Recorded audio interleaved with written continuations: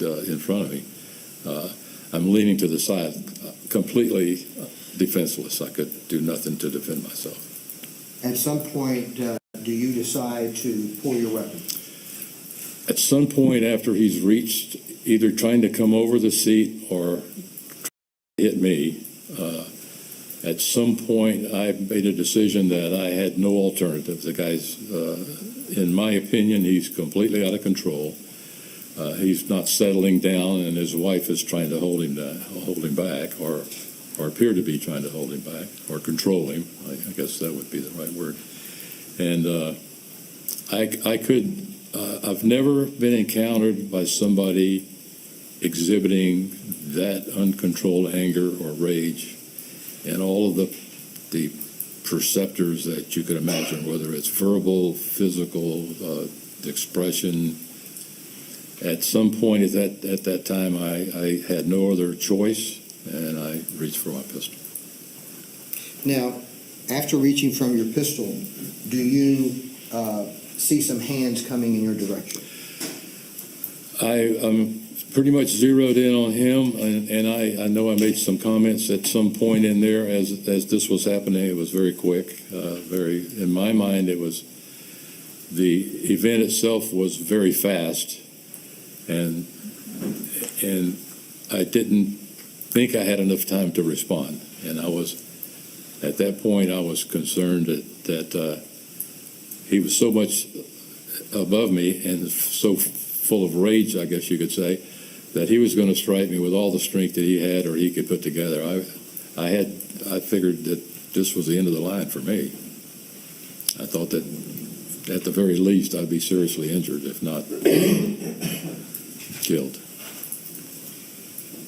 Curtis, did you feel at that point in time you had the capabilities to ward him off with your bare hands? I was pretty sure I couldn't do that. That was never a question. In the position that I was in, there's no way I could have done that.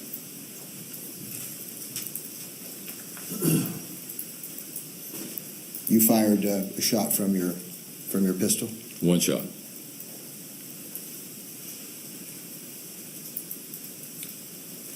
What happens after you fire that shot? As soon as he turns away, then he's no longer a threat. So I lay down the pistol, and then I try to determine how bad I'm hurt. And then I realized that my glasses, the reason that everything is blurry is because my glasses were kind of sideways. I'm going to call it askew. This left piece here was down on my cheek, and my glasses were kind of, I guess you could call it askew. That's when I realized that the reason everything was so blurry was because my glasses had been knocked off. Well, were they knocked off or were they askew? Askew. Okay. Were those the glasses you were wearing? Yes, sir. Okay. May I see them? Yes, sir. When I approach? You may. It's okay if I look at them as well? Yes.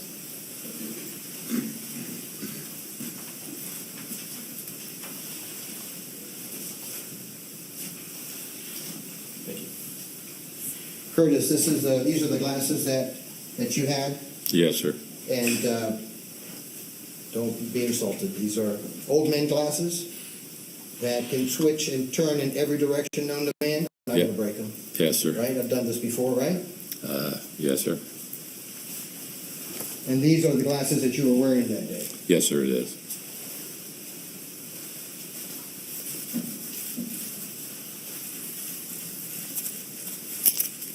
Curtis, did you want to shoot Chad Oulson? I didn't want to shoot anybody.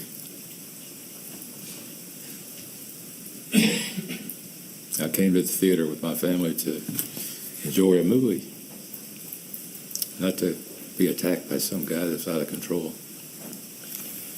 The most dangerous of individuals are what? Individuals that are out of control?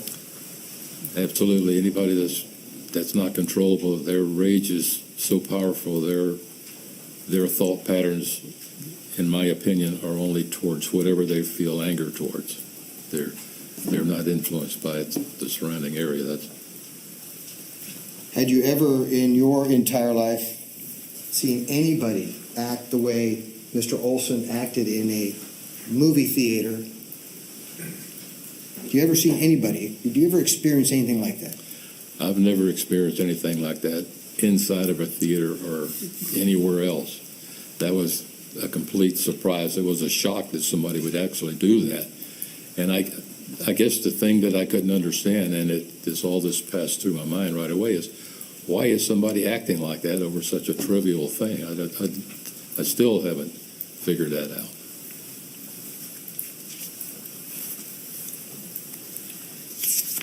Why were you trying to create distance at some point in time in this situation? Well, any time that you're involved in any kind of and I'm going back to training and exposure and experience for years, any time that you're going to be involved in something like that, the first thing that you want to do is get away from the individual. You want to, that would diffuse it. If you could get away from them, then whatever is going to happen may not happen. If you can't, then you're like in my case, I had nowhere to go and no way to get there. How quickly did all this happen? In my mind, it was the blink of an eye from the time I sat down until it was over. Once you fired the shot, did you say, "Throw popcorn at me, will you"? I had no knowledge at all about that popcorn in my statement. The deputies asked me that, I think. I never saw the popcorn until I saw it on the floor. I had no idea what had happened to the popcorn.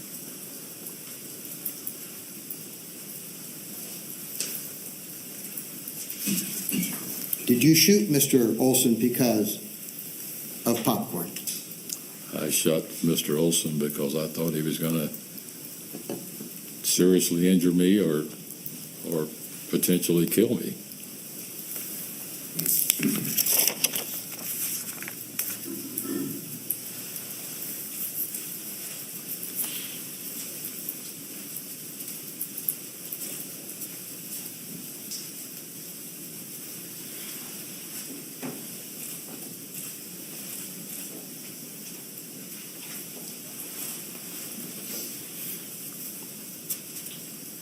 May I approach?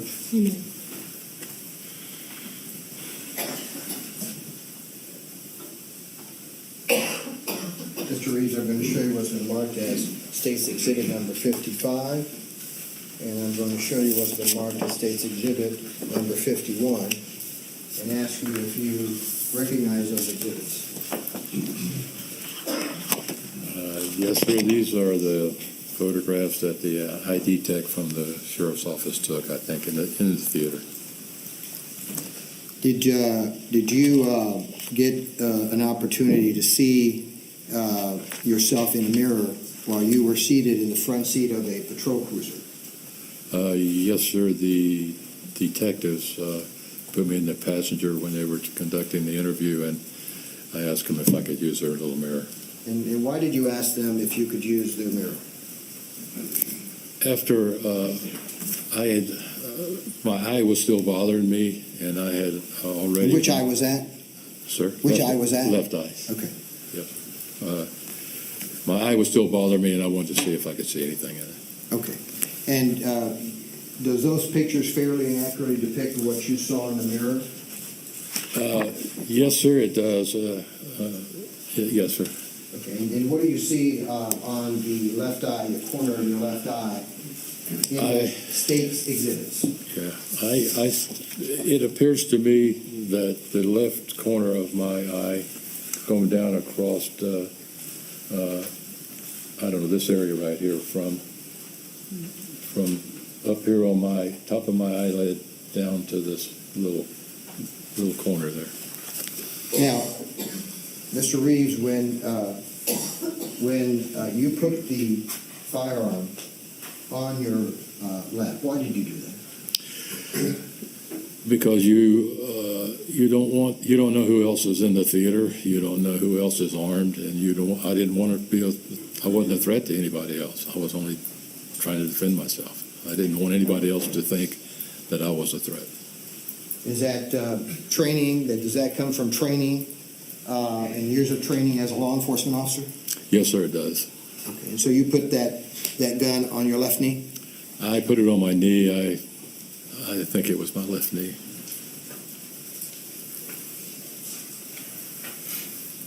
After you put that gun on your left knee, did someone come and pick up that gun from your left knee? Yes, sir. As I was adjusting my glasses and examining my face, I didn't see his badge, but a deputy walked up and I heard him say that he was a deputy. And so when I leaned back, I pointed at my pistol. It was on my lap, so he picked it up. Okay. Now, at that moment, were you able to look down at what was in between your feet? As I put my glasses back on and the deputy was standing there, I looked down between my feet, and yes, I did. I saw the cell phone between my feet. Van Clerk. Yeah, I see that cell phone real quick.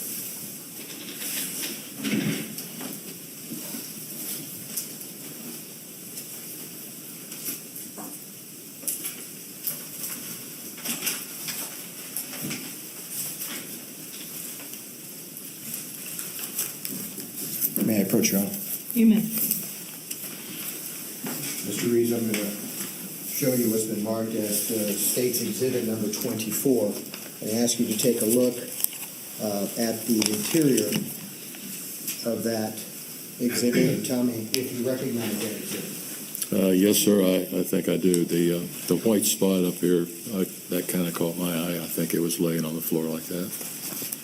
But this is what it looks like, yes, sir. Is that the phone that was located between your legs? Yes, sir.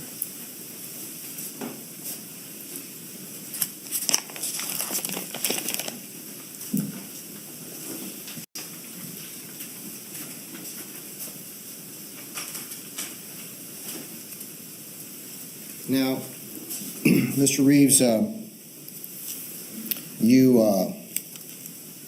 were arrested right there in seat number 9, correct? Yes, sir. Okay, by law enforcement. Yes, sir. And you were taken out in handcuffs to a vehicle, is that correct? Yes, sir. And then you were interviewed. Yes, sir. And it's my understanding then you were interviewed by Detective Proctor and Detective Koenig, is that correct? Yes, sir. Okay. The interview that you had with Detective Proctor and Detective Koenig were recorded, right? Yes, sir. And did you answer all of their questions? Yes, sir, I did. And did you encourage them to ask you any questions that they needed to ask you there in that interview? Yes, sir, I did. And you waived your rights to remain silent Yes, sir, I that did. day, is that correct? Yes, sir, I did. And you told them that you wanted to cooperate. Yes, sir. And did you? Yes, sir.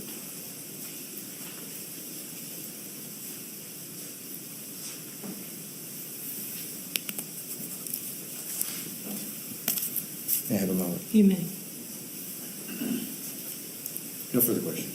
Thank you. Move to the approach. Yes.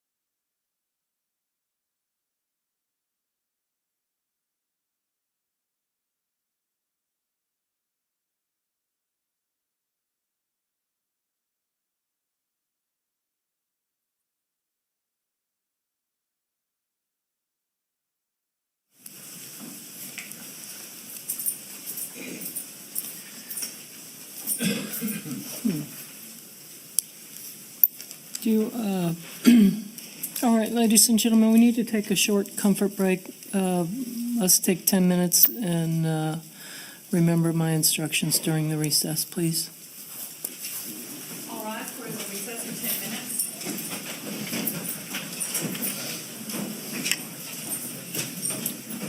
Want me to just let him go? Tina, call them back just a second. Oh, and jurors, can I see the jurors back in Sorry. That's all right. One went to the restroom. Oh, okay.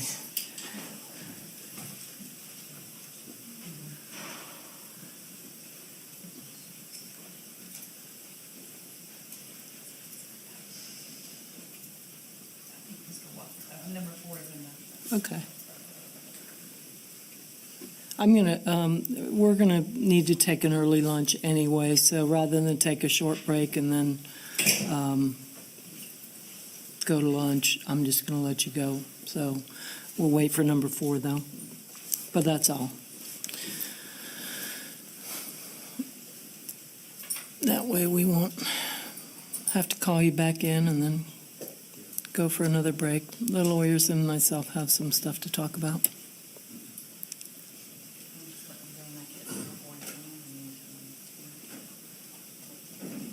Any objection to? No objection. Okay.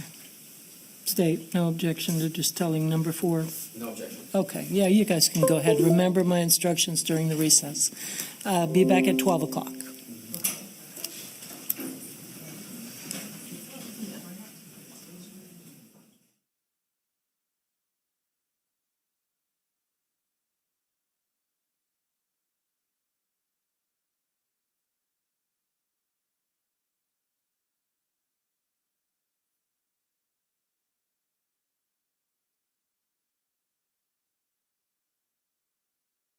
They white, they can't access the internet.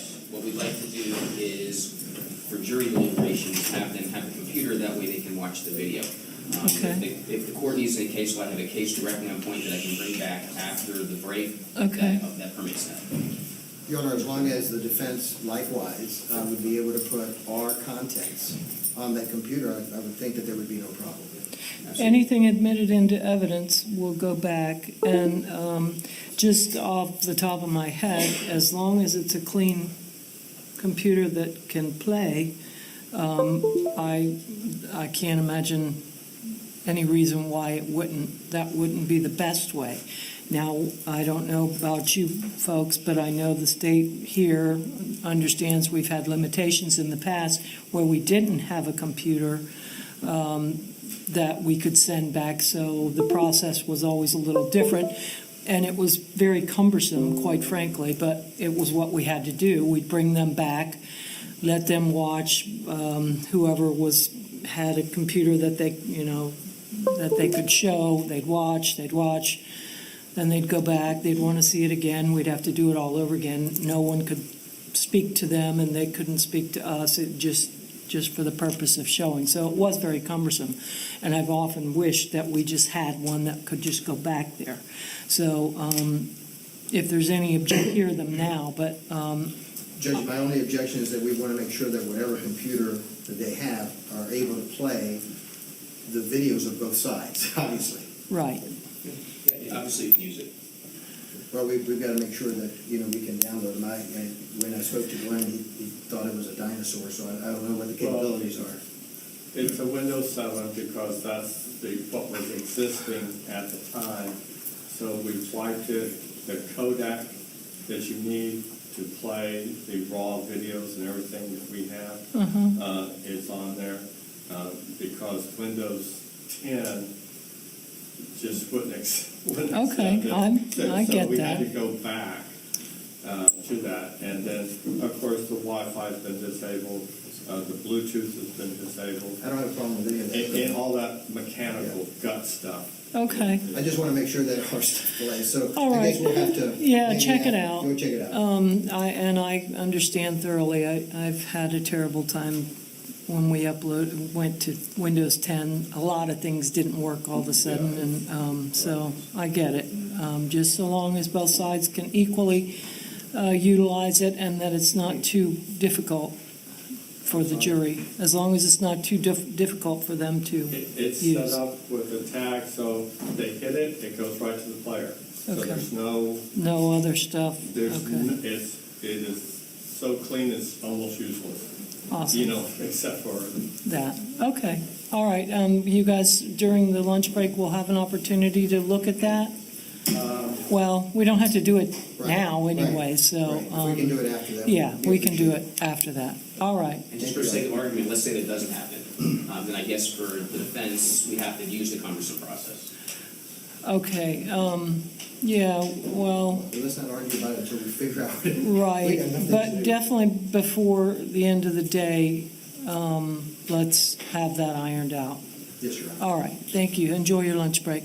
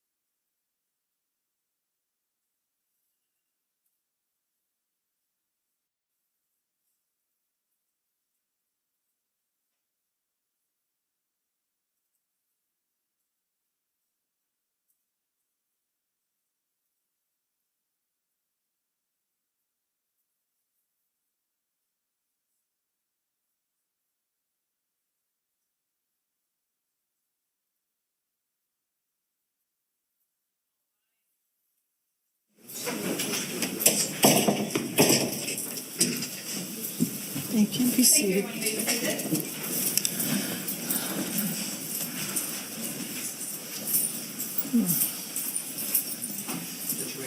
Yeah.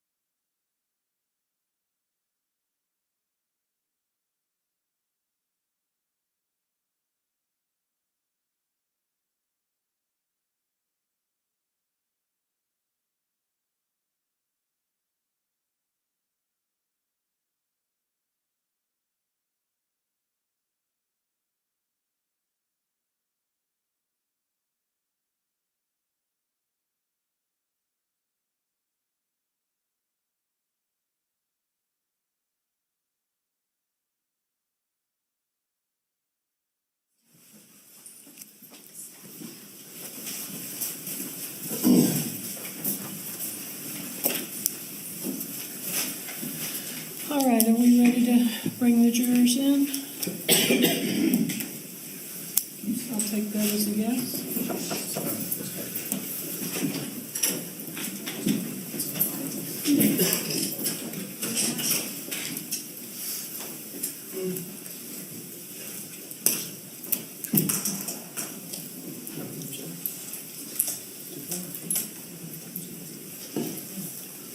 Ready for the jurors? Yes. Jurors are in the courtroom, Your Honor.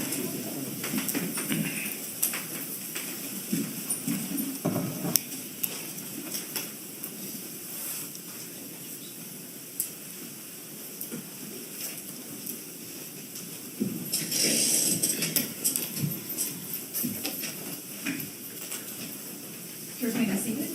All jurors present and accounted for, Your Honor. Thank you, Deputy. Thank you, ladies and gentlemen, for returning. Were you all able to abide by my instructions during the recess? All right, then, we will get started again. Mr. Rosenwasser? Yes, thank you, Your Honor. Mr. Reeves, you're still under oath.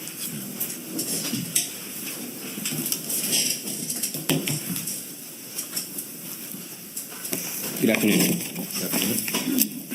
I have copies of the post-Miranda statement as well as a hearing transcript for you. So if any time you think it's necessary for you to review those documents, let me know, okay? Yes, sir. All right. I have a couple preliminary questions for you. When you have your glasses on, you had 20/20 vision?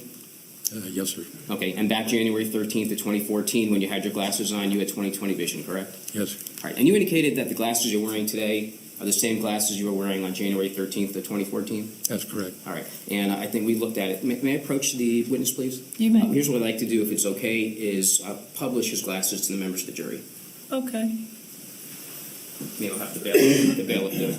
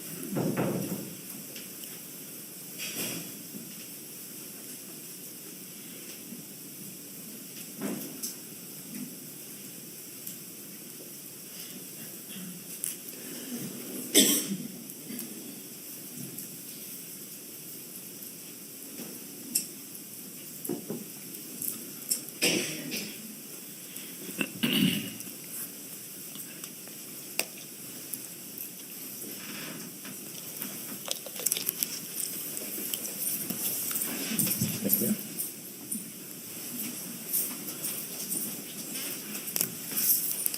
All right, just a few preliminary questions.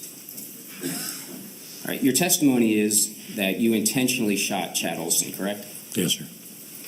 This wasn't an accidental shooting. You intentionally pulled the trigger, correct? That's correct. Did you kill him out of rage? No, sir, I did not. How about blind fury? I'm sorry? Blind fury. Did you kill him out of blind fury? No, sir, I killed him out of fear. Okay. You didn't just snap and kill him? No, sir. And you had brought your firearm to the theater in a holster that's been admitted into evidence, correct? Yes, sir. And that was in your right pocket? Yes, sir.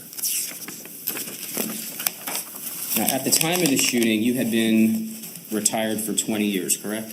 Yes, sir. And you testified that back when you went to the academy, that was what, back in the late 60s? The Recruit Academy, yes, sir. Okay. Probably And- 66. Okay. And you had about 320 hours of training at that time to become a law enforcement officer? I think, yeah, yes, sir. Okay. Are you aware that there's today 770 hours? Have no idea, sir. You don't know? Okay. Yes, sir. Would it surprise you to learn that? Everything changes. No, sir, it wouldn't. In other words, the academy is over 2 times longer now than it was back then. Okay.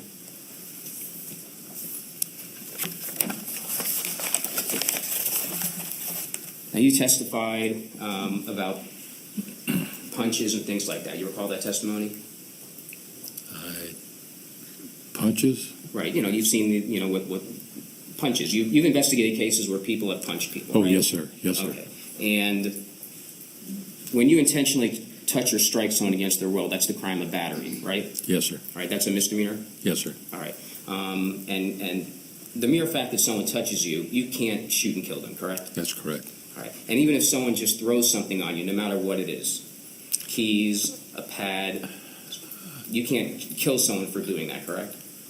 I think it would depend on what it is that you throw on them. I understand, and I'm going to make it very specific. Let's say someone tossed a cup of water on you. No. You couldn't kill them, correct? No, sir. Anything that's not a deadly weapon, you can't kill I'm them. gonna object at this point, and it's calling no predicate for a legal opinion. Because you're talking now about a legal opinion. Didn't he put forth all his training Judge, experience? Yeah, approach.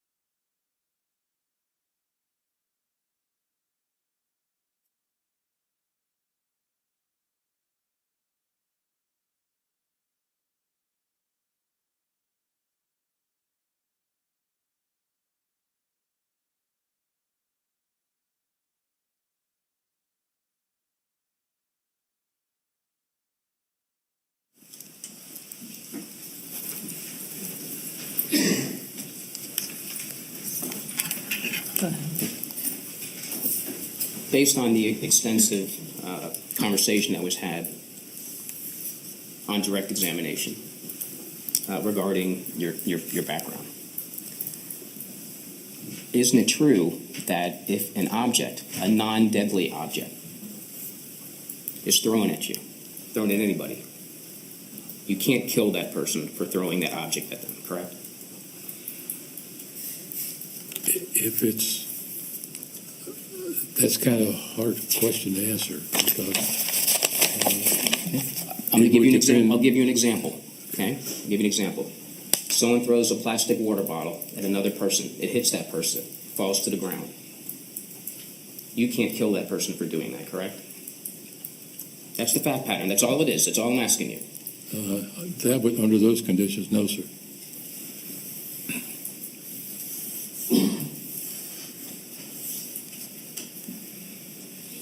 Now, you were talking about all the different units that you've been assigned to at the Tampa Police Department, correct? Yes, sir. All right. Now, if you came across somebody that had a firearm, for example, you could hold them at gunpoint, correct?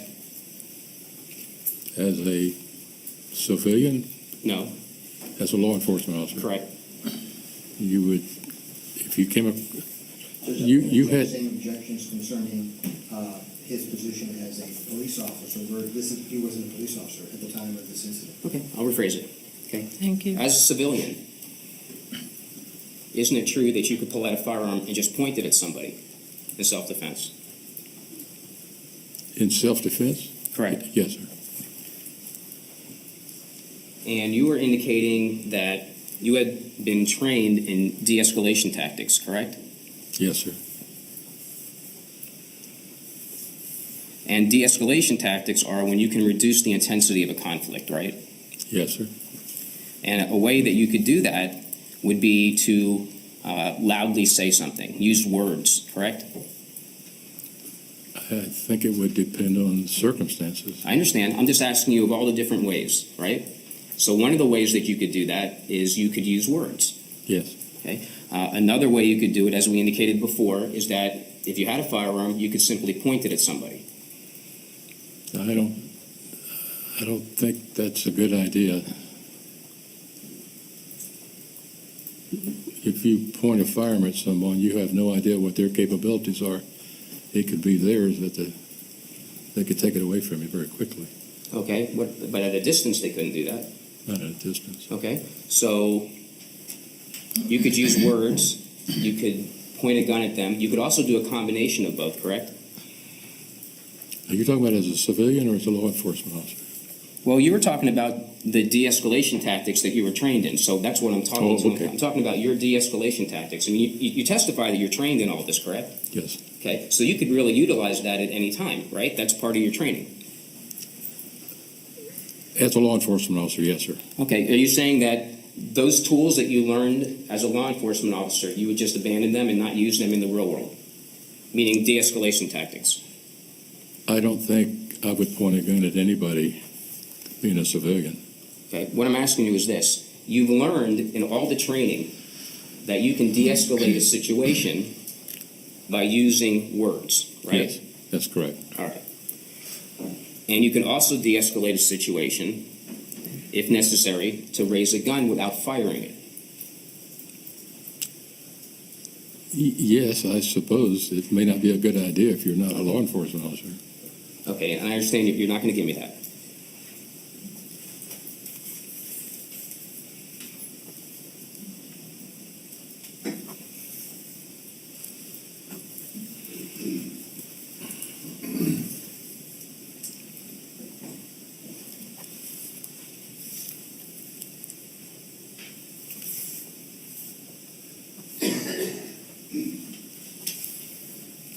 Now, in the past, when someone's had a weapon, you've held them at gunpoint and told them to drop their weapon, correct? Yes, sir.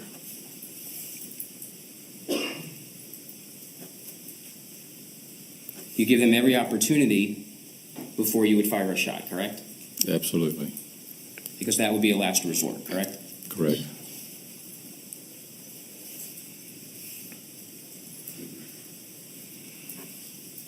And I think you indicated that at Busch Gardens, you are also trained in de-escalation tactics, correct? Yes, sir. Okay. And at Busch Gardens, you're dealing with other civilians, correct? Just people who are at a park. Yes, sir. And you weren't law enforcement at Busch Gardens, you were security for Busch Gardens. Correct. So you were using non-law enforcement de-escalation tactics at Busch Gardens with just regular citizens who were at the park. I think that their de-escalation is kind of universal.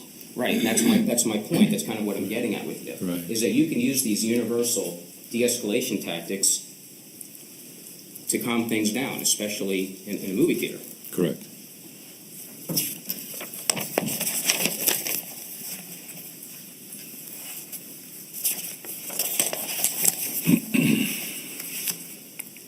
Now, you indicated that you were on several different units at the Tampa Police Department, correct? Yes, sir. You indicated that you were on patrol, Correct. went to a surveillance unit, fugitive warrants, robbery, homicide, and SWAT, correct? Yes, sir. Now, would you agree with me those are kind of adrenaline-filled units? Yes. And obviously by participating in these units, you kind of like for the lack of a better word, the dangerousness component of it. You like to be involved in that type of activity, correct? I would never say that. Well, you didn't shy away from those assignments. You volunteered to go into those positions. That's correct. All right. You actually gravitated towards those positions. I mean, every one of those would be a position that entails that an angle, so to speak, of danger. I think the opportunities were there. I didn't consciously gravitate towards them. Okay, well, when they opened up, did anybody force you to go into those positions?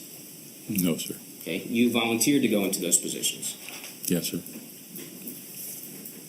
And also, when the positions in the command opened up, you went to apply for those and eventually ended up in a position of command at the department, correct? Yes, sir. So you would gravitate towards positions where you would be in control. I gravitate to positions to make more money. Okay? But it's also, you were able to control people, correct? That came with the promotion, yes, sir.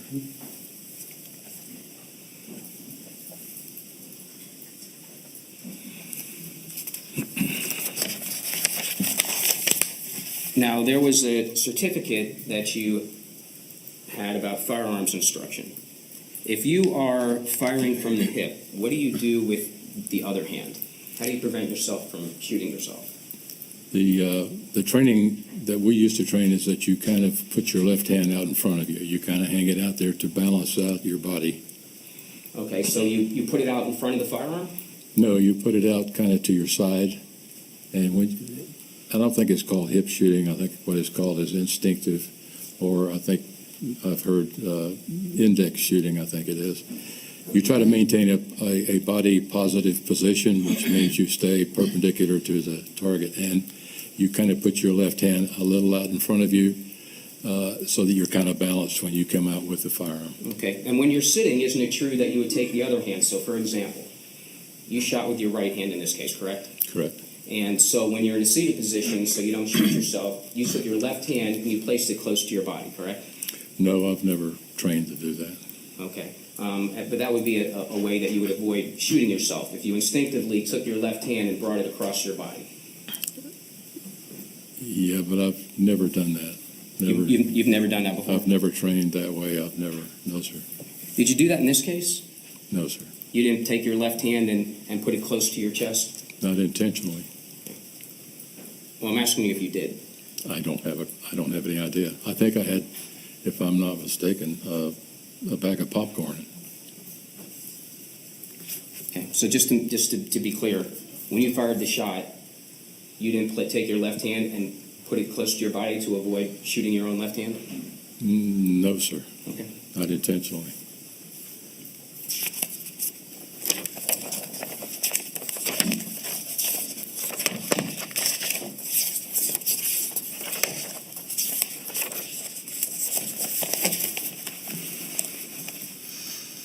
Now, you indicated that you had a license, correct? And that was an HR 218 license? Yes, sir.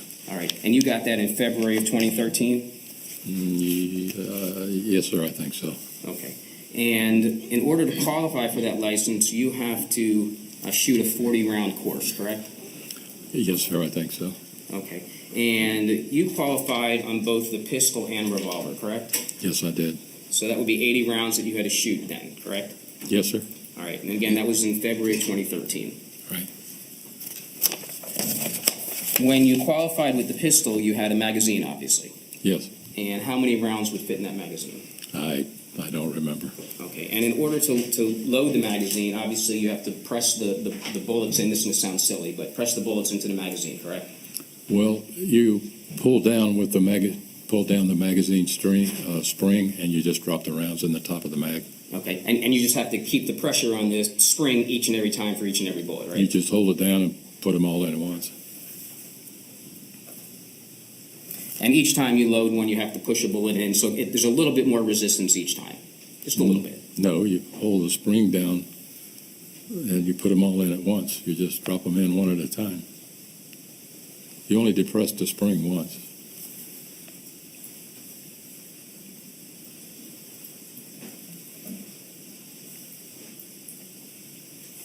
And for a revolver, there's 6 bullets in the revolver? I don't remember if it was a 6-shot or an 8-shot. Nevertheless, there's 80 different rounds that you had to load during this course, correct? There's directions on how many rounds to load, yes, sir. Obviously, you didn't have any difficulty doing that because you were able to get your license. Correct. Now, you were obviously present when your daughter Jennifer Shaw testified, correct? Yes, sir. All right. And she was talking about how you ride your bicycle, I think it was a road bike and a mountain bike several times a week in 2013, Correct. right? Yes, Okay. sir. And apparently you need coordination for that, right? Boy, yes, sir. Okay, I mean, so when you're testifying about the balance difficulties that you've been experiencing for years, you were okay to ride the bike? Correct. And you would ride the bike on trails? No. No? On paved surface, I'm sorry. It's a Withlacoochee Trail, Okay. but it's And- paved.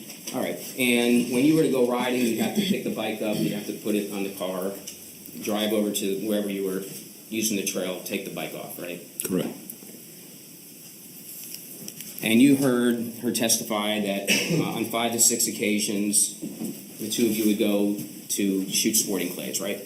Correct. And we heard everything that she described about how that works, how you have to load the shotgun, unload it, everything that she indicated obviously is correct, right? I think you load your rounds by dropping them in the ejection port rather than pushing them in the bottom. Yes, sir. That was the only difference. All right, and you were able to track the target as it went across. Now, let me ask you this. Wouldn't be a good idea to do that if you're experiencing balance problems, right? I never had a balance problem handling a weapon. Okay. And you could obviously walk the course. You chose not to take the golf cart, but you walked it instead. Correct.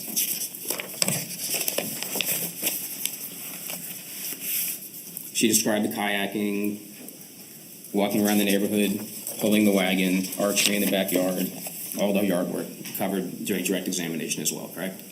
Correct.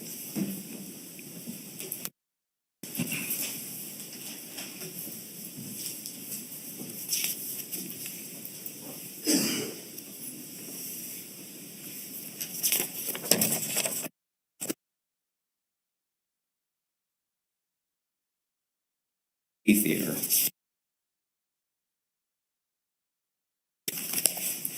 Lighting wise, the lighting was obviously good enough for you to find your seat, correct?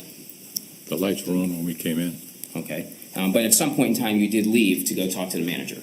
Yes, sir. All right, and that was during the previews. Yes, sir. All right. And the lighting was good enough for you to leave and come back without any difficulty. The majority of the lighting was coming from the screen, from the shows. Okay. But what I'm asking you is this, I mean, there was enough light for you to leave your seat, go to the manager, and come back. Correct. You could see fine. Yes, sir.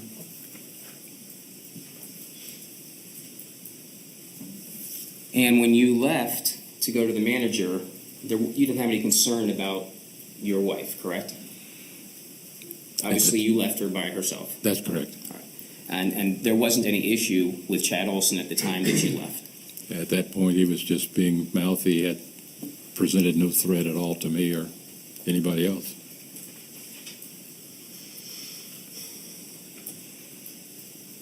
The lighting conditions at that time were safe enough, so to speak, that you were able to, and you felt comfortable leaning forward and telling Chad to turn his cell phone off. Yes, okay.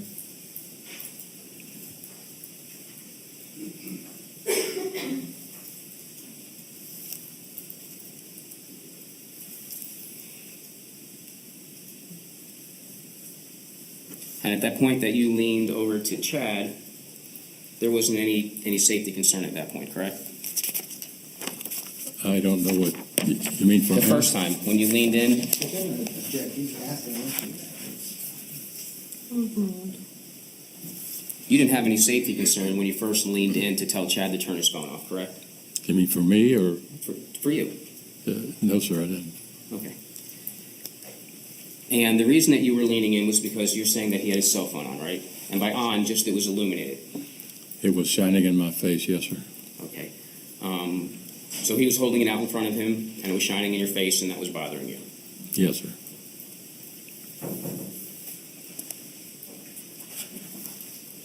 Now, if you wanted to at that point, I guess you could have gone up and spoken to the manager at that point, correct?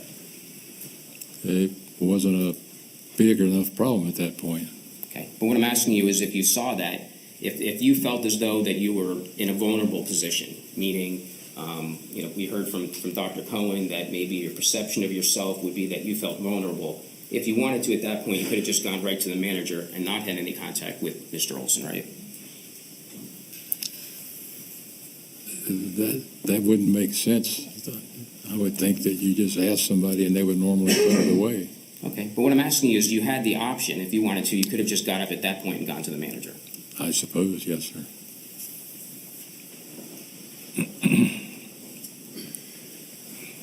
Now, at this time in the theater on January 13th of 2014, you were 6'2", 270 pounds, Thereabouts, yes, sir. and you had just returned from a week-long hunting trip, correct? I think it was about 5 days. Okay. And obviously, you were fine to sit in the car for a long trip to go up to North Florida. We stopped for gas and so, Okay, just I don't- normal things like that, correct? Yeah, I don't recollect. All right. And Matthew testified that when you would get out to go hunting, you'd walk 100 yards to go to the hunting spot, correct? Thereabouts, yes, sir. And during that particular trip, you climbed up 10 feet in the tree stand, correct? Yes, Okay. And that's where you had to bring the bow and arrow up, right? And you hunted from that particular spot, right? correct. All right. Now, you'd agree with me that someone that perceived themselves as vulnerable wouldn't climb up 10 feet into a tree and hunt, correct? I think that I know what my capabilities are, and I felt comfortable doing that. So you weren't concerned about you testified about all these issues that you found about. You weren't concerned about your shoulder or your back or these discs. I mean, it was fine enough for you. You felt comfortable enough at that point to go 10 feet up into a tree and hunt. It's very easy to do, and you have a safety belt on. Not much can happen.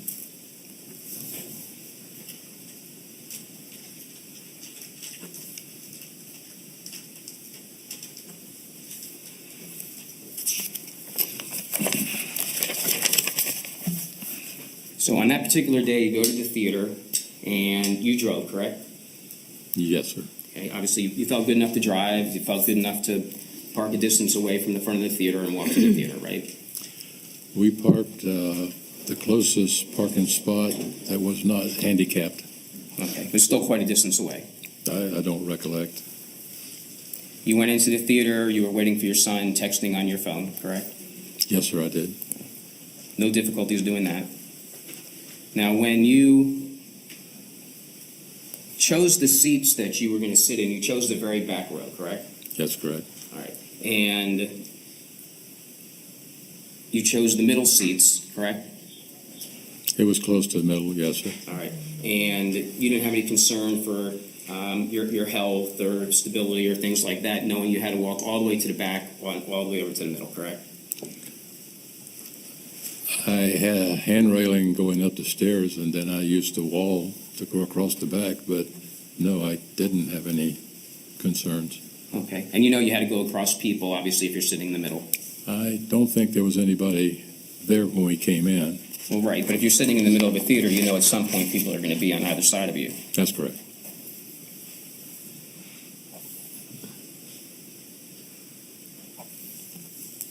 All right. So you sit down. Mr. Oulson is in front of your wife, correct? Yes, sir. All right.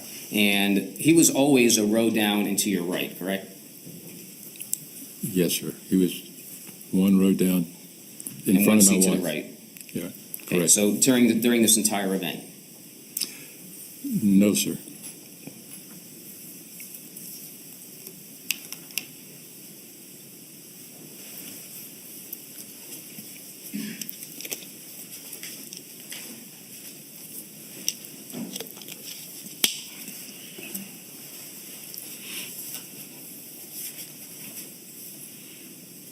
So was he off to the right of you? His seat was off to the right of me, and when he jumped up, yes, sir. All right, let's talk about exactly what happened. So you lean forward the first time and you tell him to turn his phone off. Or you ask him. I asked him to turn his phone off. Okay, and that's your testimony is that you asked him to turn the phone off. I asked him to turn his phone off. All right.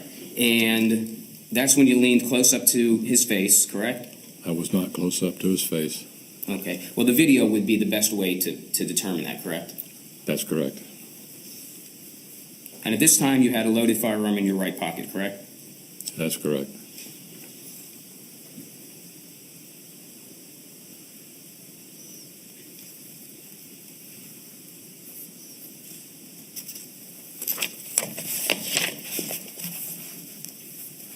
And you indicate that at the time that you leaned forward, Mr. Oulson cursed back at you. Yes, sir. So at this point in time, based on your testimony, you know at that moment that this is someone that you probably shouldn't re-engage with. That's why I went to the manager. Okay.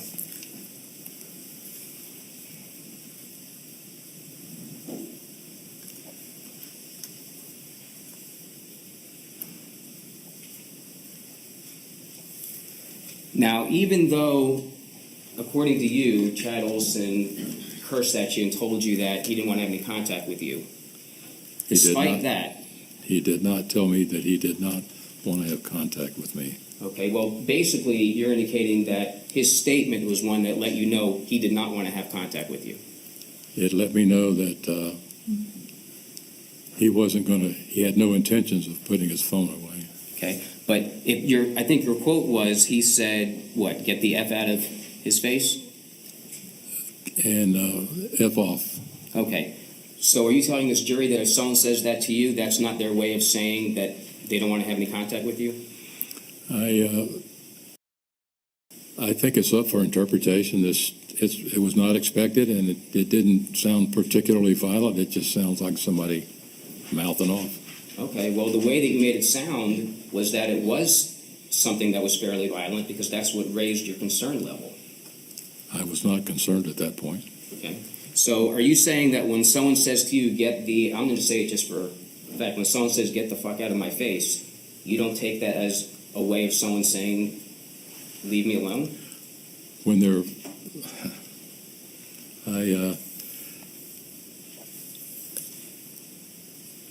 I suppose that you could reach that conclusion. My conclusion was it was just a guy being mouthy. Okay, but he actually told you to get out of his face.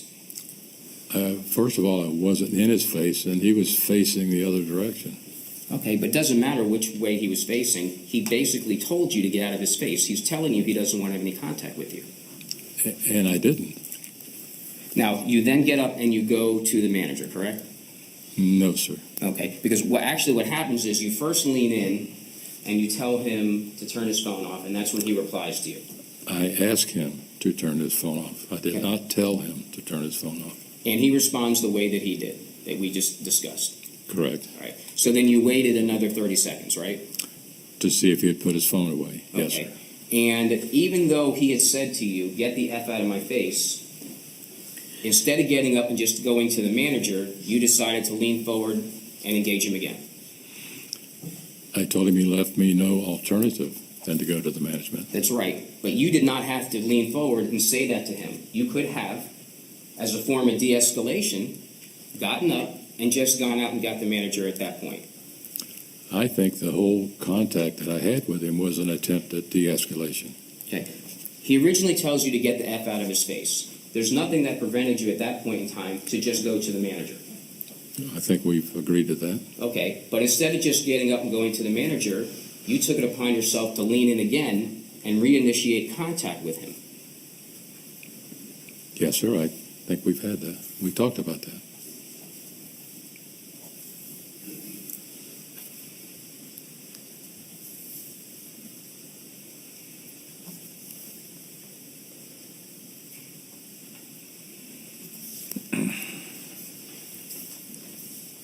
Now, at this point in time, you could have moved, correct? I'm not saying you were under an obligation to do so, but if you wanted to de-escalate it, and if you felt as though you were a vulnerable person, you could have moved like your wife wanted to. Yeah, correct. And your wife actually mentioned it to you, but you decided that you weren't going to move. Yes, And you heard your wife when she said that, correct? I believe so, yes, sir. Do you need to refresh your memory on anything? No, sir. All right, so you did hear your wife, and you told her that you weren't moving. I didn't tell her anything.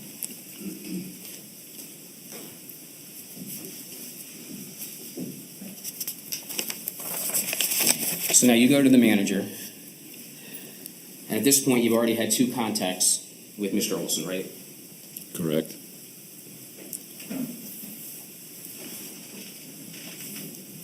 You get up, you have to walk past 2 sets of people. You have to walk past Jane, Roy, and you have to walk past the Turners, right? Correct. Okay. Obviously, you didn't know their names then, but there was 2 sets of people you had to walk by. Yes, that's correct.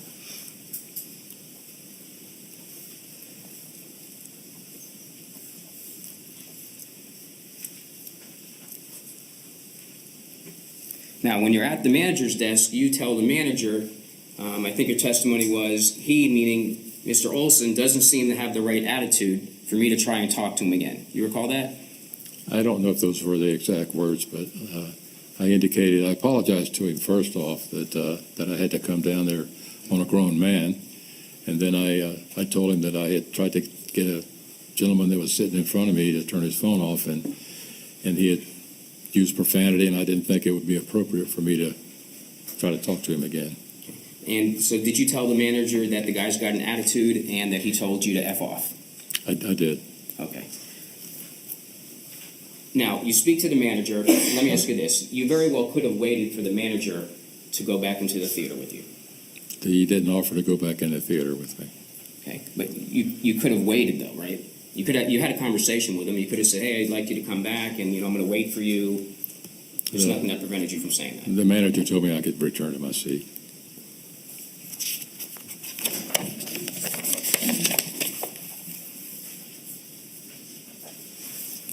Now, if you felt as though there was, that there was an issue with Mr. Oulson, obviously you would have waited.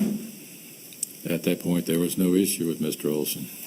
So when you come back into the theater, now at this point, you reinitiate a 3rd time with Mr. Oulson. So we have the first time that you lean forward to talk about the cell phone. The second time is when you lean forward, tell him that you're going to the manager. Now we have a 3rd time where you're leaning forward to basically tell him that you told on him. When I came back in, he was looking in my direction. I believe I said he was staring. Okay, well, let's... And he was, Go on. and he was speaking out loud. I don't know if he was speaking to his wife, or I think he was trying to, in my opinion, he was very loudly trying to proclaim that he was concerned about something. Okay, And- let me ask you this. So you're saying now that he was staring at you? Yes. Okay, and obviously that was something that was important to you. It caught my eye. It wasn't important. Okay, well, didn't you testify that the reason that you said something to him when you came back from the manager was because he was staring at you? That was your way of de-escalating it. What I said was that he was talking out loud. I heard something about the theater and the manager, Okay, and that's. I don't think you're. I want to make sure. Well, he's not answering my question. Objection, he's saying. Sustain, give him a chance. What I'm asking you is this. When you came back from the manager, you reinitiated with Chad Oulson, the person who already told you to get the F out of his face, the person who had already told you that he didn't want to have any contact with you. With your background training experience in de-escalation, you go to the manager, you come back. You reinitiate another time, a third time with Chad Oulson, correct? Yes, sir. Okay. And the reason that you did that, I think you testified during direct, was because he was staring at you, or he was looking in your direction. And he was talking out loud, speaking to the theater or to his wife, and he was commenting on that I had been to the manager. Okay. I didn't Now, get all the words. Did you tell Detective I'm going to Proctor? object again. Well, I'm just asking if you about staring. One at a time, that goes for everyone. Let him finish. Sustain. Did you tell Detective Proctor that Chad Oulson was staring at you when you came back from the manager? I don't recollect, sir. Okay. Would it refresh your memory to take a look at your post-Miranda statement? Sure. May I approach the witness? You may. I'm going to give you both statements so that you can review both of them. After you finish reading them, let me know. Do you want me to review the whole thing? If you can review as much as you want to refresh your memory as to whether or not you told Detective Proctor. Can we have a page in a line? that there is no page and there is no line. Well, there is a page, but you have to give us some kind of line. If not, we're going to be here for 30 minutes just to read the whole thing. Okay, I can rephrase it. Would it surprise you to learn that nowhere in your post-Miranda statement did you ever tell Detective Proctor that Chad Oulson was staring at you when you returned back from the movie theater? I'm sorry, from the manager. Probably not, no, sir. Okay, so what I'm asking you is this. You never told Detective Proctor that Chad Oulson was staring at you when you came back from seeing the manager. I don't think so, no, sir. But I'm not sure. Okay, well, that's why I want you to refresh your memory with your statement. Look in there, and if at any time you see that Chad Oulson said, or that you told Detective Proctor that Chad Oulson was staring at you, to let me know. I don't want you to guess about anything. Take your time and read through your statement. You want me to read this whole thing? Yes. Okay.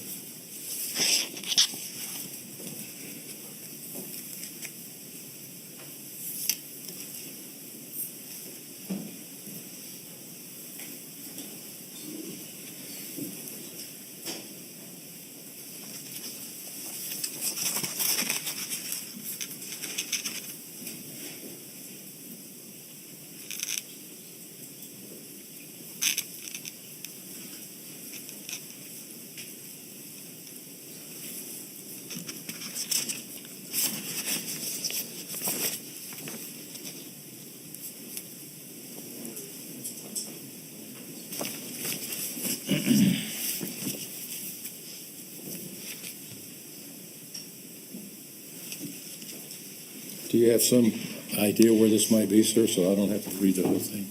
I'm sorry? Do you have some idea where this might be? It's not in there. Then, okay, then I'll agree with you. I didn't. Okay. I mean, I didn't want you to take my word for it. I will. Okay.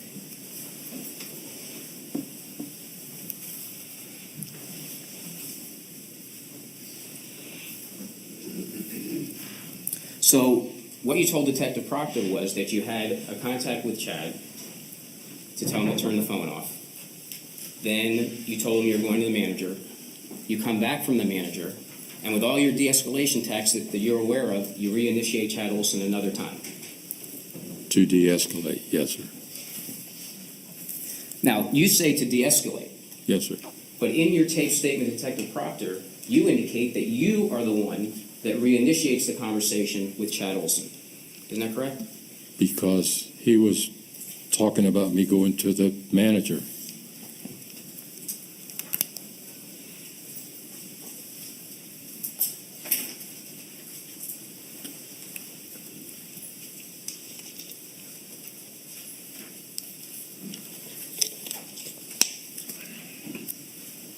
you can look at the post-Miranda statement that's in front of you, I'm directing you to page 6.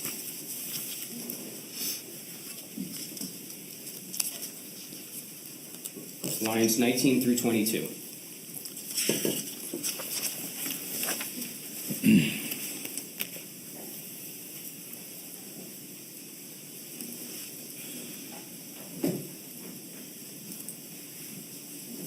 Tell me when you're finished reading that to yourself. I finished. Okay, so when you came back from the manager, you went over and you saw that Mr. Oulson had put his phone away, and when you went by, I said, I see you put the phone away. I told the manager for no reason. In other words, I went in and ratted you out. I went in and ratted you out was my comment, not what I said to him. He's the one he wasn't talking to me, he was talking to someone else.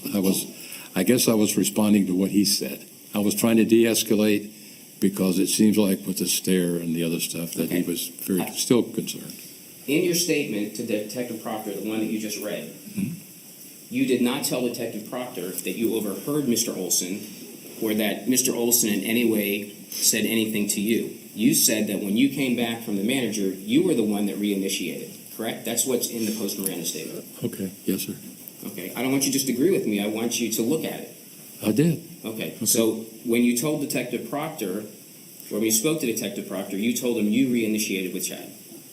I told him, when I talked with him on the phone, I can quote it if you like. No, it says, I came back into the movie, the guy put his phone away, I went by, I said, I see you put it away. I told the manager for no reason. Correct? That's what it says. Yes, sir. Okay, so what I'm saying is it doesn't say anywhere that you heard Chad saying something and that you were trying to de-escalate. It doesn't say that anywhere in the statement. Okay.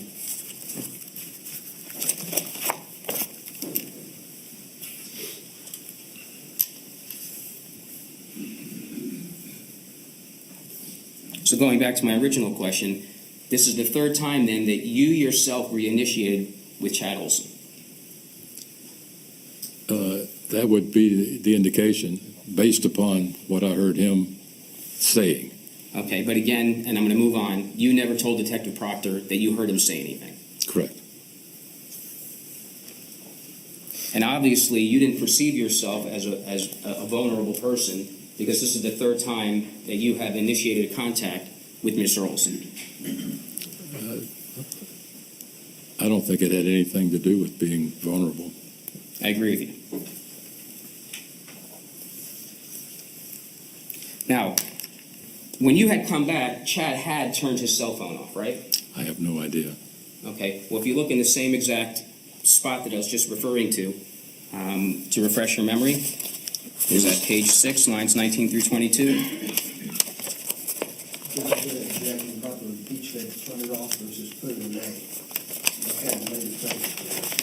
Okay.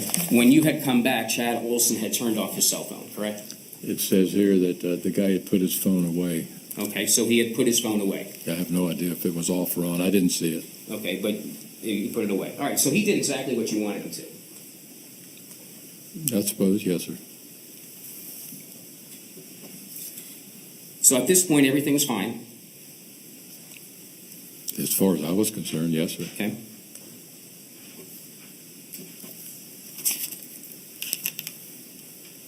Now, you were wearing sneakers that had reflective material on it on that particular day, correct? Yes, sir. May I press the button? You mean, I'm showing you what's been admitted into evidence as State's Exhibit number 50. These are the sneakers that you're wearing on that day? It appears to be, yes, sir. Okay. And on the sides or on the back is where the reflective material is? I think on the outside, I can't really tell, but whatever the gray area is, I think it reflects. So in the back, you see the gray area? Yes, sir. Okay, so wherever it's gray, as you indicated, that's the reflective material. I don't know if it's all reflective or not. Okay, well, you know that your shoes refracted light on that day, correct? Only because the sheriff's office took a bunch of pictures.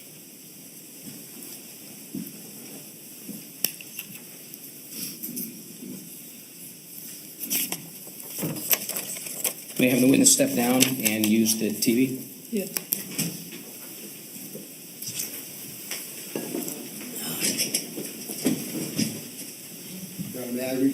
yourself. You may.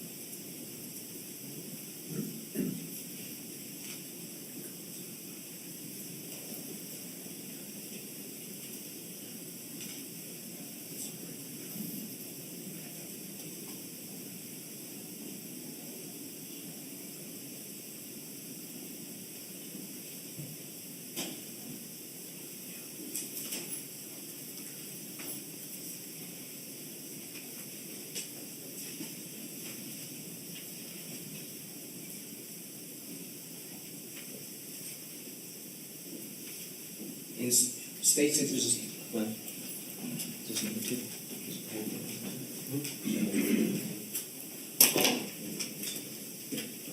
I'm referring to State's Exhibit number 2 for these questions, for the record. You see yourself standing up over here? Yes. Okay. And when you stand up and you start to walk, can everybody see? You can see a reflection on the bottom of your shoe. Correct? See that right there? Looks like it's on the outside of the right foot, yes. Okay.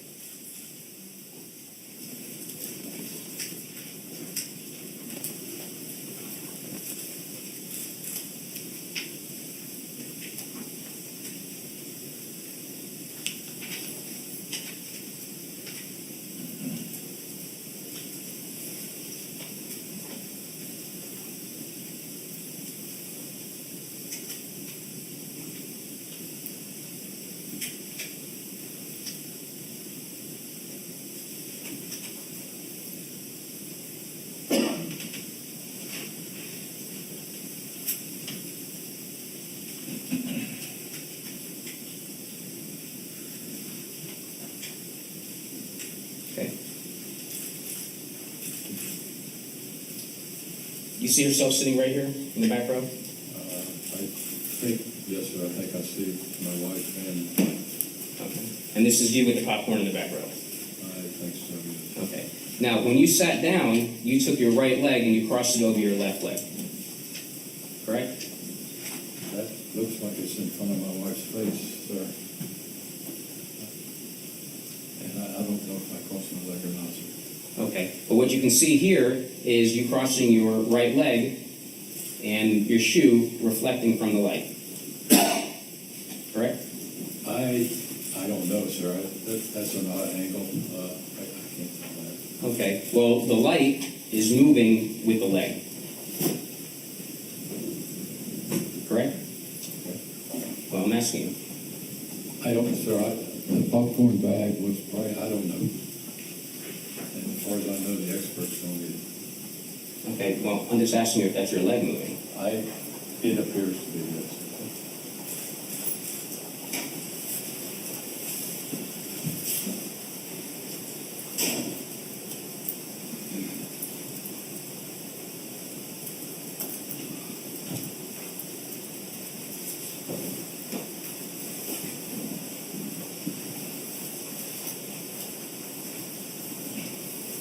Okay, now, you're coming back from the manager at this point. I'll play a little bit more. You're coming back, and you're sitting back down. You grab the popcorn, right? Okay, and that's you. Yes. All right.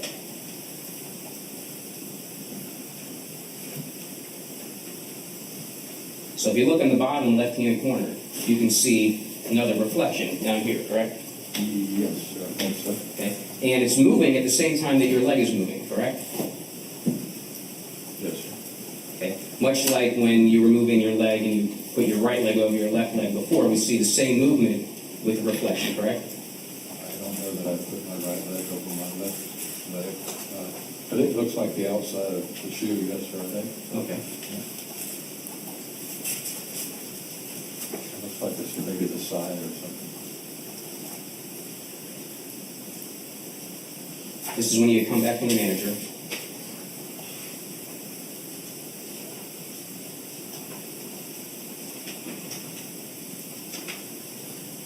Now, obviously, we just watched, that was you that sat down, correct?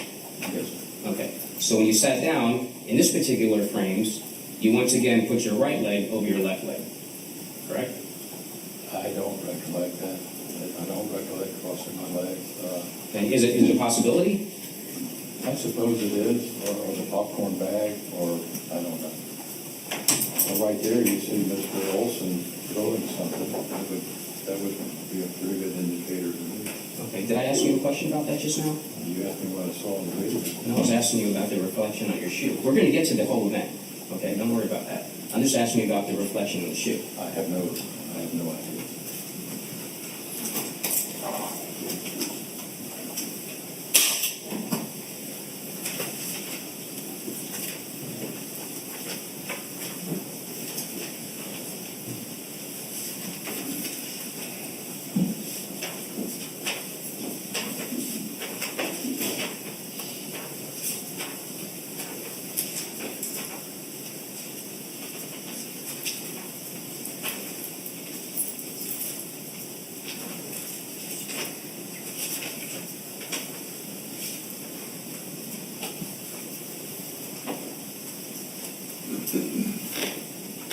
Now, there's been a suggestion that at some point in time you were hit maybe with a cell phone or a fist at this point in time, correct? I don't think it was a suggestion, it was a reality. Okay, and we'll talk about that. But in looking at this series of events, you had come back from the manager, you're sitting down in a seat, and when you sit down, you crossed your right leg, and that's the reflection that we see. Would you agree with me that when you're moving forward, the reflection is your right leg going down? At the same time, Mr. Oulson is entering the frame, and I don't know, sir.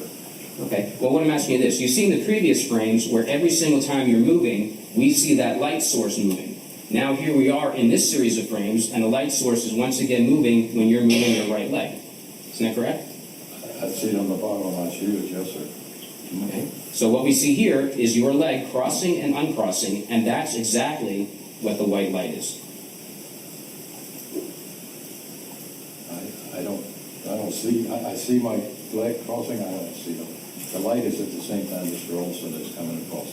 Okay. Well, Mr. Oulson wasn't in the last series of clips that I showed you when the light source was moving with your phone, was he? Those were pretty apparent. Okay. Well, looking at this one, you don't see your right leg moving? I see my right leg coming up, yes, sir. Okay. And you see at the same time that your right leg's moving, you see that light being I see it on the reflected? floor, yes, sir. Okay. I don't know if I crossed my leg or not, but I see it on the floor, just like I did in the other view. It's on the floor.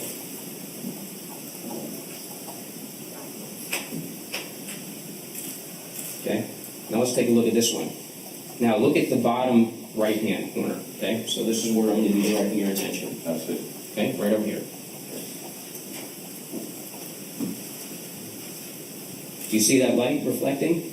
Down below my wife? Correct. Okay. Yes, sir, I do. Okay, you see it? Now, is it a coincidence that your right leg is once again moving at the time that we see that light? I'm getting away from him, and I'm not asking you what way you're moving. I'm just asking you about the reflection of your shoe when you're moving your leg. In other words, every single time that you're moving, in all the clips that we've seen, that's when you see the reflection. That looks like it's on the right-hand side of my wife. Okay? But aren't you moving at the same time? So is my wife. Are you suggesting to the court that that's your wife's shoe? I'm suggesting to the court that that's my wife moving next to me. Okay, I'm not asking you if your wife's moving next to you. I'm asking you about the reflection when you're moving, consistent with all the other times there's a reflection when you're moving. There is a reflection below my wife, or looks like to the right of my wife, and I'm moving and she's moving. And in fact, talking about your wife, she's facing Mr. Oulson at that time, correct? But as soon as the shot's fired, she looks to the left. I can't tell that direction there. And you can't tell that she's looking straight here and then looking right at the shooting. No, that's right. You can't tell that?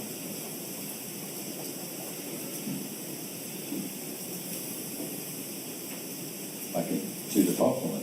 Okay. And you can also obviously see the reflection down here. I see a spot down there by my wife, yes. Okay.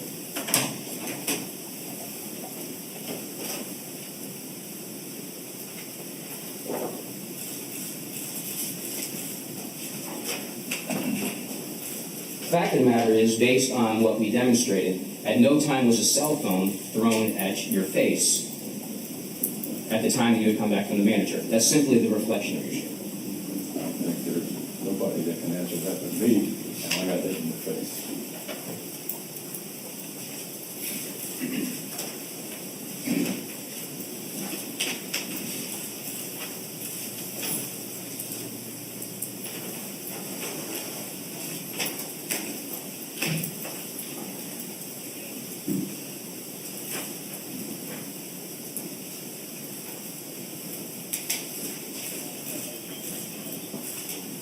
I'm going to be using this in a little bit to go through what happened when my returning.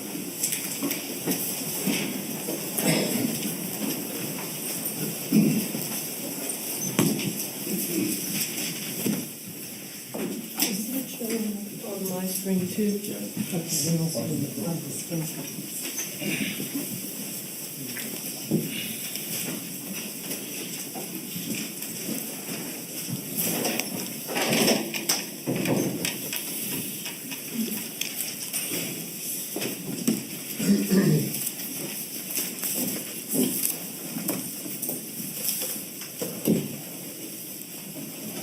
Now, I believe you indicated on direct examination that you had said, and correct me if I'm wrong, you had said to Chad that you were sorry for telling on him.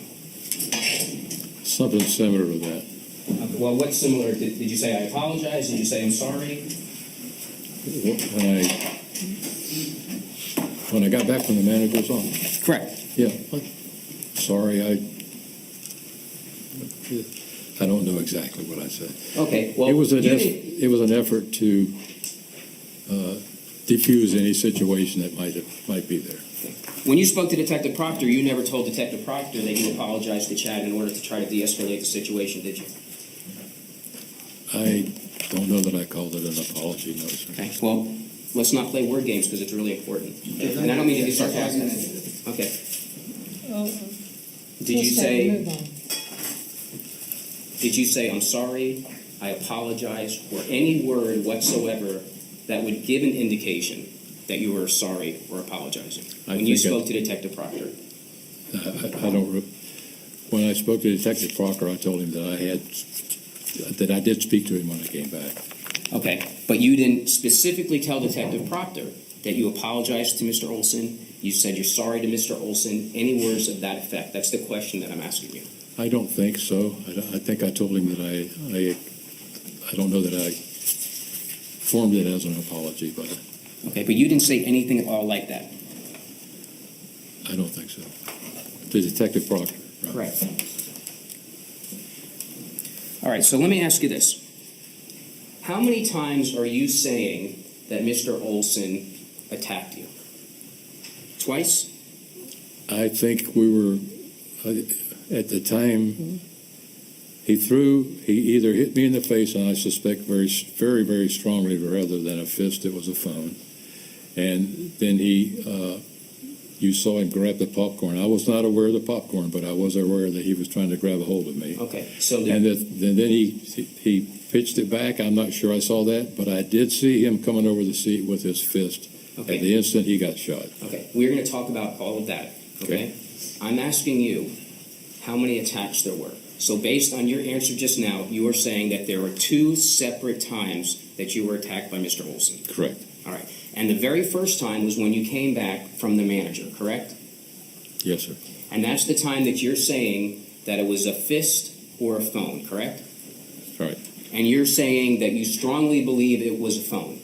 Very strongly. Okay, so you must be saying that by getting hit with this phone, it must have been so hard that you actually realized that Mr. Oulson is a danger to you. In other words, if he tossed the phone at you or dropped the phone towards you, it wouldn't be a big deal. He hit me in the face. I saw him as a threat at that point, and I tried to get out of his way. Okay, so he hit you in the face. Your testimony is with a cell phone. Yes. Okay. Now, isn't it true that you told Detective Proctor that you weren't sure it was a cell phone, and in fact, you only put 2 and 2 together, so to speak, when you looked down and saw a cell phone? That's pretty much accurate, yes, sir. Okay, so today you're testifying, I'm fairly certain it was a cell phone, but the day of the shooting, you told Detective Proctor, I don't know what it was. I looked down, there's a cell phone. Must have been a cell phone, right? At the time I interviewed with Detective Proctor, I had not seen the video. Well, why would you have to see the video? You lived it. My impression at the time that I was hit was that he was perhaps too far away for a fist. When I saw the phone, I put 2 and 2 together. He hit me in the face with his phone. So a minute ago you said you hadn't seen the video. So you're not telling us that you're tailoring your testimony to what you witnessed in the video, are you? I think the video is supporting my position. Okay. Even though it's been shown that the reflection was clearly your shoe? I don't think at every instance it's been shown that way. So you're indicating that there are 2 separate times. Okay, so let's talk about only your post-Miranda statement with Detective Proctor. Then we're going to talk about this additional attack. Let's talk only about your statement to Detective Proctor, okay? All right. To Detective Proctor, you indicated that you had come back from the manager.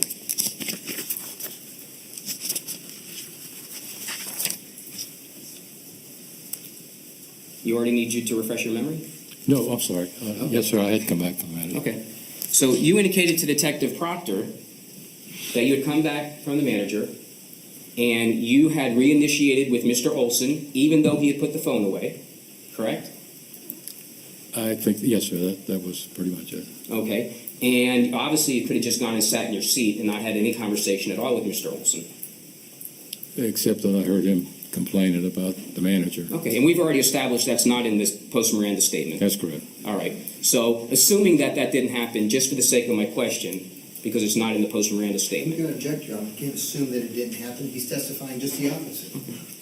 That calls for speculation at this point. All sustained.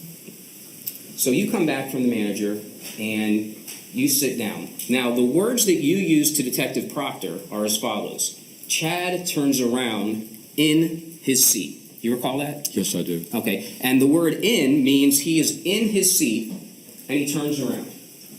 Correct? In my statement, I believe I was interrupted by a deputy who brought me a drink, and when he turned in his seat, he stood up. Okay. If you need to, refresh your memory with the post-Miranda statement transcript. I did. Okay? All right. In there, you told Detective Proctor, when I came back, Chad turned around in his seat. Yes, sir. And then you discussed something that we're going to get to in a second that happened right after that, correct? The deputy handed me a drink that had a pile of ice on top of it. It kind of interrupted the conversation. Okay. Really, this is what I'm asking you. You said that Chad turned around in his seat. Forget about when the deputy interrupting you after the fact doesn't mean anything. Your language, your I'm going to word. object, move to strike. It does mean something. for him to be testifying what it means and what it doesn't mean, it's from the witness stand that means something. Let's rephrase. Prior to being interrupted, you used the words, Chad Oulson turned around in his seat. Correct. And stood up. Not on the deposition. Your Honor, I haven't asked the witness a question.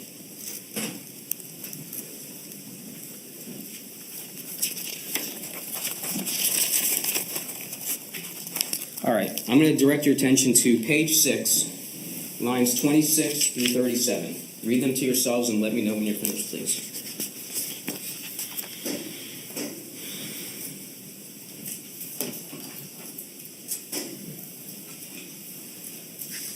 Through 37. Page 6, lines 26 through 37. Just read them to Okay. yourself and tell me when you're ready.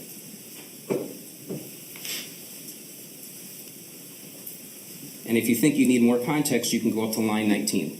So it'll be 19 through 37.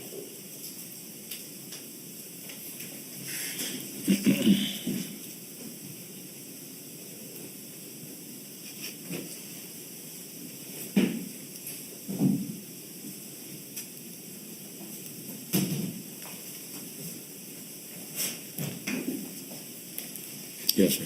Okay, so when you read that, going in chronological order, because I would assume you're explaining it in chronological order. No, well, no, sir, I wasn't, but I understand. Okay. So when a detective is asking you to explain what had happened in a shooting where someone died, and with your background training and experience, you're saying that you weren't explaining it in chronological order. I think if you read the whole thing, I was probably in shock for what had just happened. And there's a lot of things that are injected at different places. Okay. All right. So let's read through this. So Okay. starting at line 19, you indicate that you had gone back into the movie. I came back to the movie. The guy had put his phone away. When I went by, I said, "I see you put it away." I told the manager for no reason. In other words, I went and ratted him out. If he was going to put it away, I would have gone and And Detective Proctor says, "Right," and you say, "Makes sense." And he turns around in his seat and. Then you talk about a drink. Right. Okay? Then you said, and I'm gonna he... object, it's either impeachment or it's not impeachment, improper predicate for whatever he's doing. Your Honor, the witness wanted to be placed in the context, and this can only be placed in context by reading this. Well, there's got to be a question, and he's got to have the opportunity to answer. So ask the question and let him answer. Okay, so we already discussed the exact wording. He turned around in his seat. After that, and I'm specifically speaking on page 6, line 36, you indicate, we're starting on 35, when I had come back, that's when he had said that. His wife is holding him back, so I had sat down. I think I got the bag of popcorn from my wife, and so he jumps up and turns around. Yes, sir. Okay? So you had originally indicated that he turns around in his seat, and after he had turned around in his seat, you indicated he had jumped up. There'd be no reason for him to jump up if he turned around in his seat, correct? I would say that probably he turned around and jumped up all at the same time. It was one motion. Okay. But what you stated in this statement was, when I returned from the manager, we came back. He says, if it was any of your effing business, I was texting my daughter. Stay the hell out of my face. I think that's when he said that. His wife was holding him back, so I had sat down. I got the bag of popcorn. He jumps up and turns around. Now, let me ask you this.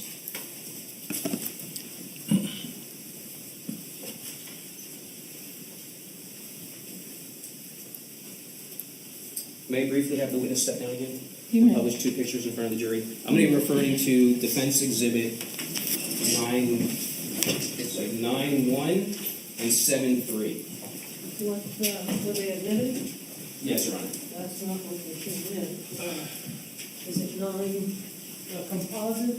Yes, Judge. No, it's a 9. Okay, all right. So it's composite 9, and those are the individual pictures.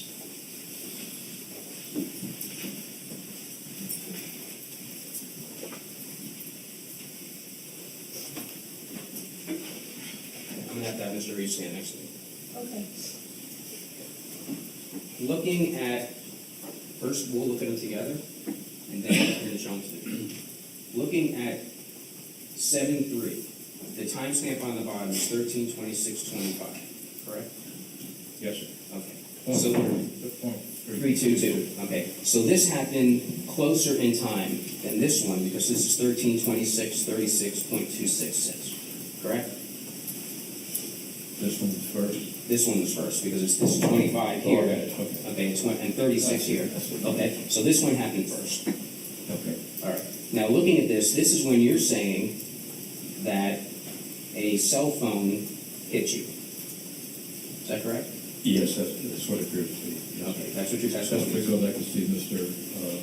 Oulson's arm all the way across the back of his seat, or back behind his seat. Yes. Correct, and that's what we're going to be talking about right now. Okay. So, would you agree with me? And we'll turn and I'm going to show you first, and then we're going to show the jury. Let me ask you this way: was he standing at this point in time? It happened so quickly, I'm not sure. I think he was. He was either in the process of standing, or whether he turned and stood, or stood and turned. I'm guessing he jumped out of his seat and flipped around. Okay, so I'm just trying to make it clear. Was he standing or he wasn't standing? I don't know. At the time, Just give me just 1 second.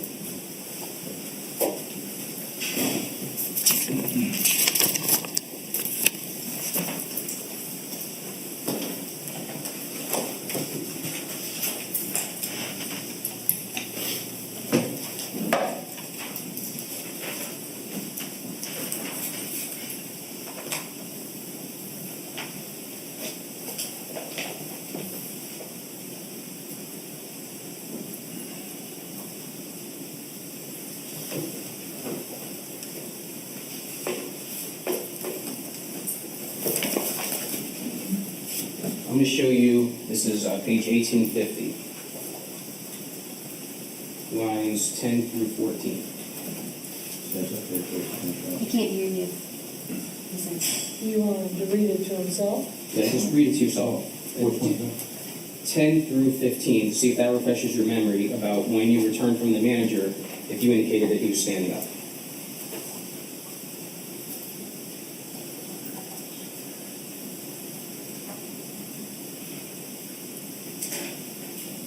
it sounds like he was jumping up and turning around like this. Okay, so what I'm asking you is this. When you look at Defense Exhibit 7-3, and then you look at Defense Exhibit 9-1, in 7-3, he's not in the same position as 9-1. In 9-1, he's standing. In 7-3, it's consistent with your statement to Detective Proctor that he turned around in his seat. Do you see a difference between... Ask me the question one more time. You gotta talk louder. Okay, try it one more time. Okay. You were indicating that Mr. Oulson was standing up when he struck you. Looking at Defense Exhibit 7-3, which is the top one, Right, and looking at Defense Exhibit 9-1, which is the bottom one, right. you'd agree with me that they're in two different positions. Yes, both of them. Okay. And that in 7-3, he is turned around in his seat, meaning sitting down, which is consistent with your original statement to Detective Proctor. The location of the camera and the angle that the camera is coming at gives you a misperception of where he's at, and because he's right on the very edge of the frame. Okay? And he moves over from the center of his seat, or from wherever he jumped up, almost to his right. So Okay, but it's the same camera. Yeah. Okay, it's the same angle. So in this one, he appears to be sitting, and the very same camera shows you he appears to be standing. That means he's just standing in two different places. Actually, in his seat and in front of his wife. They publish these to the jury? Yeah.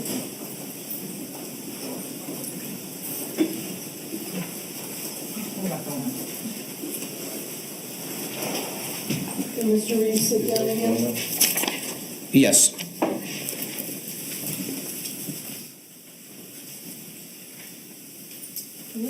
arriving for a 1:30 calendar. Is that what the deal is? Yes, Your Honor. Can we put a sign out there? There's 3 signs out there already. I was a Tampa lawyer. I know, nothing's going on here. Our apologies for Tampa.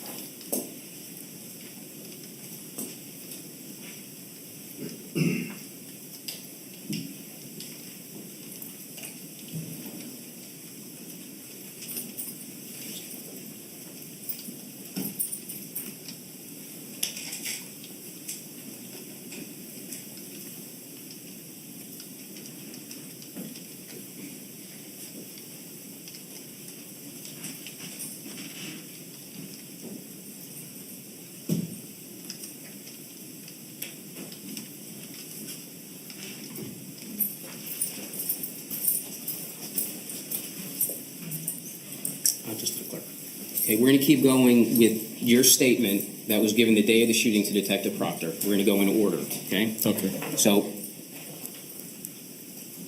you come back from the manager, we're not going to have a discussion about turns around in the seat anymore. After that, you indicate that Mr. Oulson jumps up, correct? At the same time, we're talking about, I don't know, we're looking at the videos that are in milliseconds. So I think in real life, we're talking about milliseconds between standing and jumping up. Yes, sir. Okay, so my question to you was, after you said that he had turned around in his seat, he had now jumped up, so that's the point that we're at. He's on his feet, yes, sir. Okay. And he's turned around and he's facing me. Okay, and you indicated to Detective Proctor that the moment he jumped up, the popcorn went by the wayside almost immediately. I didn't know what happened to the popcorn. Okay, didn't you tell Detective Proctor that immediately when he jumped up, the popcorn went by the wayside? Whether he took it from you, or you yourself dropped it, or it accidentally fell, it doesn't matter for the purposes of my question. My question to you is this. After you said that Chad Oulson jumped up, you said that the popcorn went by the wayside immediately. Do you remember saying that to Detective Proctor? I believe I do, yes, sir. I didn't hear your answer. Yes. Okay, so according to you, immediately upon Chad Oulson jumping up, the popcorn fell. Let's talk about what you said, Detective Proctor, after the popcorn fell. After the popcorn fell, you told Detective Proctor that Chad Oulson was virtually on top of you. Correct. So after the popcorn fell, he was virtually on top of you. Now, virtually on top of you would mean that he was basically in your row, on top of you, correct? That's what you meant when you told Detective Proctor. What I meant was that I was seated, he was standing over me, he was a giant. I have no idea if he was on his seat, I don't know. He was leaning over the back of his seat, yes, sir. Okay. Now, when you say leaning over the back of the seat, wouldn't you agree with me? That's a lot different than someone that's virtually on top of you. That would be my interpretation of somebody who's attacking me, yes, sir. Okay. You've been in law enforcement for a long time, right? 27 years ago now, almost 30 years. Okay. You written police reports in the past? 30 years ago. Okay. So how many reports do you think you've written? Thousands and thousands and thousands of reports? I have no idea. Okay. I mean, what I'm saying, though, is you haven't written 3 or 4. No. Okay. And in fact, as a supervisor, you probably reviewed reports of officers that were under your command, correct? Correct. And when you're reviewing reports, you're making sure that the reports are very accurate, very detailed, because you know that both the state attorney's office and defense attorneys are going to be looking at those reports to find out truthful and accurate information. Is that correct? Yes, sir. You're reviewing it for content. Okay. Because you weren't at the scene, you don't know how accurate it is. Okay, but you're reviewing it to make sure there's sufficient information and it's detailed because you know how important it is. Correct. Okay? And when you authored your own reports, you certainly wanted to make sure that the words you choose were extremely critical and that the words you choose were very accurate, correct? 35 years ago, yes. Okay, so you're saying now you don't think it's important to be accurate with your words? I use different words now. Okay, I'm not asking you what words you use. I'm talking about the actual words that you use. It doesn't matter what the words are. It's that you're accurate whenever you speak. In other words, here you are describing an event where you believe, and we'll get to it, that you're in a life and death struggle, right? Wouldn't you agree with me that the words that you choose, the content, is so incredibly important? I would think that the content, if it relays the feeling at the time, I'm not sure. Everything is important in this kind of an investigation. Okay, so here's what I'm getting at. Today you're saying leaning over. Back on the day that this event happened, you tell Detective Proctor he's virtually on top of you. That would be similar, yes, sir. They would mean essentially the same. Really? Yes. Leaning over and actually on top of you to the point where you think you have to kill someone is the same thing. I think you're trying to make it sound like he's physically on top of me. Okay. He was attacking me. He was very large. He was trying to come across his back seat. That would be my analogy of virtually on top of me. Yes, sir. Okay.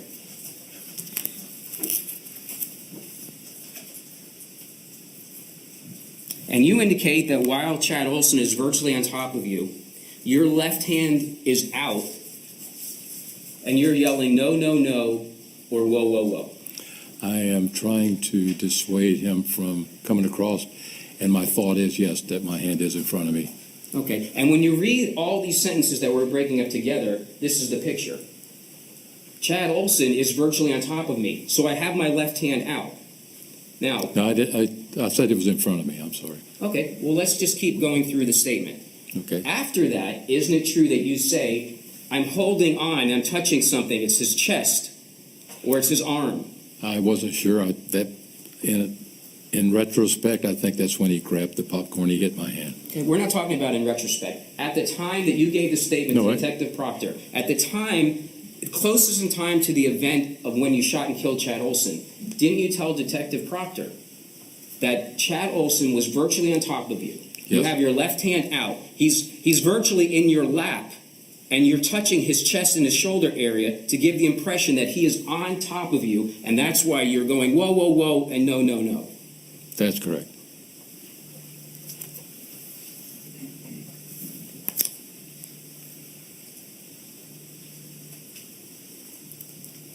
And at that time, and again, this is all after the popcorn fell. Again, the popcorn, I had no idea where it was. Okay, I'm not asking you if you knew where it was. Based on your statement, you said when he jumped up, the popcorn fell immediately. All of this that we're talking about was after the popcorn fell, according to you, Detective Proctor. Okay. Okay? I don't want you to just agree with me. That's what you said in your statement. Okay. So now, to Detective Proctor, you said that suddenly your head was to the right, you were hit with something, you assume it was Chad Oulson's fist, correct? Or something thrown at me. Yes, Okay. sir. Now here's where I'm going with this, because right now we're only talking about your first statement to Detective Proctor, right? Okay. All right? I mean, that's what we've been doing this whole time, right? Right. All right. Now, in a while, we're going to talk about the statement that you made today in court, where you're saying this whole event about being hit was right after you came back from the manager. A whole separate time, 9 seconds before. But on the day of the shooting, you're talking about this happening after the popcorn had That is not fallen. what's in this statement. This is not what this jury heard earlier in audience. Approach.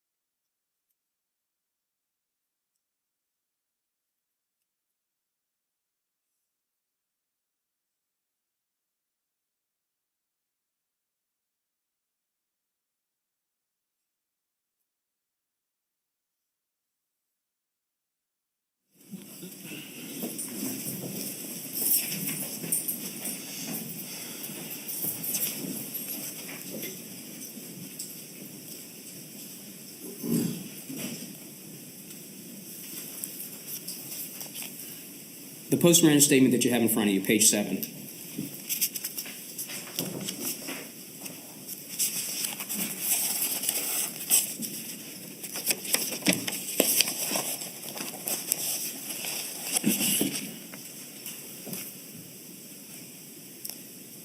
To put this in chronological context, you can look at page 6, just the very bottom.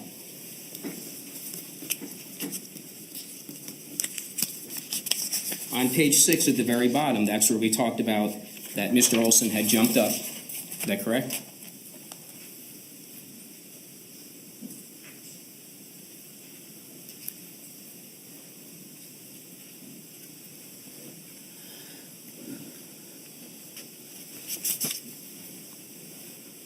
Are you on page 7 now? Yes, sir. Yeah. Okay, so at the bottom of page 6, it discussed where you said that Mr. Oulson had jumped up, correct? Yes, sir. Okay, now we're on page 7, so we're just Okay. going chronologically. Okay. If you look at lines 11, 12, and 13, it's at that point that you indicate Mr. Oulson had jumped up, and now he's virtually on top of you, correct? Judge, I'm going to object and ask on the doctrine of completeness for him to read 1, 2, 3, 4, 5, 6, 7, and to go all the way to that, under the doctrine of completeness. I'll read the entire thing. Okay. Sustained. Okay. We're just going to read through page 7. He's pushing back. There's a crack between us. I'm leaning back in my chair. I got nowhere to go. And if just follow along, so if at any time I say anything incorrect, let me know. You're on line what, sir? And then now I'm on line 8, page 7. Okay. This is you. All right. I'm leaning back in my chair. He kept on hollering. I'm not sure what was said, to be honest with you. He said something that led me to believe he was going to kick my ass. I don't know if that's exactly how he phrased it or not, so I'm looking briefly, and I can't go anywhere. Now, here's the part that we were discussing. I'm leaning all the way back in my chair to get away from him. Suddenly, he's virtually on top of me. So we went from Mr. Oulson jumping up, then what we just talked about, and he's virtually on top of you, right? He only jumped up once and turned around. Yes, sir. Okay, but we're still talking about after the popcorn drop. I don't know when the popcorn left. I'm sorry. Okay. We had already established that you said that as soon as Chad Oulson jumped up, the popcorn went by the wayside immediately, right? But I don't know at what point. Okay, immediately. Okay. Okay, I mean, immediately is the point. When Mr. Oulson jumped up, the popcorn went to the wayside immediately. That means right then. correct? Okay, No, I'm going to object again. That is not in a chronological base on the transcript. Your Honor, he There is could, nothing that Overruled. so you indicate that you're going backwards, correct? I'm going backwards because he's coming at me, yes, sir. Right, okay. And you indicate that he's virtually on top of you, your left arm is out in front of you. You can read, this is lines 18 through 25. And you're saying no, no, no, or whoa, whoa, whoa. So while you're back and he's virtually on top of you, your left hand's out, you're yelling no, no, no, or whoa, whoa, whoa. And at that time, that's the time that you're saying you were struck in the head. No, I was struck in the head as soon as he turned around, Okay? Well, instantly. I mean, there was nothing that preceded that. okay. Read lines 18 through 21. I'll read it to you. And you're sitting down, and there ain't no way to get out. So I'm stretched out trying to get away. My left arm is out in front of me. I'm either saying no, no, no, or whoa, whoa, whoa. Suddenly, my head was to the right, so he hit me with something. I assume it was his fist. With his fist or something. I think he had his cell phone in his hand. I saw the blur of the screen. Yes, sir. Okay. That's my point, Your Honor. That is the correct one. He is trying to impeach him on something. Your Honor, I would object to the speaking objection. Sustained, I mean, overruled on yours and sustained as the speaking objections. You can approach, but you don't need to right now. The picture that you have painted for Detective Proctor, and again, this statement is in evidence, the members of the jury can listen to themselves, okay? You indicate that when he jumped, the popcorn went by the wayside immediately. After that, you're explaining that Chad Oulson is virtually on top of you. You're leaning back, you have your hand out yelling, whoa, whoa, whoa. And it's at that time you're struck. That's what this statement says, correct?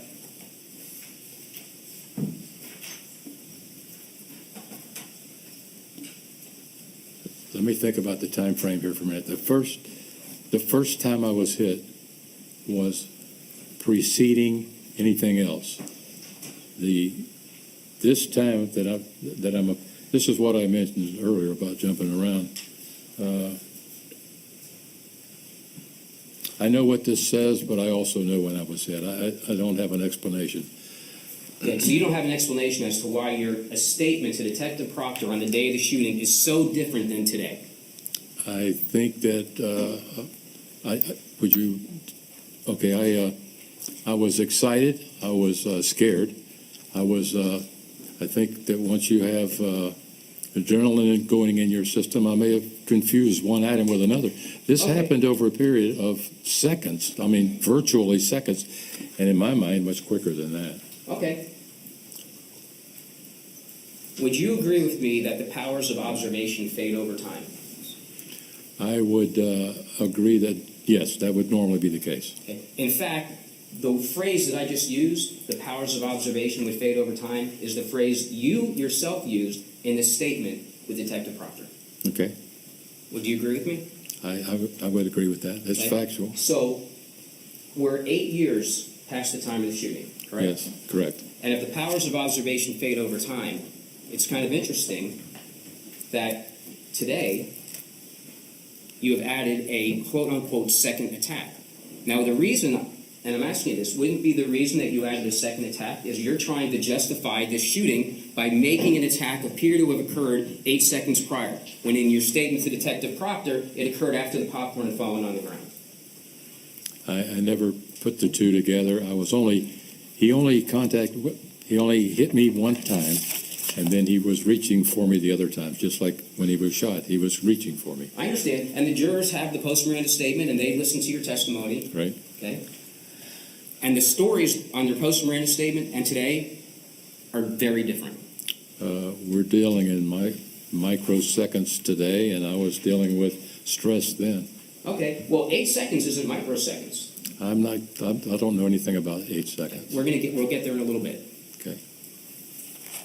Now, you indicated that while your left hand was out, because Mr. Oulson is virtually on top of you, you believe you were touching his shoulders or his chest because he was virtually in your lap. Do you remember saying he was virtually in your lap? I do. Okay, and that's why you're touching him, because the picture you're painting for Detective Proctor is he's on top of you.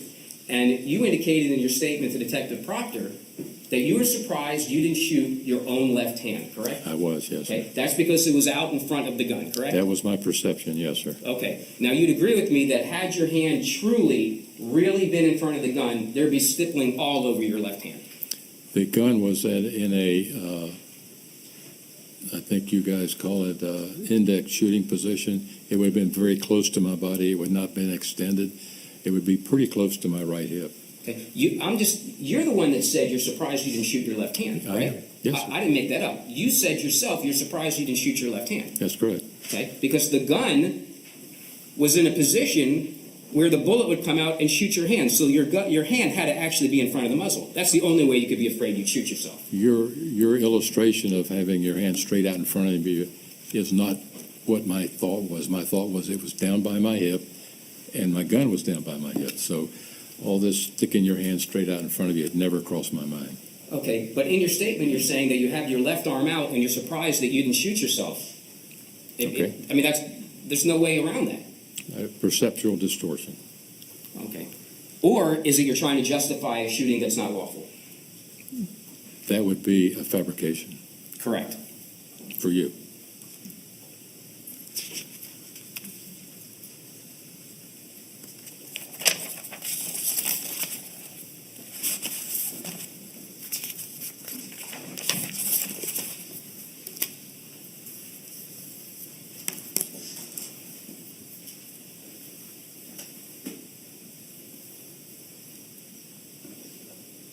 Now, based on just Detective Proctor's statement, you indicated to Detective Proctor that you were hit on the left side of your face, correct? Yes, sir. Now, today here in court, you said it was over your left eye, correct? That's the left side of my face, yes, sir. Okay, well, wouldn't you agree with me there's a difference between over your left eye and the left side of your face? I think they're both located in the same place. Okay, and I really don't mean, I'm truly not being sarcastic, okay? Over your left eye is over your left eye. This is the side of your face. You can't be telling this jury that over your left eye and the left side of your face is the same exact position, are you? I never thought about a distinction between what you just illustrated. The left side of your face is the left side of your face, or your left eye is the left side of your face. I never differentiated between the two.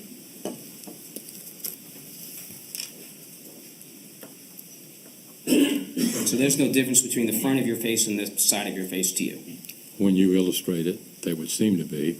My statement was completely different. I didn't see a difference. And you're indicating in this statement, and again, we're still just talking about Detective Proctor's statement, that you were hit so hard that you were dazed. I think dazed, surprised, shocked, all those things would fit that, yes, sir. Okay, and you yourself said in a tape statement that you bruise easily. On my arms and my, yes, sir. Okay, and you heard Jennifer and Matt testify you bruise easily, correct? Yes, sir, that's correct. All right, so here's what you're testifying to. You're testifying that there's I think it came out as 6'4", Chad Oulson, who's full of rage, is virtually on top of you, and he punches you or hits you hard with a cell phone, so much so that you're dazed, yet you easily bruise and there's not a single mark on your face. That's what you want this jury to believe. Yes, I do.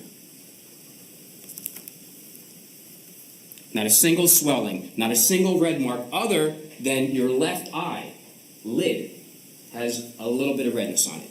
That's the extent of the injuries a 6'4" person put on you when they hit you hard enough to daze you, correct? And knock my glasses off, yes, sir. Or, I'm sorry, askew would be the right word. And you remember listening to your own witness, Dr. Adams from the medical examiner's office, who talked about all these bony parts and their skin, and the skin's so thin on the side of the face, and you'd expect all these traumas, yet there's not a single mark on you from being punched. I disagree with the single mark comment.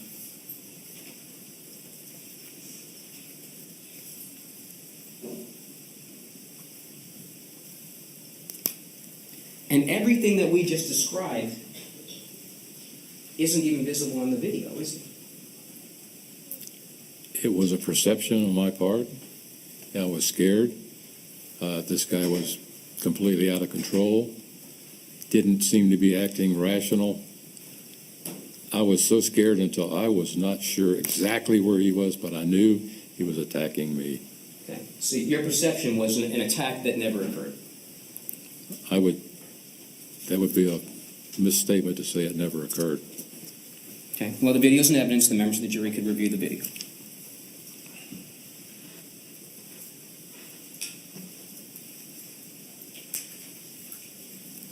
And you would believe that you were in a life or death struggle prior to the shooting? Yes, sir.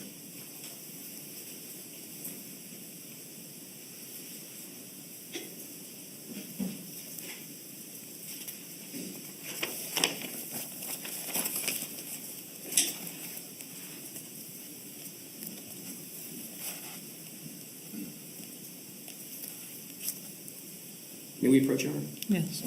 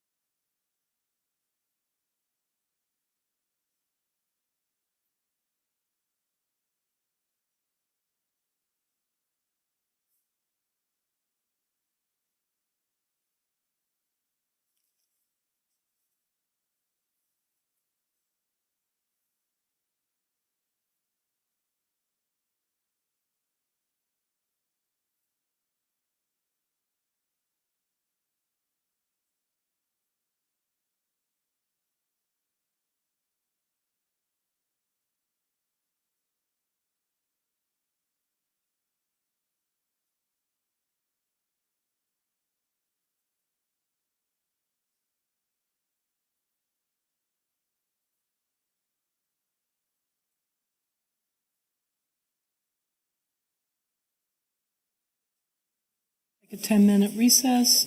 Please remember my instructions during the break and don't do any independent research. Don't talk about the facts of the case amongst yourselves or with anyone else. And we'll see you at 10 after.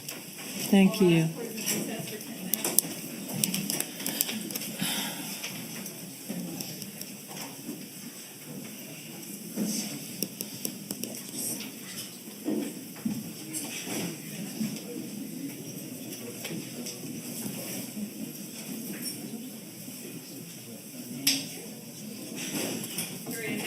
Thank you. All right.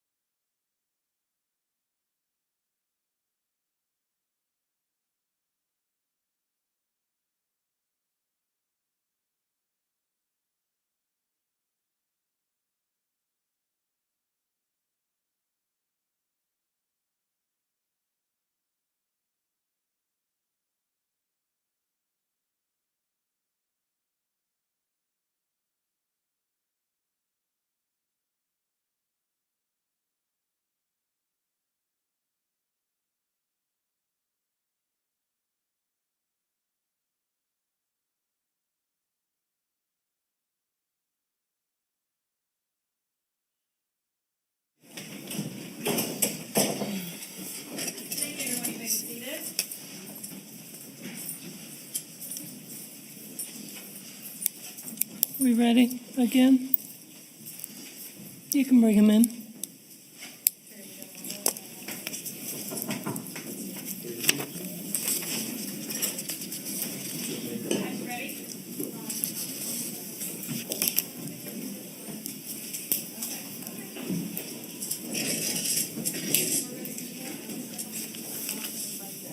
Thank you.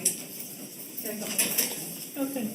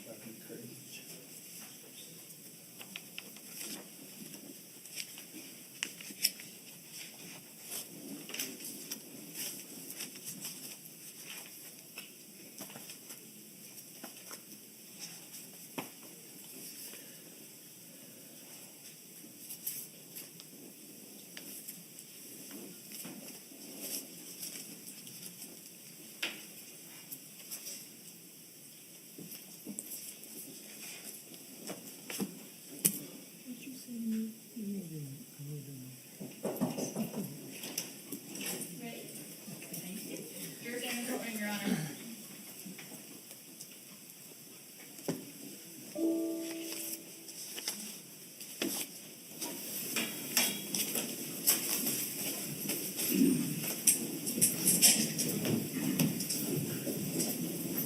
Please make me seated.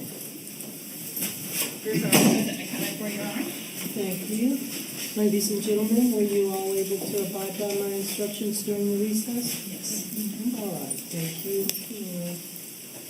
I can't get this up on my screen. It's not. It's my fault. I have to push a button and I don't know which one. I've pushed every button I can figure out and that probably didn't help either. So I'll have to, Technical difficulties as well. I'll have to step down.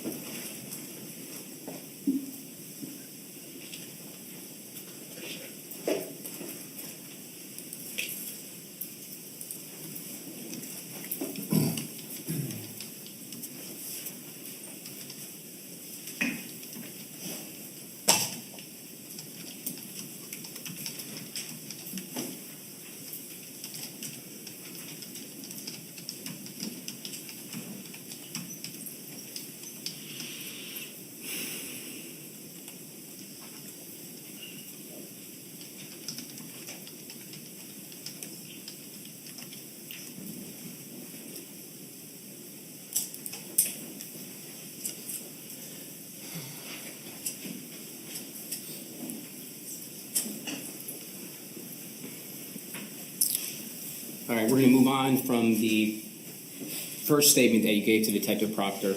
I want to talk about what your testimony is today. Okay? Today you're testifying that there were 2 attacks, and that the first attack happened immediately when you got back from the manager, correct?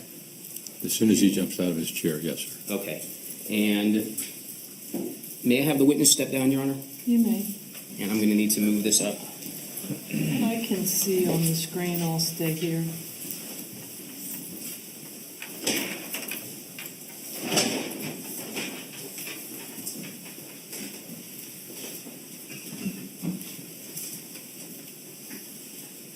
Everybody see? More this way.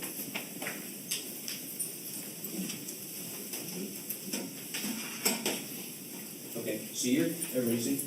Okay, so your testimony is today, you came back from the manager, okay?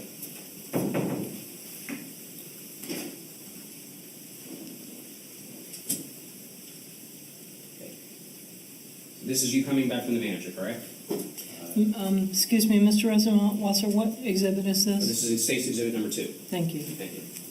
Okay, so here, this is where we see you coming back into the screen, correct? I'm coming back into the screen, I'm not sure. Okay. Now you sit down, Yes. you cross your legs,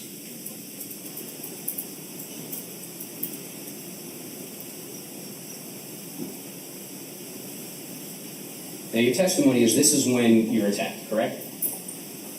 Yes, it's right after I sat down, yes. Okay, and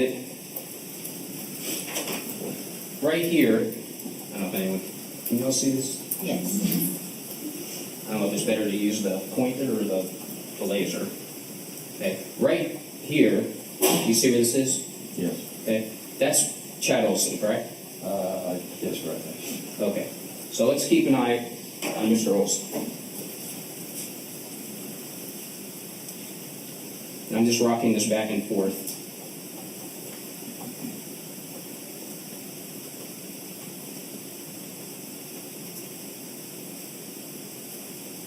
You see him turning around in his seat here, correct? He's just swiveling at the hip as he's looking back at you. All I can see is a head and an arm. I'm sorry. Okay, well, I mean, your testimony was that he was standing up and he attacked you.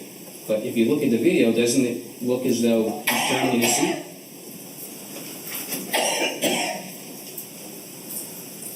He turned in his seat and jumped up.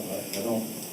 Okay, well, your testimony was at this point, the implication was, based on what happened during the trial, was that this light right here that's attached to your shoe was supposed to be the cell phone possibly. So it's at this point in time that your testimony must be that you're being attacked. I am being attacked right now. Whether the white light is a cell phone or not, I have no idea. Okay, now let's watch this. So this is going forward. Okay, now at this point, and this is the loop that was admitted as defense exhibit, at this point, Judge, you're saying I that... object, that is not the loop that we admitted. That is completely different. Ours was done by our expert. All right, Okay. then, I'll rephrase it. okay, thank you. This is our video, of course. Obviously not the loop that was your defense exhibit, okay? What I meant was this is the period of time that's depicted on the defense exhibit. Now, you're telling this jury that at this point in time, a cell phone was thrown at you, correct? Yes, sir. And your testimony was that at this point in time, Chad Oulson is standing up and threw his cell phone at you and hit you in the left side of your face. At this point, I get in the face. He's turning and standing up. We look, I think you're showing microseconds down there. In my mind, it was all one move. Okay, in your mind, it could be all one movement, but when you look at the video, You can't tell. you can't see it because it didn't happen. You can't see it because he's not on the screen. Right.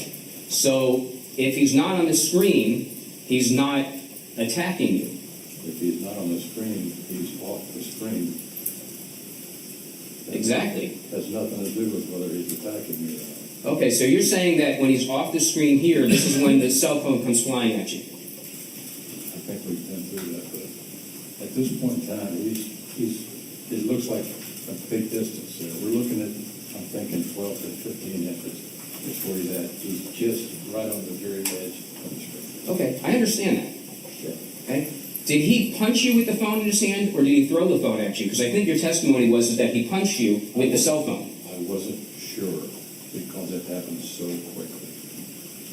Because clearly, in looking at the video, there's no part of his body striking your face. Right? Because as you indicated, he's not even in the frame. Okay, you threw it. All right, so what you're telling this jury is that Chad Oulson threw his several $100 iPhone at your face. That would be a reasonable expectation.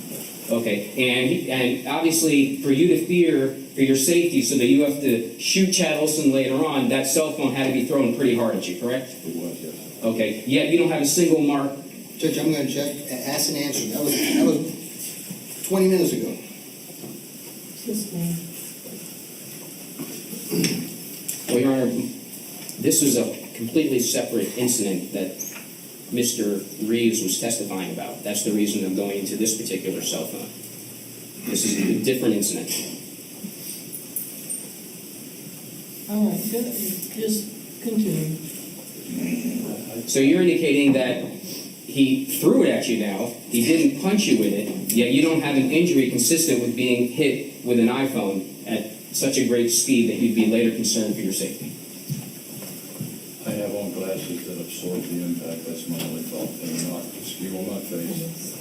Perhaps it was a glancing blow. I was hit in my face. Okay. Chad Oulson. Okay, and the glasses that we passed around to the members of the jury, they rest on your nose like all other glasses, yet you didn't have any markings from the part that holds the glasses close to your nose either. Didn't see that on any of the photographs. Right. Can you guys speak up, Mr. Wilson? Please, I'm sorry. Can you please speak up? Okay, I'm sorry. I can't hear you. It's right here for you, okay? Okay. Thank you. All right, so now let's talk about what happens next. Your testimony was that Nicole Oulson is now standing up trying to hold Chad Oulson back. I don't think I ever said Nicole was standing up. Okay. Is your testimony that at any point in time after this, Nicole Oulson is standing up, holding Chad Oulson back because he's raging towards the seat? My focus was on Chad Oulson. She had a hold of Chad Oulson. I have no clue whether she was standing, partially standing, sitting, I don't know.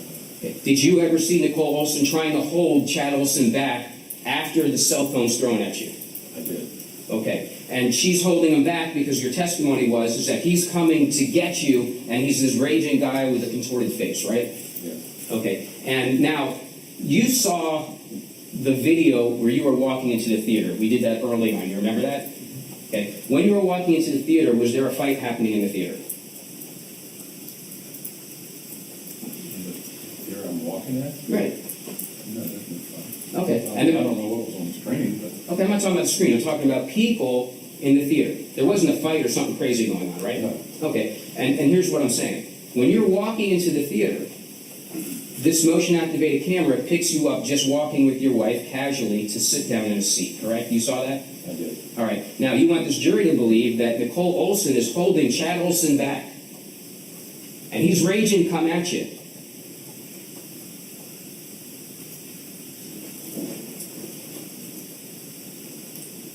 During the time period that this motion-activated camera isn't picking it up. Objection on an improper predicate. It's not picking up anything in row B. Anything in row B. No? That camera's picking nothing up in row B. Excuse me. We can approach, no standing objections, Can we please. approach? Yes. And what is?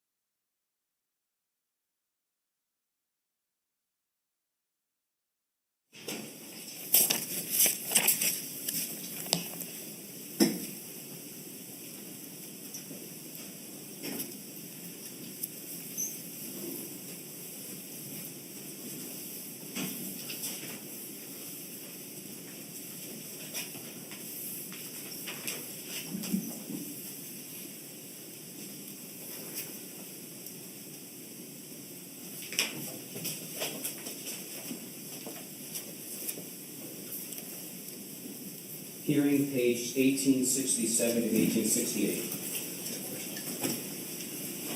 I'm going to object. What's the question? I'm addressing what you... What is the Okay, question? we'll go from there.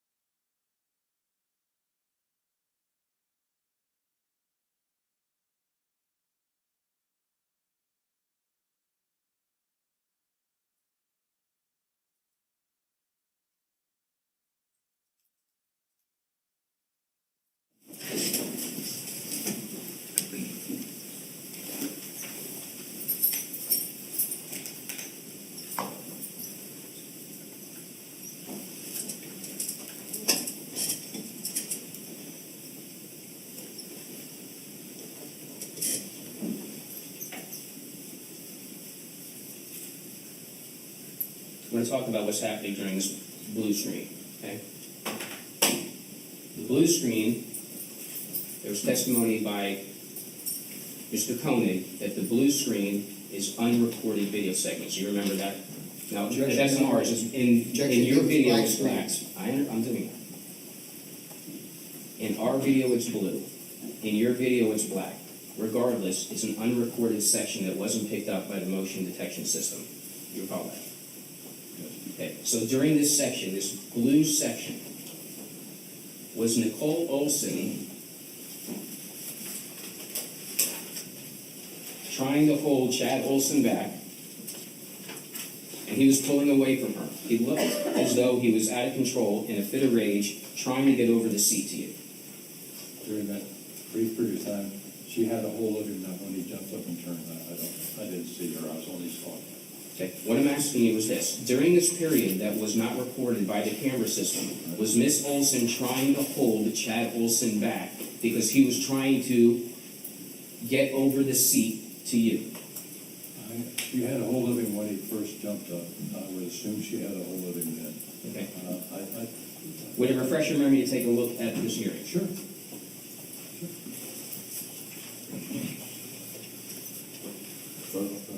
Bottom of page 1868.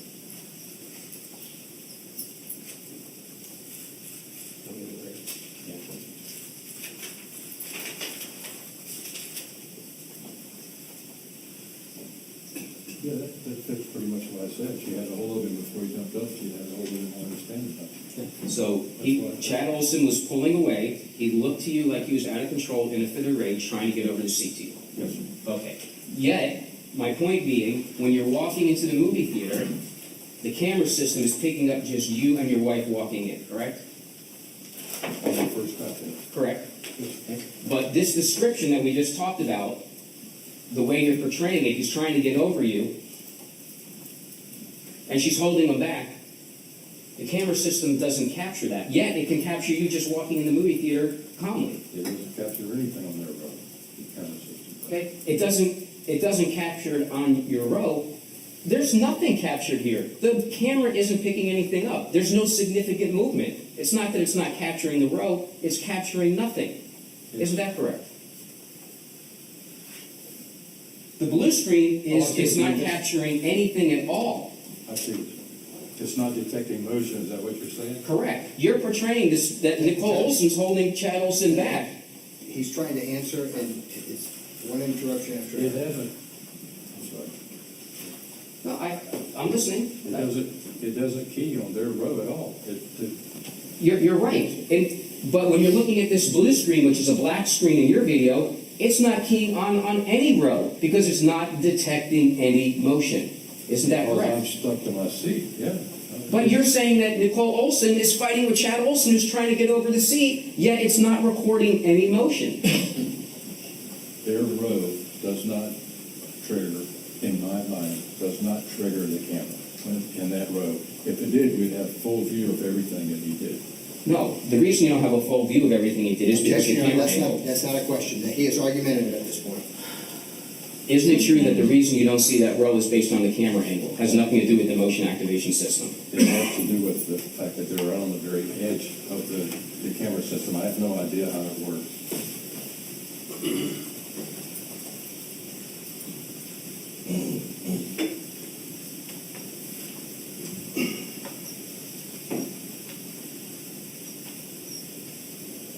Remember when I was asking you questions about your left hand? And if you're shooting, I use the term shooting from the hip, it's incorrect, but we were talking about where your left hand would go, that to keep it out of muzzle path, that you would put it close to your body. That was I've never done it. Correct, okay? Now, do you see your right hand here? Your right hand has a firearm, correct? Yes, sir. Okay. Do you see your left hand? No, sir, I don't. Okay.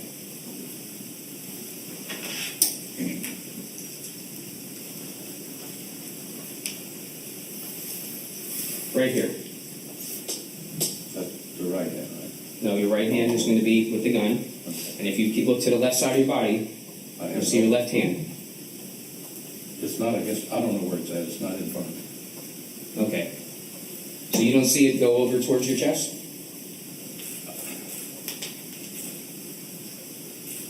I see my hand moving because I'm being attacked. I don't. I mean, it's moving all around. If you look, I don't know, it's in my lap perhaps. What's in your lap after you bring it over from your left side, which is exactly what I'm asking you. I did not consciously grab a hold of my chest. That's the only answer I can give. You did it instinctively because it's part of your training. No, we have never trained to grab a hold of your chest.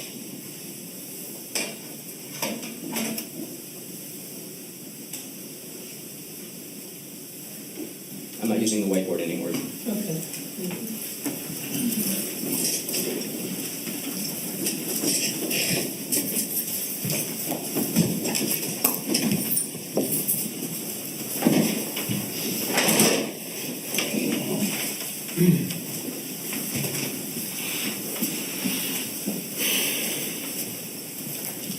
Mr. Martin, can you guys push it back a little bit further so I can see the podium? That's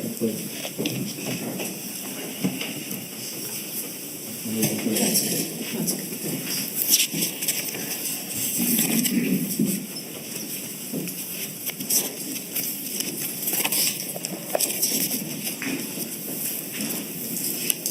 So a couple more questions about that particular scenario.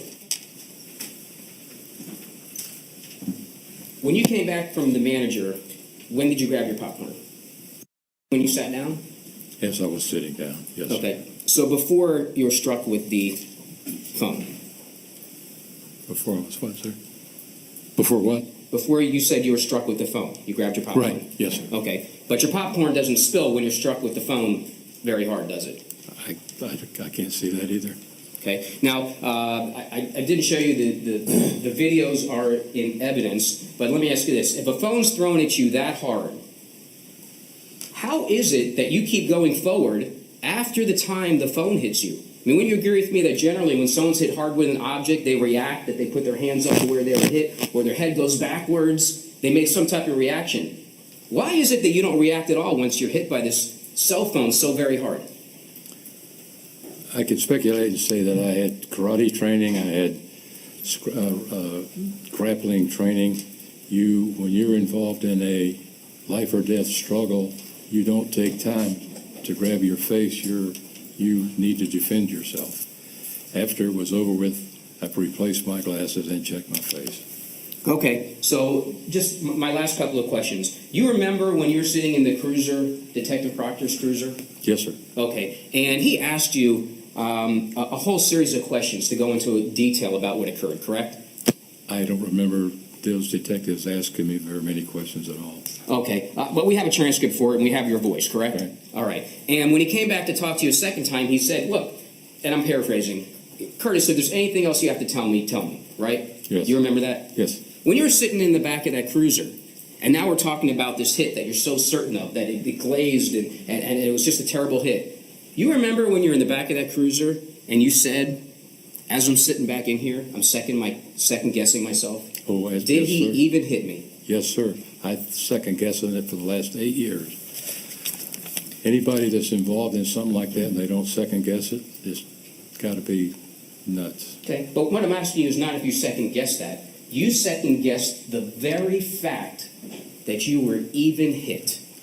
I second guessed every step of that encounter. Yes, sir, I did.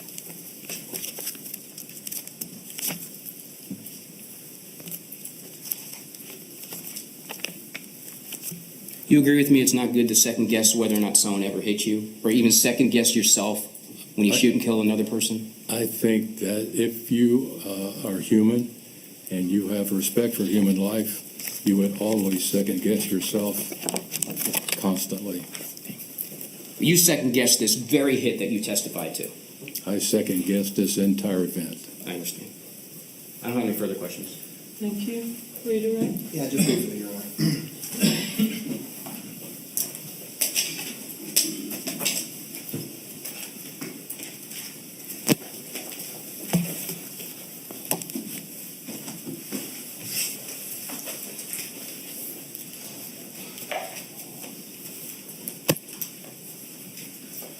Mr. Reeves, let's go from the beginning of the prosecutor's cross. just briefly. He indicated that you were able to do all these things despite your current condition. Would you tell the ladies and gentlemen of the jury if you have a handicap sticker on your car? Objection, this is not relevant to Oh, yeah. 2014. Oh, yeah. No.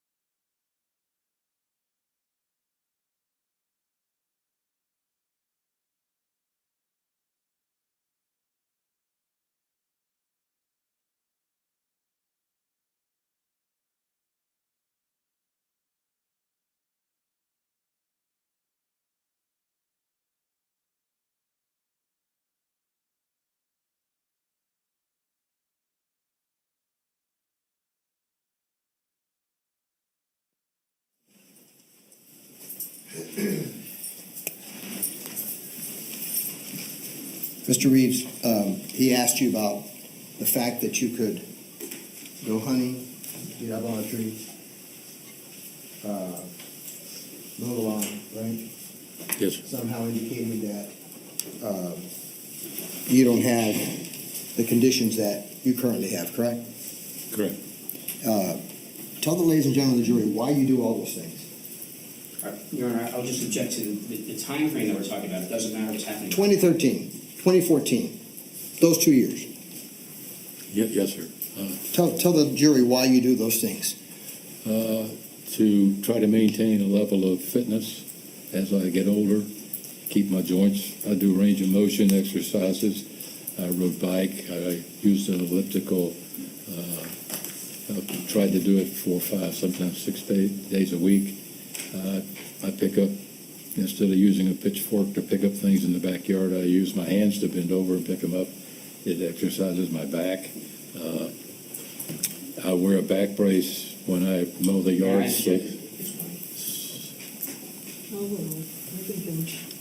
So that I don't get jerked around while I'm riding the lawnmower. So that's what I've always done. Like when we shoot sporting clays, we walk for the physical exercise. Do you just want to stay home and sit in a chair all day? Is that what you want to do? No, sir, I don't.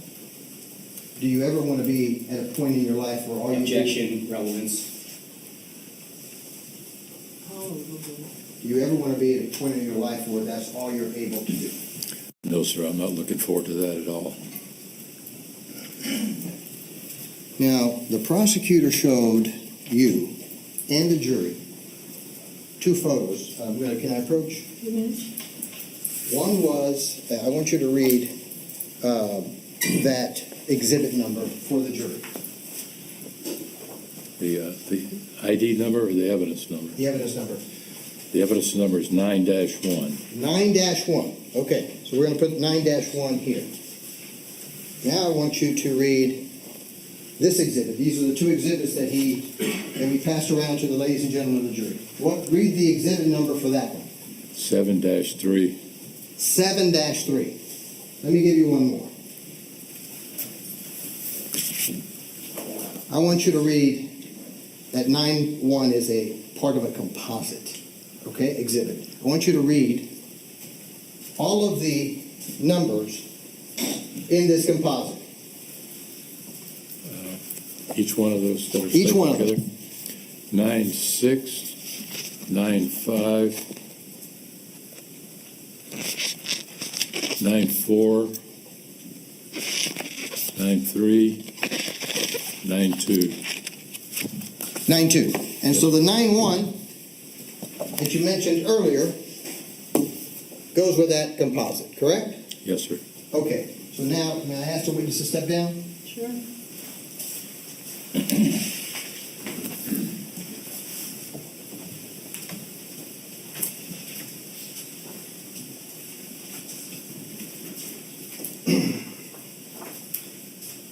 Now,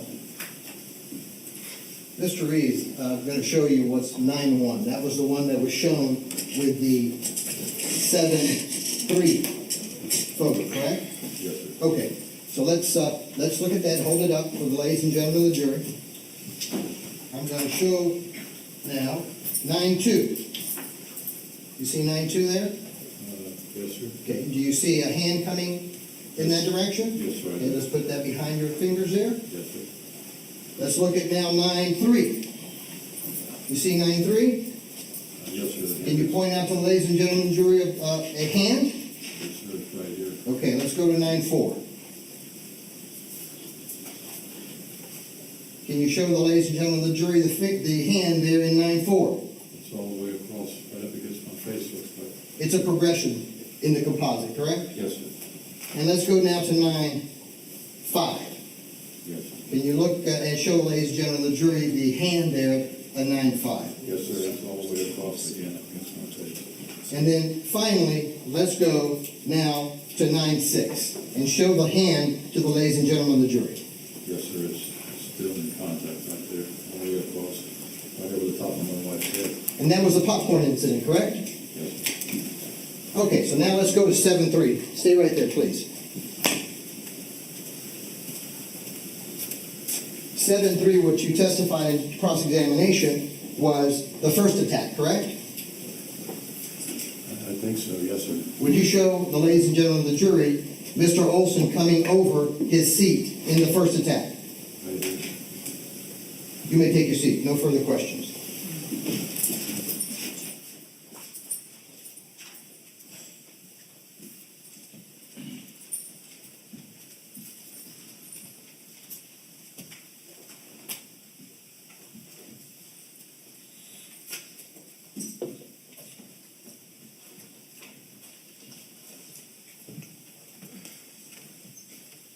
May this witness be released? Or are you done with them? Yes, yes. You can have a seat, Mr. Reeves. Counsel approach.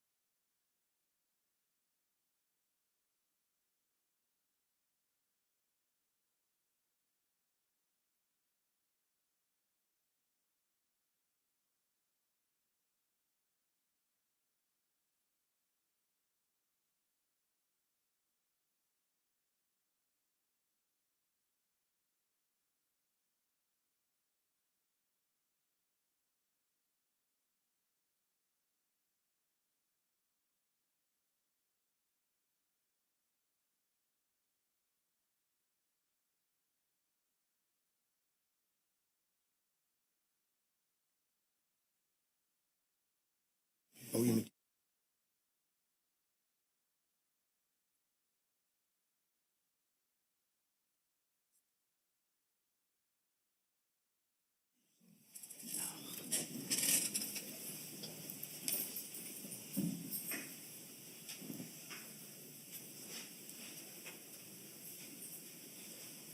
Mr. Escobar? The defense will rest. Thank you. All right. Ladies and gentlemen, obviously you heard the defense rest. That means that the lawyers and myself have some work to do that does not involve you. It's going to take us probably a couple hours, so I'm going to let you go home for today. And the plan for tomorrow will be closing arguments first thing when you come in at 8:30. After that, after all the closings, I instruct you, and then it'll be time for your deliberations. So as I mentioned earlier in the week, I don't know how long things will last tomorrow, so please make arrangements to possibly stay late. I have no way of knowing how long your deliberations may go, but that's the order of business for tomorrow, okay? Any questions? All right, please remember my instructions during the recess. No independent research, no discussing the facts amongst yourselves or with anyone else. Don't watch the news, and we'll see you back in here, jury pool room at 8, a little after 8, whatever time you get there for them, but we're going to start at about 8:30. Thank you. Court is in recess for the jury.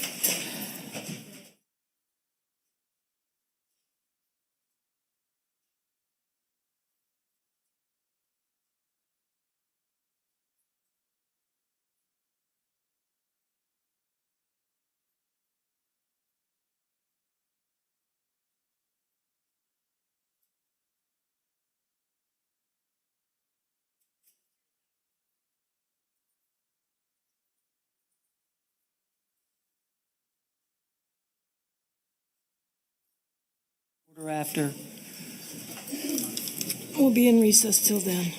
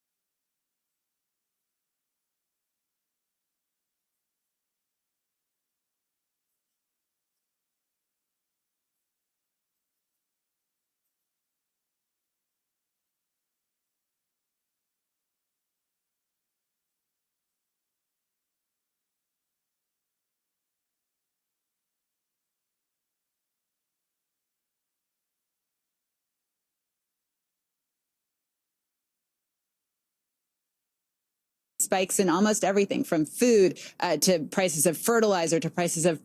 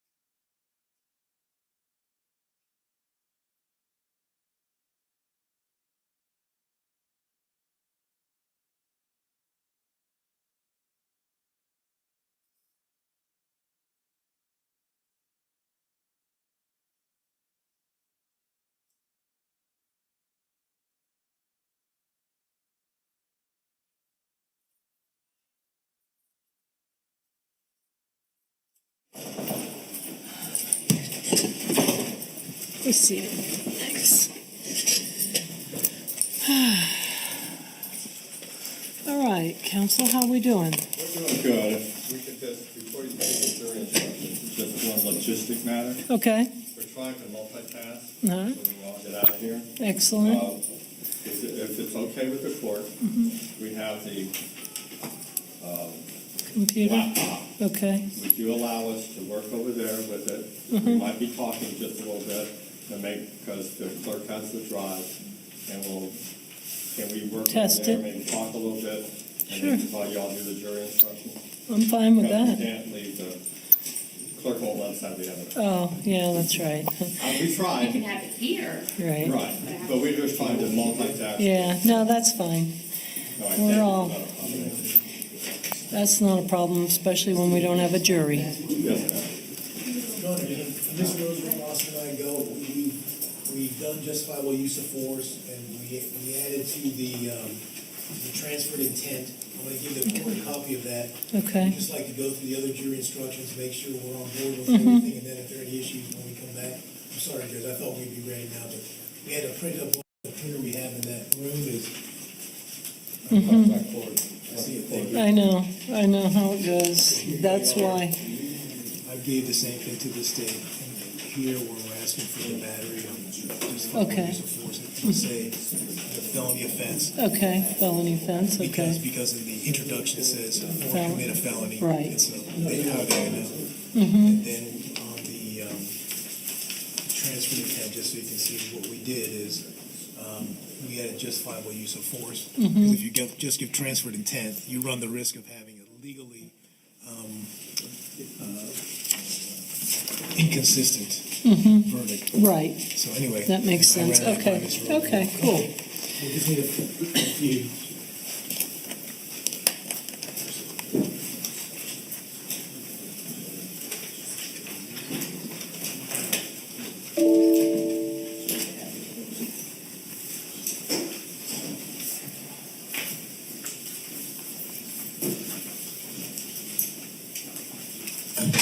All right, so you took out the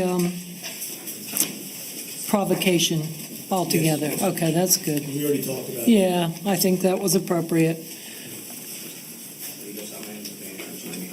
all right. We will decide. It's not, also, we have whatever the court was getting out of this. Conference room back, yeah, elected.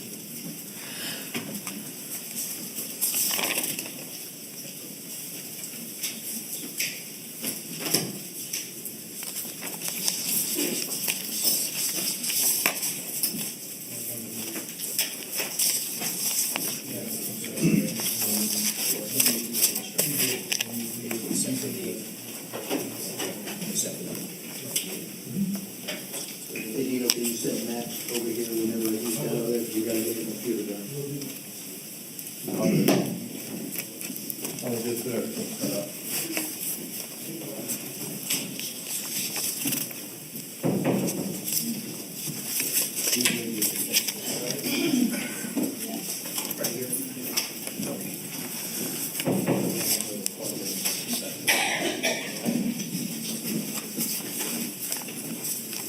I do not, sir. You need to control this. I do not know what it is. Have a battery box on it.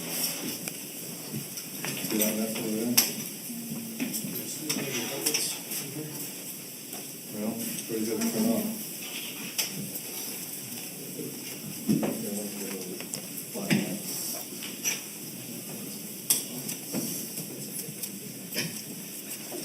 Hey, come on, sir, 999.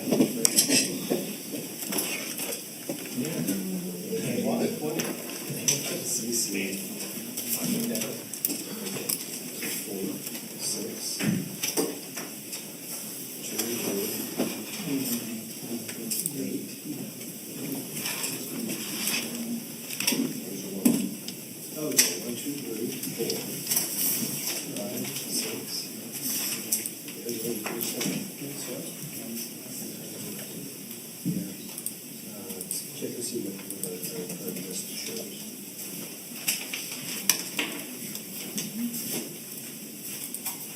You know, if you put this on your shirt, Ours are already on. Yeah.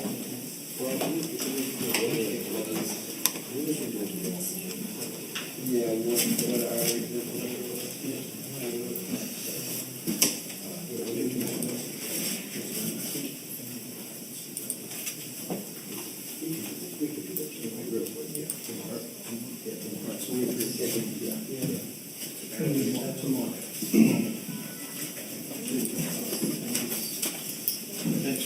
I just hung up there. Think that. So what do you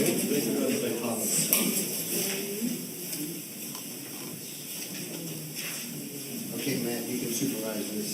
Or you want me, you want to have that? Get it?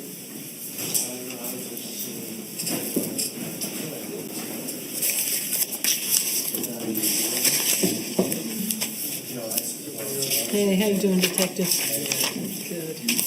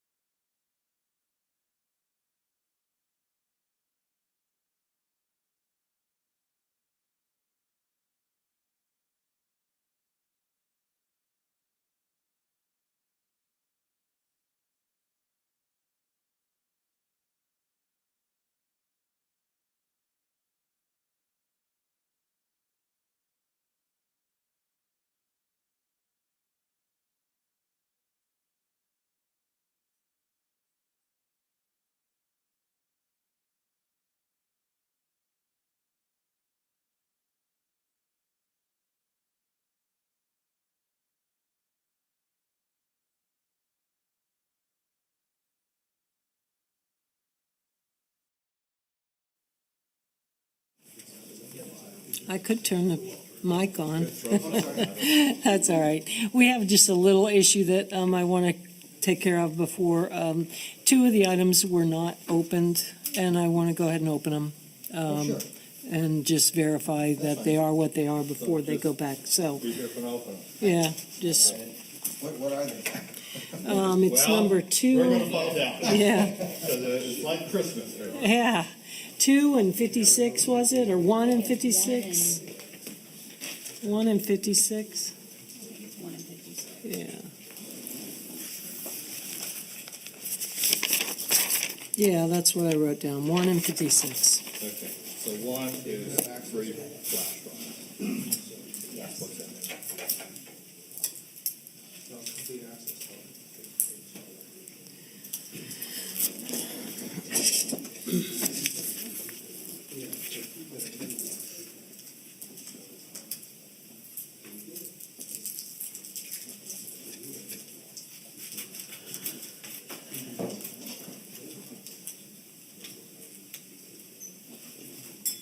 And this is biological. Swab.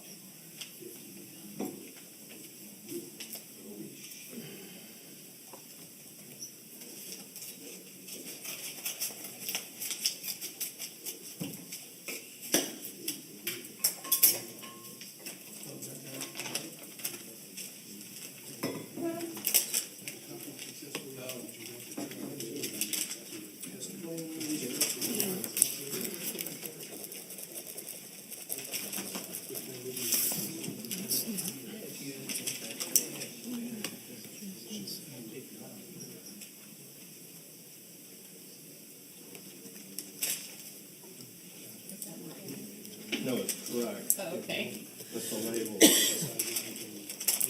Shirley's not coming back. I know which is good. She is? Did she put her dog down? Not yet. Oh, She hasn't made that decision, but oh. she said if she comes home.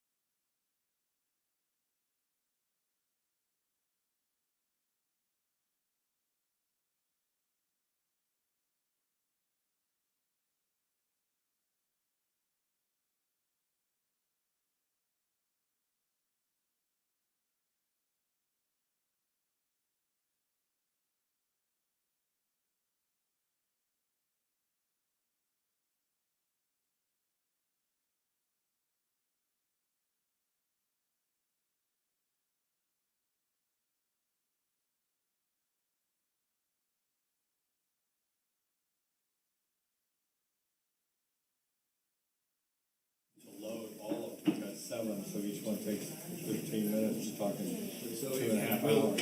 It will take a few hours probably by the time we're done with setting up the software and then copying all the drives, because we have multiple, some large Okay. files. So how do we Yeah. do that? Judge, what are your suggestions? I don't know. Well, we'll have lunch as a buffer, I'm anticipating.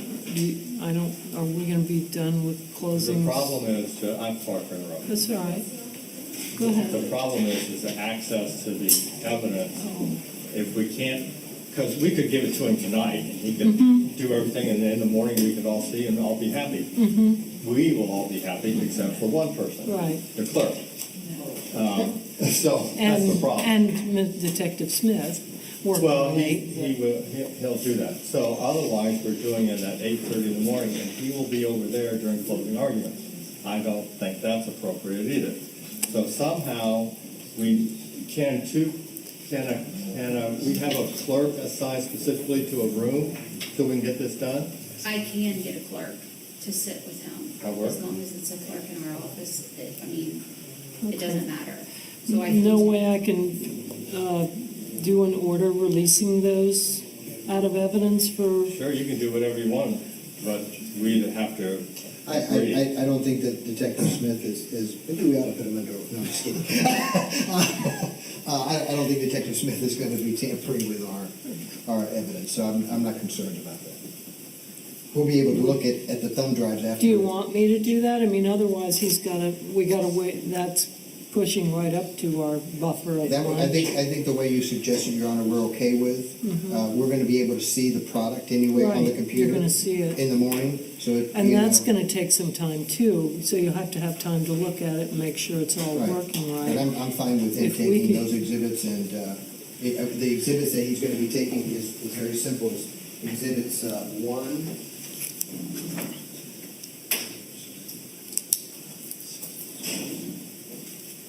If I might offer another suggestion, Your Honor, there's no reason that I can't make the changes to the computer that may need to be changed tonight. And if coming in the morning, should be plenty of time to just copy the files. So I made the changes that I need to make. Okay. That will take, that could take like an hour or so. Okay. So the copying of the files, if I can get Okay. to them first thing in the morning, I should be get off to the side room. There shouldn't be an issue with Okay, getting so all that'll copied. work. So let's just get another clerk. Yeah. Save right? it from getting. Yeah, just get another clerk to be with him in He'll the, fix it mechanically tonight. Okay. And come in the morning, Okay. sit with the Okay. second clerk.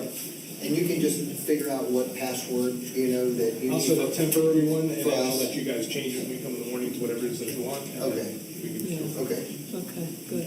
that's fine. All right, That'll that'll work. work. What time are you wanting to start here? I can be here as early as 7:30.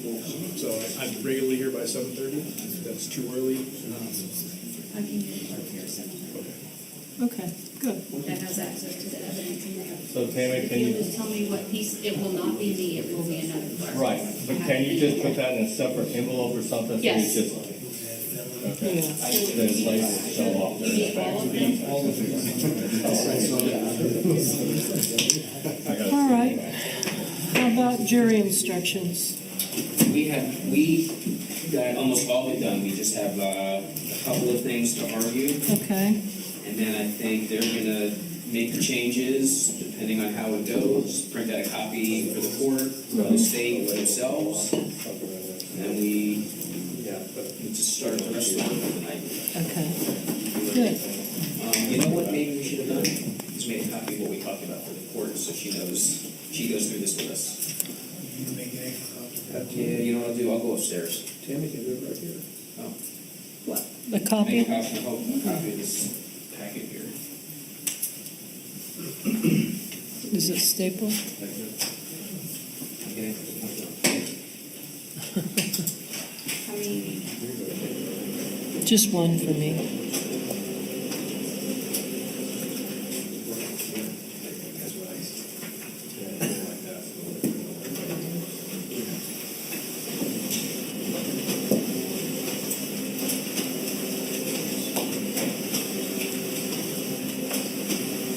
We had labels fall off. They're in Oh. the back somewhere. Of course. It's exhibit, so, Oh, okay.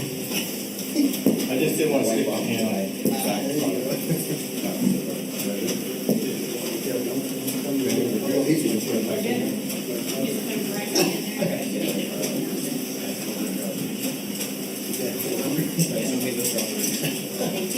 gonna have to ID this. Can you just kind of listen? I want to talk to Judge about how we're going to explain to the jury what's going on. We need something. Yeah. Judge, part of the discussion, providing the jury with some sort of instruction as far as the use of the computers, so we don't need this down. Okay. So we don't know if you want something written, that's read in the record, you want, I'm just spitballing. I think that if a detective could just write something for each computer, and they can actually take that back with them, maybe we can even, tape it to the computer itself, Right. and it's a no-brainer. Right. I think that's the best way, because you can tell them all day long, just like me. I know I was told how to use this thing, but I couldn't. I couldn't remember. I knew there was. So yeah, it's good to have it with. It's kind of neat looking, I like those arms Yeah, on the screen. there's something, all right. So yeah, if he can write something up, and then we can read it into the record, and it'll go back with them. Right, and we just tape it. Mm-hmm. Perfect. So they know, so they don't get the two confused. Right. That too. Can you talk to Mr.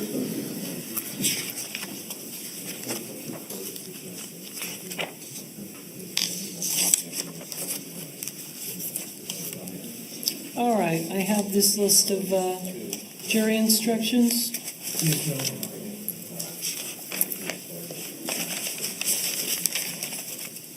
Okay. And we start with 3.1, Intro to Final Instructions. That's about as simple as they get.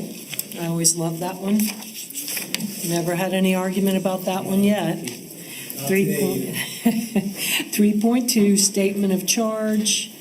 Curtis Reeves has been accused of the crimes of murder in the second degree and aggravated battery. Pretty straightforward. Intro to Homicide. This is from the 2014.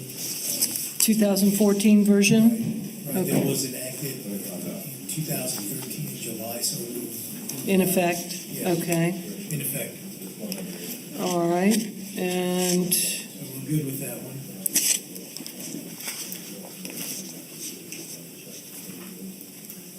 all right. So you've agreed on this one as it is in my hand.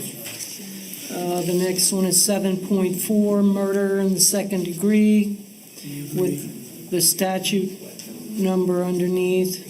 Any issues about all those little semantics or the font or anything? Well, I think now that we're looking at it, because we have introduction to homicide without a number, either the jury instruction number, I didn't talk this over with Mr. Rosenwasser, but now it just struck me, we have justifiable use of deadly force, it's not going to have a number or a statute, maybe we can just take all the numbers and statute numbers off and just have it titled murder second degree, et cetera, et cetera. That's fine. Just so you know, I have some blow-ups. It doesn't, I'm sure it wouldn't matter. I might have 7.7 next to a blow-up. I can't redo the blow-ups, but the jury instructions, I agree. Let's just take them off. Okay. We'll make the instructions uniform. All right. So we got 7.4, murder second degree. I always love the way these are written. You know, I wish they could keep them uniform. When I'm reading them, it just, first I got that title. I don't usually read the titles either. If I've got a bunch, which I will in this case, they have them, they're going along. So I might. Do you want me to read the titles or no? Let's just do it that way. Just Yeah, do I that. would say read the title. All right, read the titles. Okay, so I'll read all the titles. And then, but then write the next sentence, they describe it differently. At first, it's murder second degree, then it's to prove the crime of second degree murder. They do that on a lot of the instructions, but whatever, neither here nor there. All right, so we've got all that filled out. You want to leave that word definitions in there? Fine with me. I always think it's a little informative. Whatever the defense wants is fine with me. Yeah, I'm fine with that. Okay, leaving it in there, okay. Then we've got possession of a firearm and discharge causing great bodily harm or death. That's the 1020 life language. At the bottom, we're going to be correcting where it says her, we're going to be just Okay. removing that. Okay, but you will have A or B, right? Both of those, Correct. and it is or. Okay. Then 3.4, lessers, and what do we got? Manslaughter. Just manslaughter, We're not okay. requesting any other lessers of that one. Okay, The court must give category one. right, that's a category, that's the only category one, right? Yes. Okay. All right, so then you got the manslaughter, what version is this? It's the 2021s because, the other one was. Yeah, yeah. 2021, we haven't had any issues with so far that anybody's aware of. Okay.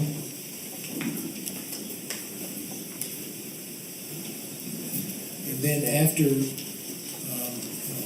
go ahead, I'm sorry. That's all right, go. It's after, I think the next, it's the next couple. Okay, aggravation of a felony by carrying a firearm. You know what? Okay, but we need to make a change in that. The first sentence says murder in the second degree. That should say manslaughter. Right, I Okay. saw that one. I remember reading this previously, and I had that marked. Okay. All right. So I'll cross that out, and that'll get fixed. Then justifiable use of deadly force. All right, I see some, And then what we have to add is an S. So in the second sentence, it's going to say there's offense to the crimes.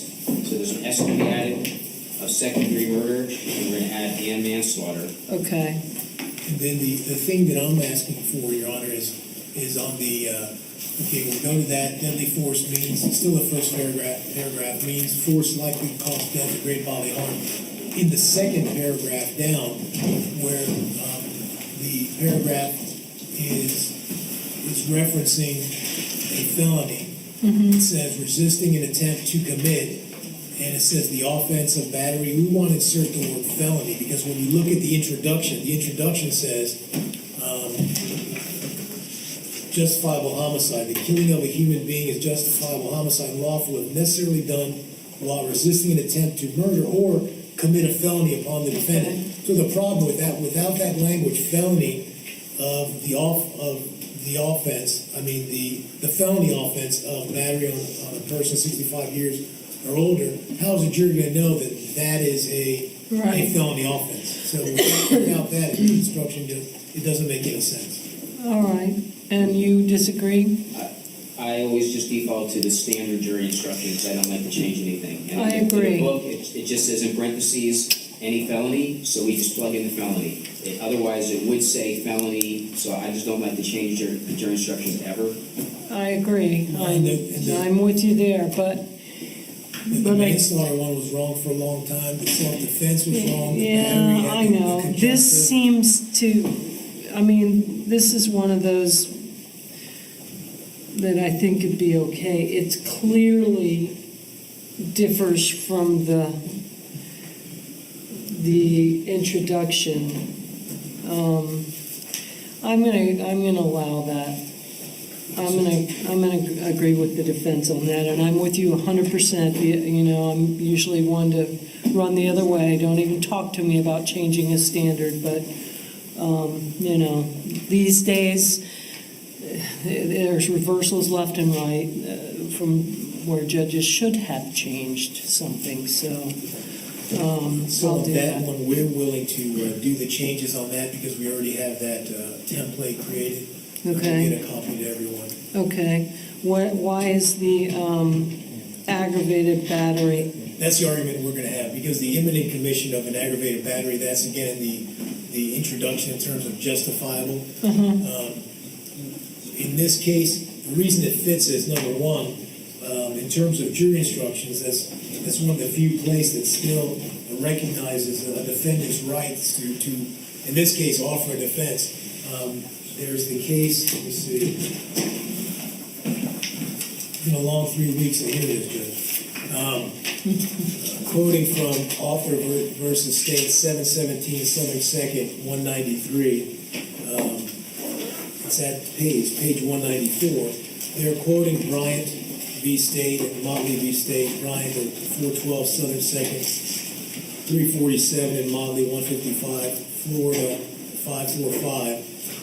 Quote, where there is any evidence introduced at trial which supports a theory of defense, the defendant is entitled to have the jury instructed on the law applicable to this theory of defense when he so requests. The defendant is entitled to an instruction on his theory of defense, however flimsy the defense is which supports the theory, or however weak or improbable his testimony may have been, quoting other cases within that paragraph. So in this case, we certainly had testimony regarding how a fist is essentially a deadly weapon, how it can cause fractures, breaks. I mean, we heard the litany from state witnesses as well as defense witnesses, as well as an expert. He's an expert as well that wasn't qualified as an expert in martial arts, but is certainly familiar with that.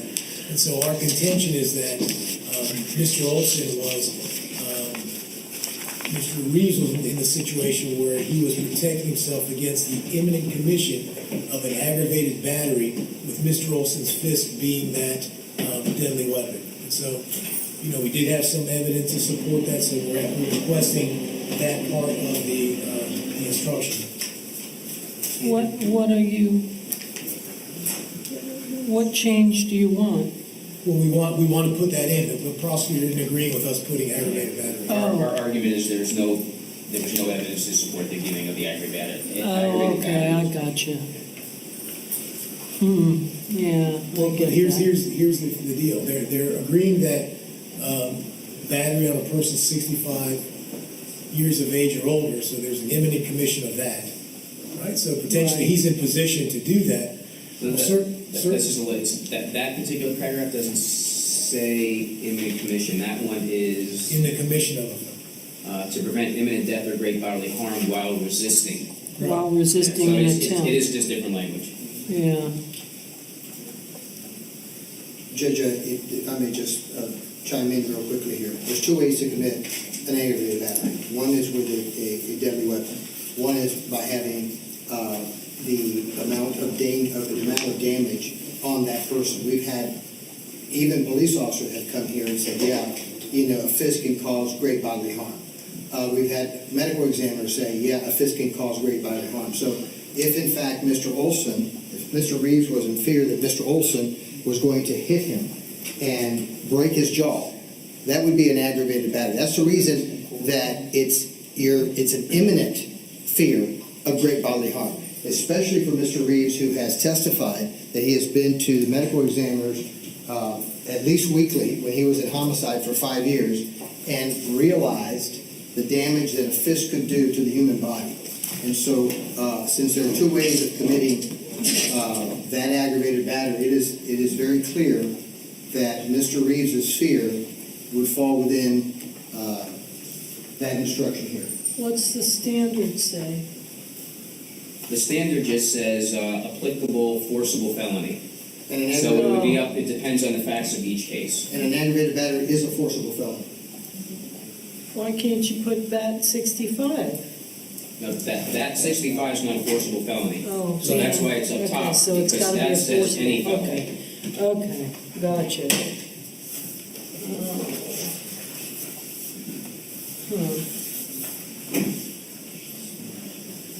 So what's state suggesting goes in there? That paragraph's not given. Oh, But it just says forcible felony. Because that paragraph's only applicable if there's a forcible felony. okay. I got you.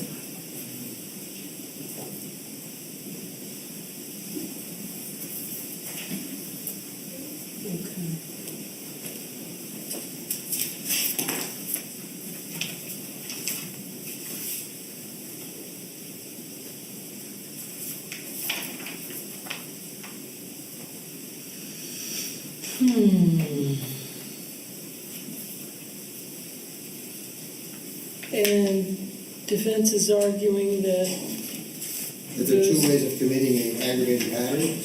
One is with right, I know that, the case law that Oh, you're yes. arguing says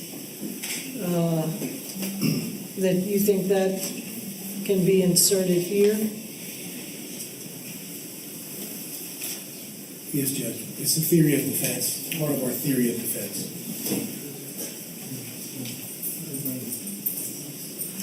And there has to be, let's see, I don't have what version of this 3.6F is this? You're probably looking at the new one, because it's on the computer. I am. Do you want the 14 book? Is that what you're using, is the 2014? Yes, Okay, yes. I can pull it up on the computer. Well, I have it right here, Your Honor. Okay, yeah. Yeah, do you mind if I just do it? No, that's fine. What does the language say? I'm sure it's the same, but, Let me just, it has to comport with the evidence, I guess. I have the tab. I imagine you do. Well, hang on. You have notes? Well, let me just make sure they know. I've read the black book. Did you read that? Huh? Okay. He says it's okay, you probably can't read it this way, Okay. because of my handwriting. Chicken scratch. All right, let's see.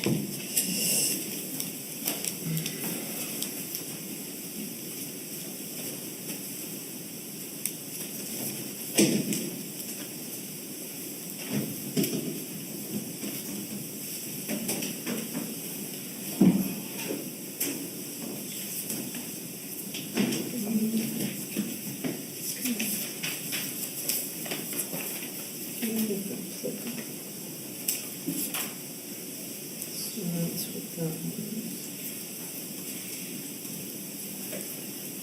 Defendant alleges, okay, so that's what I was looking for, the little language. And it says,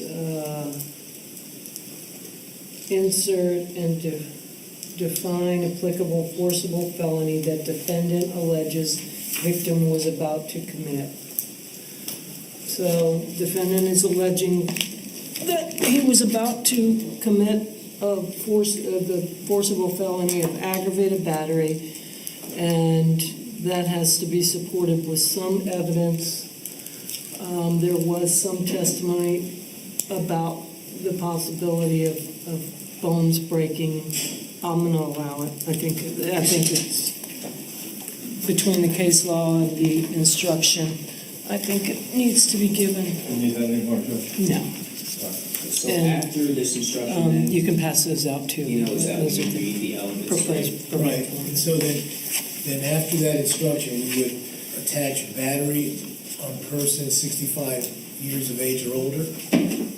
And then we would also, after that, put aggravated battery. So they would go in order, 1, 2, 3. Where are you talking about? Right after justifiable use of deadly force. Oh, okay. Oh, okay. You have to put the battery, Right. 65, and then aggravated battery. Right, the definitions, yes. So we got bat 65 and ag bat. That's it, right? Yes, for Correct. that. Okay, so I see the ag bat in there. We need the bat 65. No, we need both. The aggravated battery you see is the one that's on Nicole Oulson. Yes. Oh, We'll okay. get to that next Okay, time. gotcha. So we need, and those will go right after Right. Correct. that one. After justifiable use All of right, deadly. so we need an egg. The bat 65 will be first because it comes first Yes. in the instruction. Yes.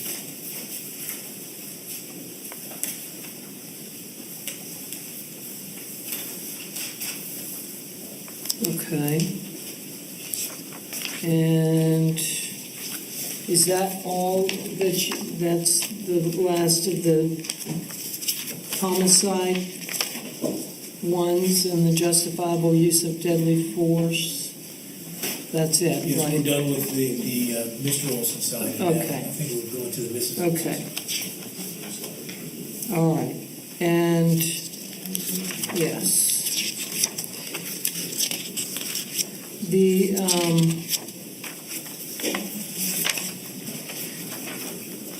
and that's the position that you want them, correct?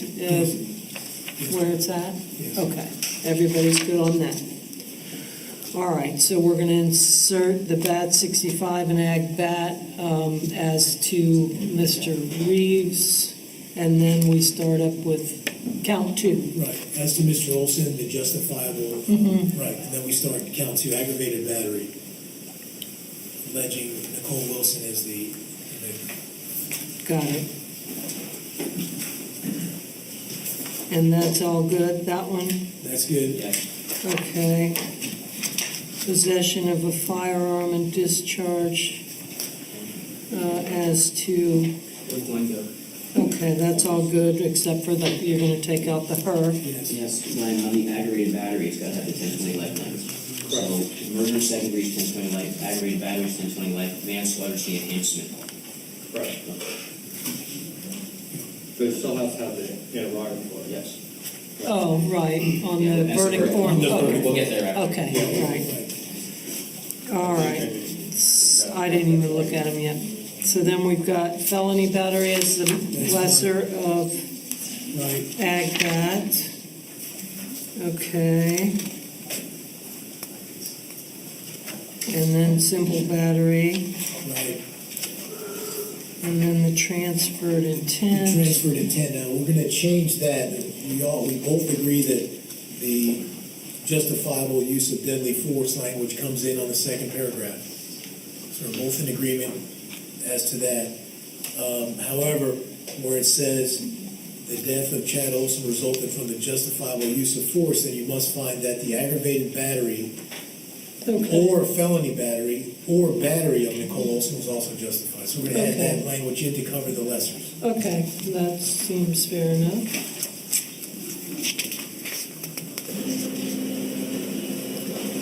All right.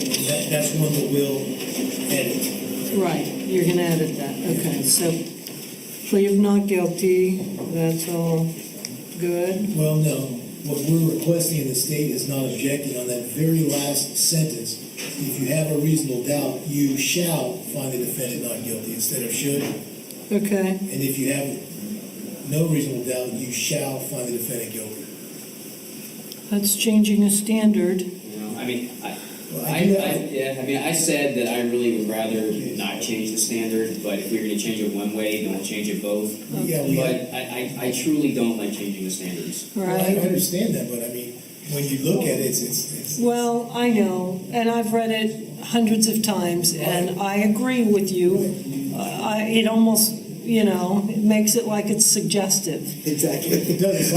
It's like if the Ten Commandments change, you should not kill, you should not steal. I mean, they don't have the same force. That's All what I right. said. I mean, I really don't like, I always default to the standards. just I because agree. It's so messed up. I And I agree. really don't, I mean, I can't say with certainty, I just don't think it's gonna be a big deal in this case. I don't know. think people read it like that.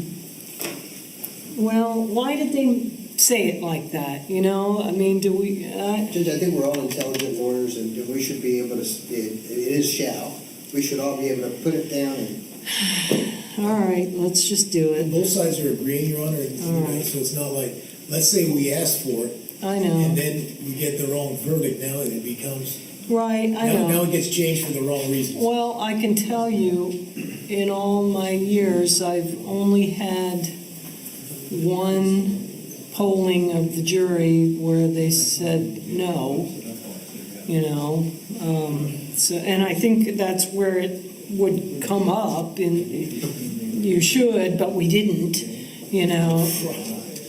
so I don't know, but all right, well, without further ado, I'll agree to it. Shall can go in there. All right, and, Weighing of the evidence, yeah, what about Taking out number 7. right, 7, just 7, what about 6? Was there I any didn't think it evidence really of applied. that? Since I don't think it really applied. I say take it out. All right, Yeah. take it out. Yeah, I had 6s coming out. And the other ones you've already taken out, Yeah. 9 and 10. Yeah, 8 needs to stay, okay, and then number of witnesses, that's given all cases, law enforcement expert. How about defendant testifying? Yep, that's in there, and talk to lawyer. Okay, so that's all good. Then we got defendant's statements, correct. All right, rules for deliberation, yep. Okay. What about, oh, there it is, okay, yep, cautionary, I was looking for the single defendant, multiple counts. Okay, While we're discussing these changes to the jury instructions, I would ask that Mr. Reeves on the record indicate that he agrees with his attorneys and he also agrees with the changes that we made maybe at the very end. okay, Well, I don't know if that's necessary, Your Honor. I mean, he's present, his words are present, so we're competent. I mean, I we've certainly got a That's record. necessary. We're not asking to. I just always suggest an abundance of caution. Okay. All right, I can do that. You know, I didn't ask Mr. Reeves about his decision to testify. It's a little late now, but Yeah, he was gonna testify from the very beginning. I knew that, but Yeah. I still should have Yeah. asked him, but I did not. But, all right, so, We have Mr. single Reeves? counts, then the last one, submitting the case to the jury. This is the 2021. But Okay. it includes other electronic devices that weren't listed under 2014. Mhm. So that's the one we're going to use. Where does Cell it say phones, other tablets. electronic devices? The third paragraph. Yeah, tablets, cell phone, laptops. Okay, So we're good with that. all right, and as far as A or B, I discussed it with my bailiff, the firearm, does anybody wish to have that back without question, or there's no bullets, no live rounds, so it can go back. I was gonna say if you wanna see it, Yes. You know, that it's available, and then if you Right. want to see it, and there's the bullets don't go back with the gun, and vice versa, and we have it available, and we'll have to switch out things, or... Yeah, I'm fine with that. If they want to see it, they can ask for it. I don't think that's something, have it back there. right, so I was gonna do that under B. These exhibits, I'll read A, or, I can say most of these exhibits will be sent into the jury room with you when you begin to deliberate. And then B, if you wish to see the firearm exhibit, please request that in writing. Good enough?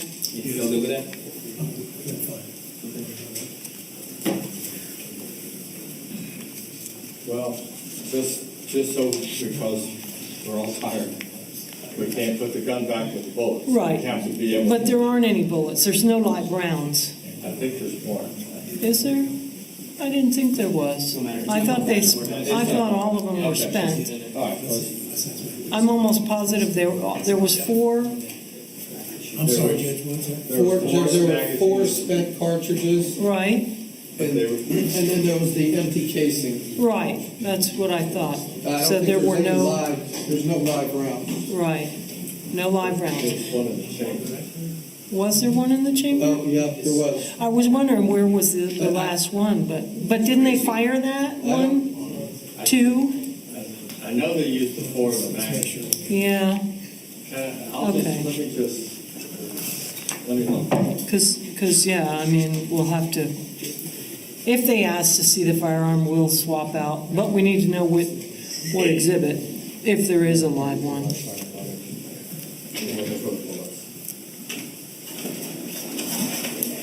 Let me see.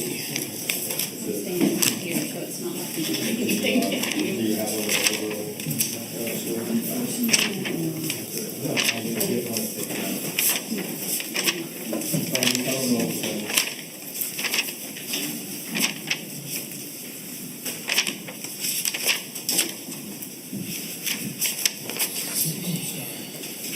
call, you can redo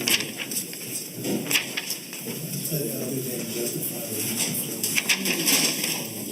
change the we'll edit those, No. You didn't say that. You guys are all doing, I mean, if you need me to, I will, I'll go upstairs and do it. And that way we can send you the, if you want to, because we've got the justified use. Did you send it, format that you send it, and take your stickies off? Why don't you email it to me in the format that I can go over? I don't know, guys, I have it saved in like such a crazy way, I have so many files, Can you it's so just- hard to find it, because I've done it 55 times. Because we need to upload it, you know, obviously for our presentation. Use my notes. We can't edit it, debate on this. All right, so what do you want me to do? Send me something that you can edit. Okay. Okay, I've got number 30 is the 4 casings, 31 is the magazine, 32 was an open casing that had been the live round, I got it. now casing fired by FDLE. See, Yeah. the bullet is not with the casing, and I remember seeing it. Okay, So there are 4 unfired and 1 unfired. okay, right, 4 unfired and 1 unfired, or fired, Yes, ma'am. right, okay. All right, so we don't have to worry about that, No, so, ma'am, you do not. all right. All right, so that's it, right? Just those changes? Yeah, we worked on the verdict form. Okay, Trying yeah. to get those done. Okay. And what was the final decision on the felony battery?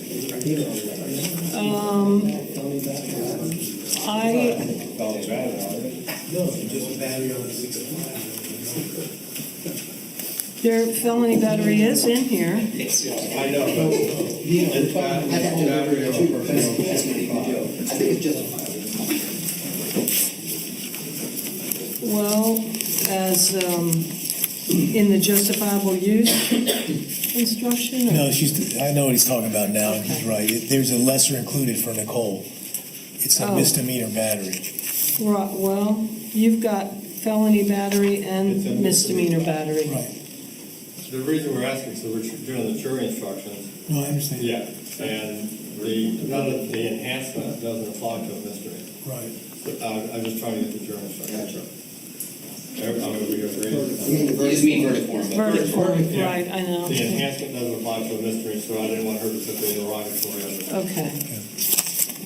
All right, so you got the verdict form? and I need to take a look at it. Okay. So, Judge, the copies, the changes that we've agreed on in terms of the standard jury instructions, aside from justifiable use of force and all that, we're going to change.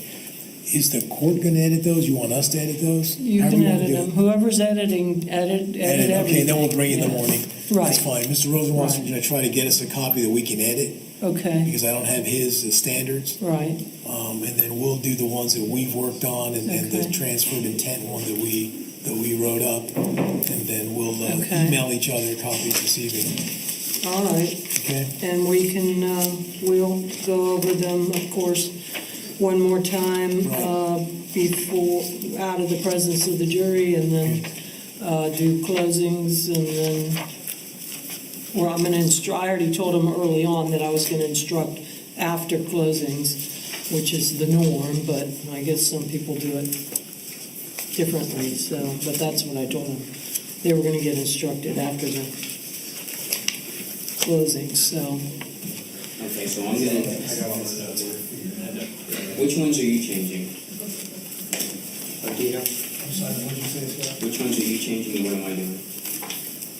If you give us, Because I don't have all this typed out. I know, you don't have what all? Just by use of that. We'll do that. You're gonna do that. We'll do that. We provided. You just do the other ones? Give them to us tonight. We can transfer it, You have that 65? yeah, And we you have have that, we have that, yeah, we have that. Okay. So what was I looking at? We're doing that We're one. doing that. So you want me to do this one? Look at, yeah.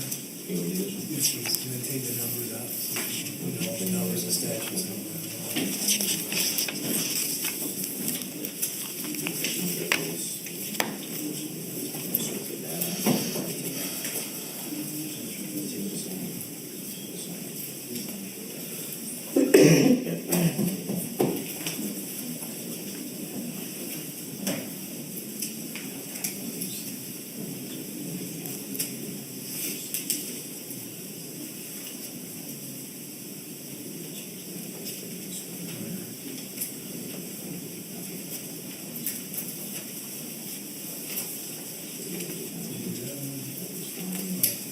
So nice to be able to do this without the jury sitting back there waiting somewhere. You can tell they're tired, you know? Yeah, they are. We all are. Everybody is. It's been a long haul. Okay. All right, we've got it all straightened out, I think. Okay. I just need to see the verdict form. All right. You look at the verdict form. I'm going to inquire briefly of Mr. Reeves. Yeah. Mr. Reeves, I'm going to consider you still under oath, okay? But I just want to ask you one quick question regarding these jury instructions.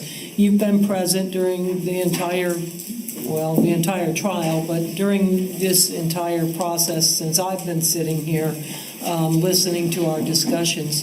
Do you agree with these discussions that we've had about the verdict form, the jury instructions and the verdict form, or are you going to rely on your attorneys to make the decisions about these instructions? Okay, all right, but you have been present, so, all right. And you're not shy or anything to ask questions and tell them what about this instruction or that instruction if you so desire? Correct. You're good with that? Okay, thank you. All right, so are we good? Looks like we are. You're good. I'm liking where we're at. If you're asking if we're finished, yes, that's. Yeah, all right. Well, Are we yeah. starting at 8:30 tomorrow, or is there any way to start at 9 tomorrow? I told the jurors 8:30, yeah. But, we'll have a lunch break. Now, on that note, Mr. Rosenwasser, are you doing closings? Yes. Okay, so, any ballpark? Here's why it's tough, is that if I decide to play the video, then it's just time to set things up and play Okay. it, so that's the only hard part. Okay. But what were you all thinking? I have two. There's so much information. I'm thinking probably 3 hours. That's what I figured. Okay. I was hoping if we could get the jury deliberating by 3 o'clock. I think that's reasonable expectation. I'm certainly not going to tell them anything, but I think we can do that. And I think that's a good time, they'll go to lunch on their own, and then after that, we'll let the chips fall where they may. We'll be prepared to feed them if we need to, and I'm prepared to work late into the night. We'll have to cross any bridge that as we come to it if it goes too late, but we'll like I said, we'll deal with that if we need to. Just for planning purposes, if they do not affect the decision by Friday, are you planning to bring it back Saturday? I don't think I can do that. I would definitely not agree to that. I don't know if it's one of those things you agree with or not, but I've never had that happen. I would say to just keep going.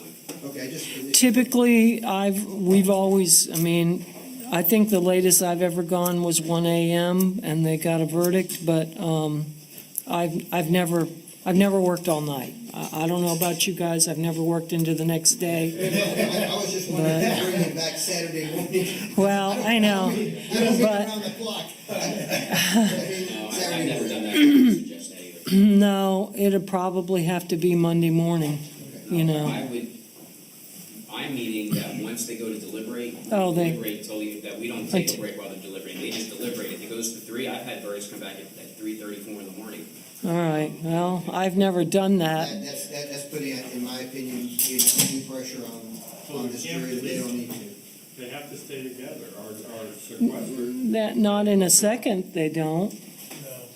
No. We'll drive off that bridge. We'll Yeah. drive off that bridge when we get there. Yeah. Let's not. Well, no, it's a first. Well, it's PBL, but I think it's only in first degree that they have to be sequestered. I've just never ever had it in my whole career. I never have either. I have never had to stop. Yeah, and I certainly wouldn't agree to it. All right. Just if you look at the last information, Mm-hmm. you change everything. It's a first life. It's not PPM. Well, I'm almost positive the rule is, okay, but I think the rule is only in a first-degree murder capital case. They have to, I know that, they have to be sequestered. But I think that's the only time. So, all right, well, we're not Especially on even, high profile cases, there's so much news media, I just don't think it'd be a good idea.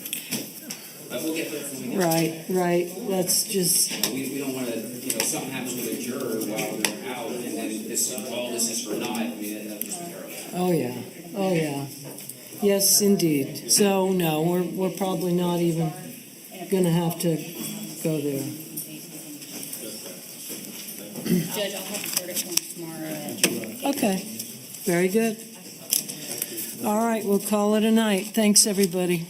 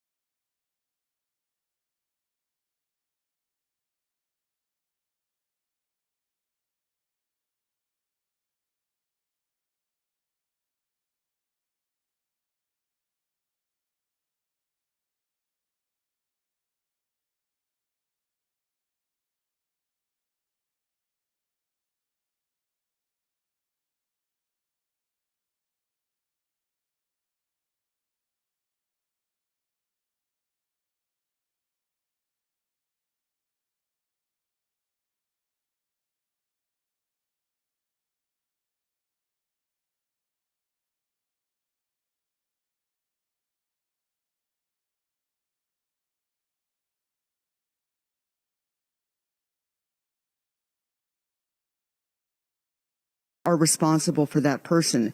And I can't say how loudly I think this message was sent by this jury. Yeah, and quickly. All right. Thank you, Esme. Obviously, And quickly, yes. Yeah. Obviously, a lot of reaction all around. But again, jury selection was done in a day by the judge. It was done very efficiently, I guess I would say, in which they brought in the jurors and he looked at the questionnaires. He didn't give the attorneys a chance to question each potential juror. Basically saying that this closes another chapter in the step of justice for George Floyd. And one thing that was interesting that I'm going to read from this.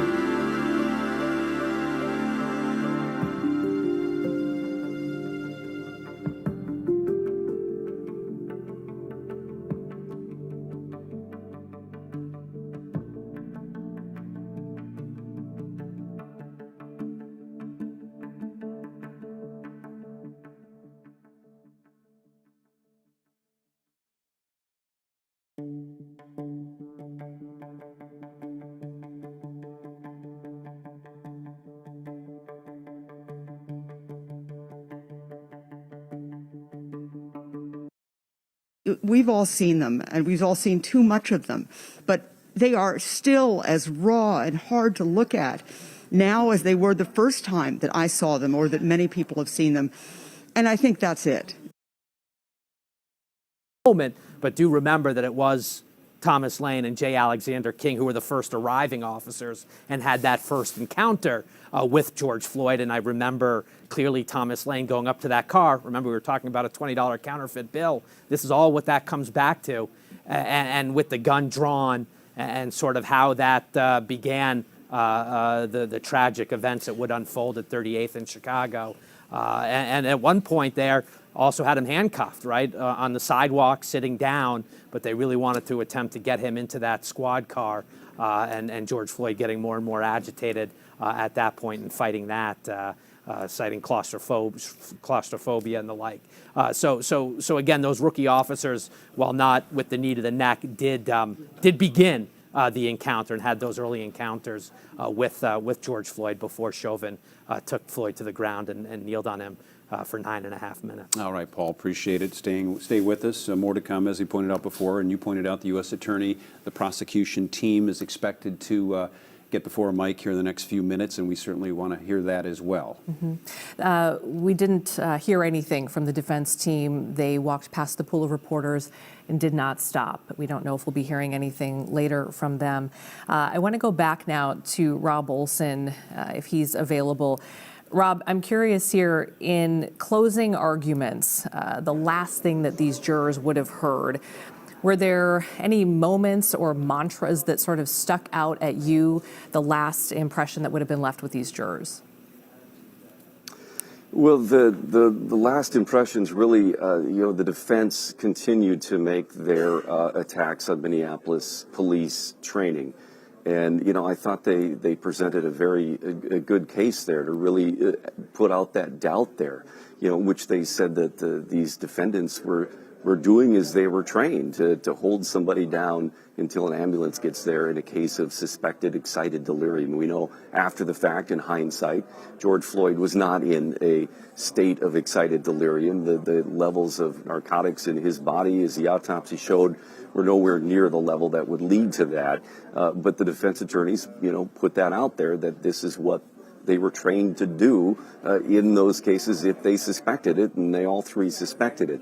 But, the moment here, again, at the end with the prosecution, which they went over in such detail everything.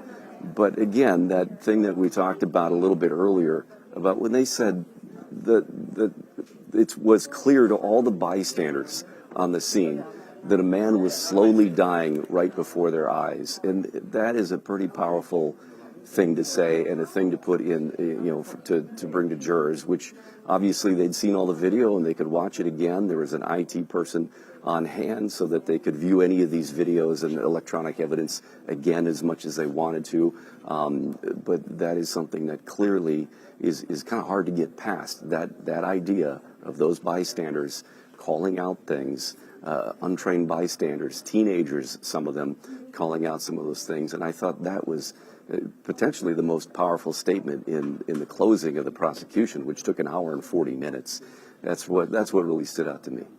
On the defense side, Rob, it occurs to us and those that have watched this, you included in that, that when a defense team decides to use the defense that these officers were just doing their jobs, or they were doing their jobs as they were trained, is really, at least in the most recent cases here in the Twin Cities, is no longer a plausible defense when it gets before a jury.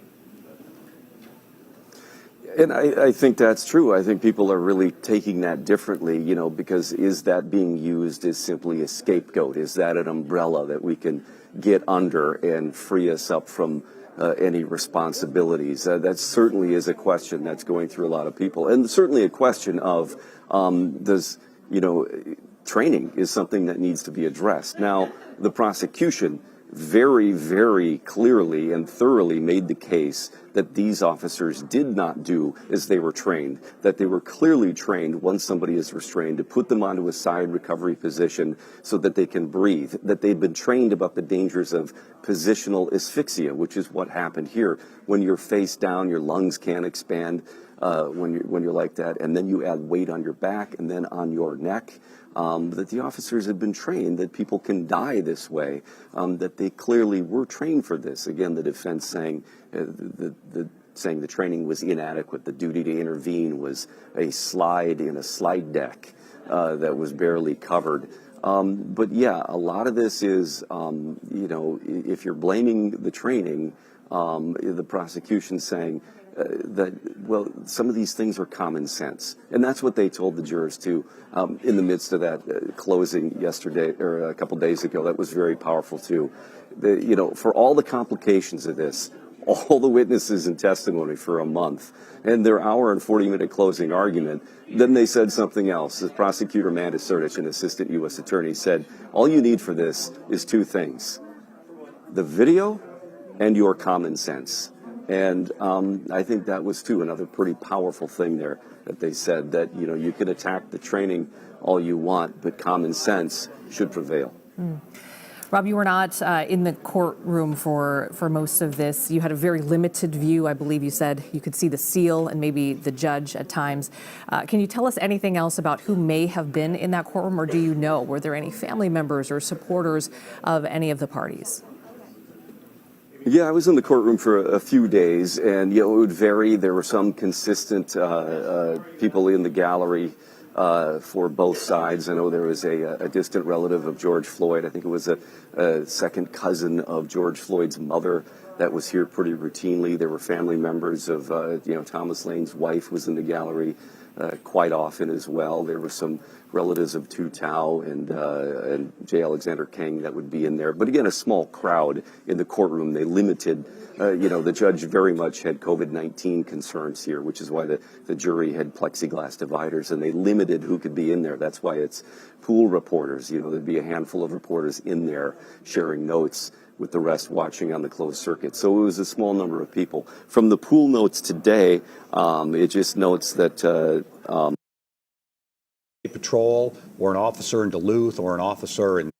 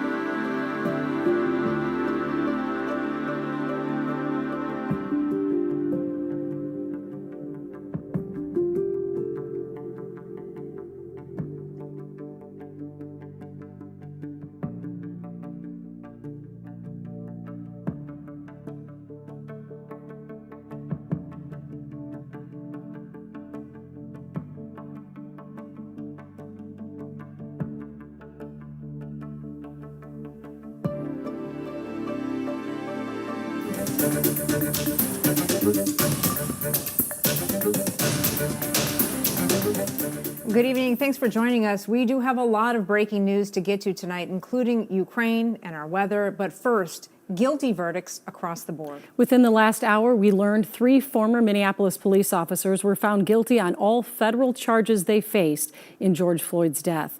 Lou Raguse has been following this trial from the beginning. He joins us now live from St. Paul with more. Lou? Yeah, Julie and Rena, this was a resounding across-the-board guilty verdict for the 3 former Minneapolis police officers who were with Derek Chauvin on the day that George Floyd was killed. The jury found them guilty. Tu Tao and J. Alexander King guilty of 2 counts of depriving George Floyd's rights, guilty of failing to intervene and stop Derek Chauvin, as well as guilty of failing to render medical aid. In addition, Thomas Lane, who was the 3rd defendant, he faced 1 count, failure to give medical aid, and they found him guilty of that as well. There were 3 jurors who wiped away tears after the verdicts were read, and they were gone through and polled about their decision. The 3 defendants were allowed to leave court out of custody because they still have a pending trial in state court, but there's a lot to discuss about that as well, because at this point the penalties that they face here in federal court potentially are higher than anything they could face in state court. The jury unanimously decided and ruled that the offenses that these officers committed caused the death of George Floyd, and that is important when it comes to sentencing, and it means that they are looking at a heftier sentence as a result. There's a lot of parts that go into that, but the guidelines call somewhere in the neighborhood of what Derek Chauvin is facing, and he pleaded guilty to this charge and agreed to be sentenced to somewhere between 20 and 25 years in prison. The judge, Paul Magnuson, does have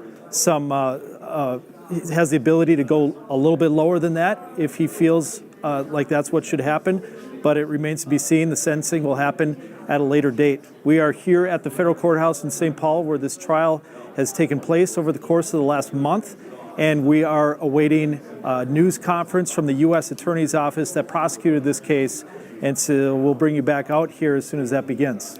Well, Lou, we have a couple questions for you. First of all, we were assuming there would be a state trial, but this verdict makes that less likely, correct? I would say it makes it a lot less likely because both sides at this point should be motivated to come to a resolution through some sort of plea. Because at this point, a guilty plea to the charges they face in state court probably would not get them any longer prison sentence than what they face and what they're looking at right now in federal court. What about an appeal? Is that a possibility here? An appeal is always a possibility, and they no doubt will appeal. We'll have to hear from legal experts about how likely that is to succeed. But if they are sentenced to a prison term, they will be sent to prison before any appeal is heard. And Lou, one more thing just for context for people who are watching now. This was like 3 mini trials, even though they were tried together. The jury did not need to convict all 3. They were set to decide individually. Give some context for people at home, and then how quickly that this came back. Yeah, that's exactly right. It wasn't an all or nothing deal. The jury was told and instructed multiple times to consider each specific defendant separately. And as I mentioned, Thomas Lane only faced 1 of the 2 charges. And so when they went into deliberations, they had to go defendant by defendant and weigh the evidence against each one. And on top of that, each of the defendants gave a slightly different defense. And so there was different information to weigh as far as it came to the culpability of each defendant. But regardless, we don't know exactly what was going through the jury's mind because we haven't spoken with any of them. But this was a resounding, across-the-board guilty verdict. And right now, prosecutors from the U.S. Attorney's Office are approaching the podium to speak.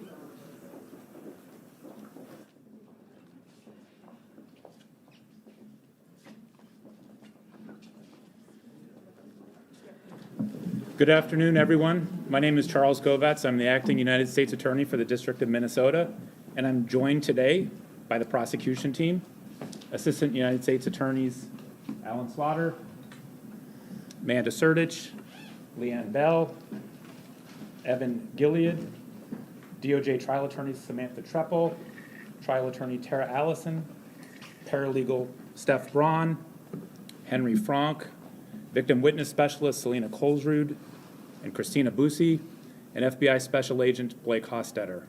I'm also here with FBI Special Agent in Charge Michael Paul.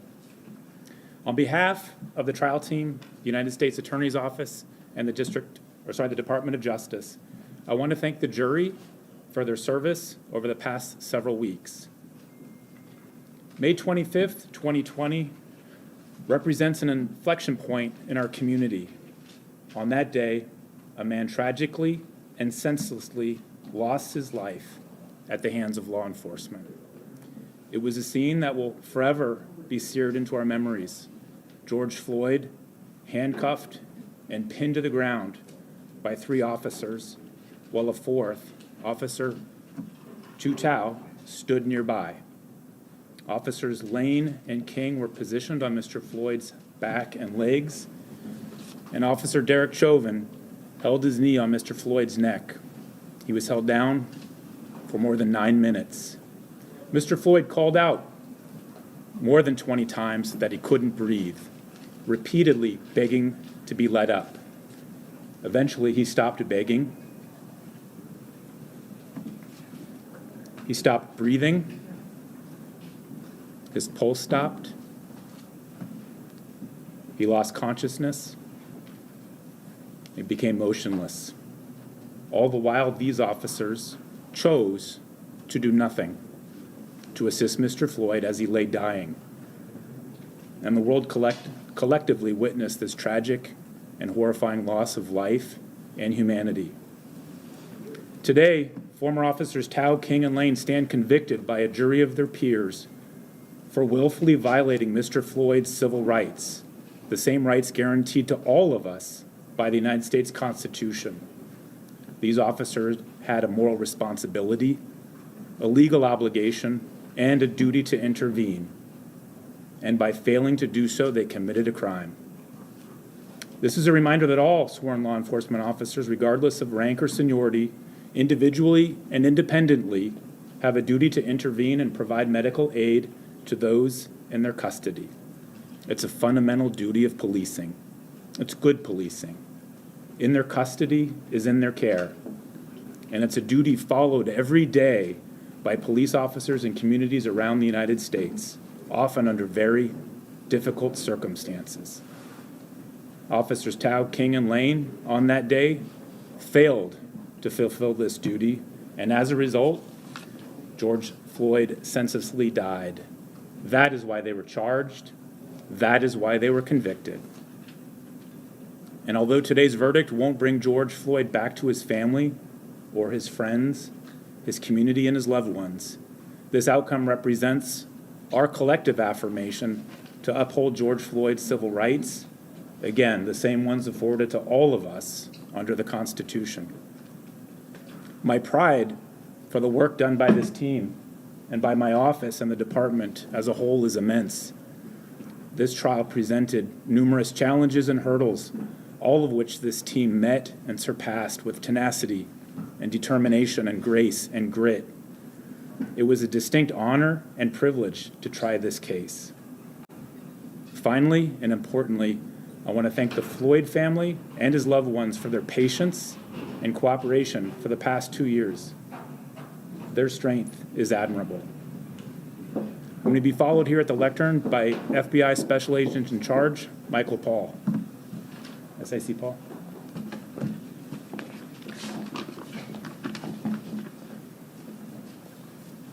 Thank you, Charlie. Again, my name is Michael Paul. I'm the Special Agent in Charge of the FBI's Minneapolis Field Office, which serves Minnesota and North and South Dakota.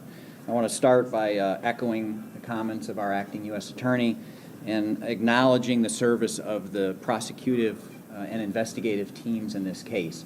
Their work from the very get-go on the tragic day that this began was prompt and swift. It was collaborative, not only between investigators and prosecutors, but also with our partners here in the state of Minnesota, and it established an important standard for us for swift investigative action in these types of matters. I also want to thank the work of the jury and their discerning ear, their diligence, and really their fortitude in bringing forth a very important verdict for our country. From the very beginning, the case had great potential to help inform across our country about law enforcement. And today, their work, their diligence again, and their verdict helps us reaffirm a very important standard for all of law enforcement across America. The FBI takes very seriously our civil rights investigative responsibilities. It's one of the most unique investigative jurisdictions and one of the most important programs that we work. These cases are very important for defending the rights of our citizens, and it's important for us to remember the consequences of these types of incidents as we go forward. And this case, again, has established a very important benchmark for all law enforcement officers, agents, deputies at all levels of law enforcement across America, that we are responsible, we are professionally accountable for our actions and caring for those that are in our custody and protecting United States citizens, even those that have broken the law. So again, my great thanks and appreciation for all the portions of the justice system that worked collaboratively and in a timely manner on this case in order to make sure that justice was done. And the FBI remains committed in the future to work these types of matters with our partners. And we're so lucky and so proud to have the collaborative relationships that we have in the state of Minnesota to work on these matters when warranted. Thank you.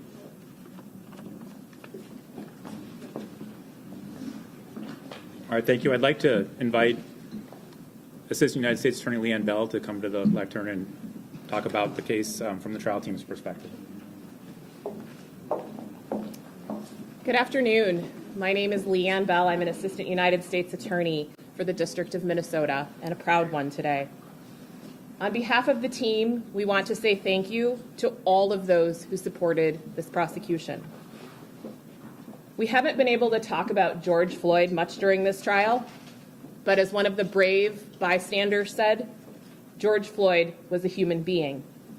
He deserved to be treated as such. He was a son, a father, a significant other, a family member, and a friend to so many. His family endured so much to get here. And we want to thank the Floyd family for their patience and cooperation during the course of this investigation and prosecution. My hope, the hope of our team, is that today's verdict will bring a measure of justice. We also want to say thank you to the jury for diligently listening to this trial, and through it all, hearing his voice. This trial has been long and challenging for many reasons, but this jury carried out their civil service with attentiveness and earnestness, and we thank them for their service. We would also like to express deep gratitude for those witnesses who testified at this trial. To those brave bystanders, especially, we say thank you. You showed so much courage that evening and through multiple trials. You knew what was right, and you said it out loud. Last, to the FBI for their support. We could not have done this case without our law enforcement partners and all of the officers that act with courage and compassion to uphold the Constitution every day. Thank you.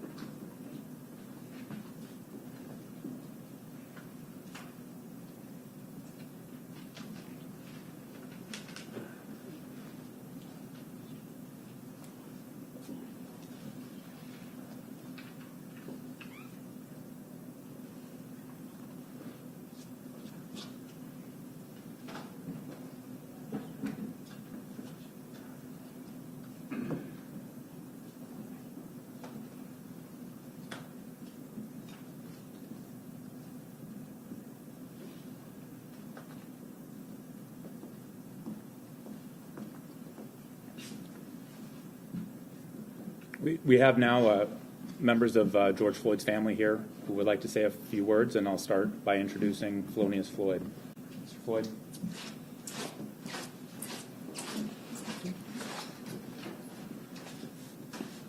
How y'all doing? I'm Thelonious Floyd, brother of George Floyd. I have my nephew with me, Brandon Williams, who George raised like a son. Today is a good day for us. That this is the first time that I ever seen something like this did. 4 white officers were convicted of killing an African-American man. I know a lot of people have been texting me back and forth. I'm grateful for what all these attorneys did today. And, you know, they my friends, you know, because they did a hell of a job. And after just watching what happened to Kim Potter, I was like, I'm still going to believe and I have faith, because I just wanted some time to be served from somebody for what happened to my brother. This is just accountability. It can never be justice, because I can never get George back. And no matter how many times that I pray at night and I think about my brother 24/7, it still is going to be hard, even though we just had a federal conviction and we already had the state conviction. But times, you know, will be probably a lot harder for me still, because I can't get my brother back. And at the same time, I hope that Congress, the Senate, whoever it is, they're looking at what's going on, because if people are being transparent and they're also speaking out and the jury said guilty, guilty, guilty, then up there in Congress, they ought to go ahead and say, let's pass this George Floyd Justice Policing Act to be able to help people of color be able to understand that they can move around and understand that they won't be murdered on sight. We need to end the qualified immunity. We need to end the no-knock warrants. We need to make sure there's no more chokeholds and make sure all these police officers have their gear on, dash gear, body gear, all of it. Also, we need to start a registry for these officers to make sure that they can't leave from Minneapolis to get to Wisconsin and get a job there after you do something bad. So this is unfortunately a bad time, but it's also a good time. Like I said earlier, you come to some places and they might be wrong, but you're there for the right reasons. You know what I mean? So I just thank everybody who helped us out with this case. And I don't know how to act right now, because I'm getting emotional. I got a lot of stuff going through my head. This has been a journey, and this has been over 2 years of the same stuff, back and forth, back and forth. But I just thank everybody for coming out. I want to thank these lawyers so much because, without them, we wouldn't even be able to stand at this podium right now just to be able to speak about what happened. So, Benjamin Crump, I'd like to give him some credit. I'd like to give Keith Ellison some credit. Just so many people who had their hands in this case, and they just made it better for people. And I'm starting to feel like I can breathe again, but I just need you all to tell Congress to please read this. Don't let this tragedy hit your front door before you make a decision. Pass the law. Pass the George Floyd Policing Act. Thank y'all.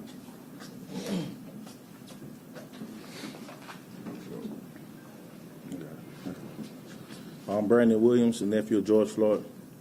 I'd like to start by saying God is good. And I want to send a huge thank you to everybody that's standing back here.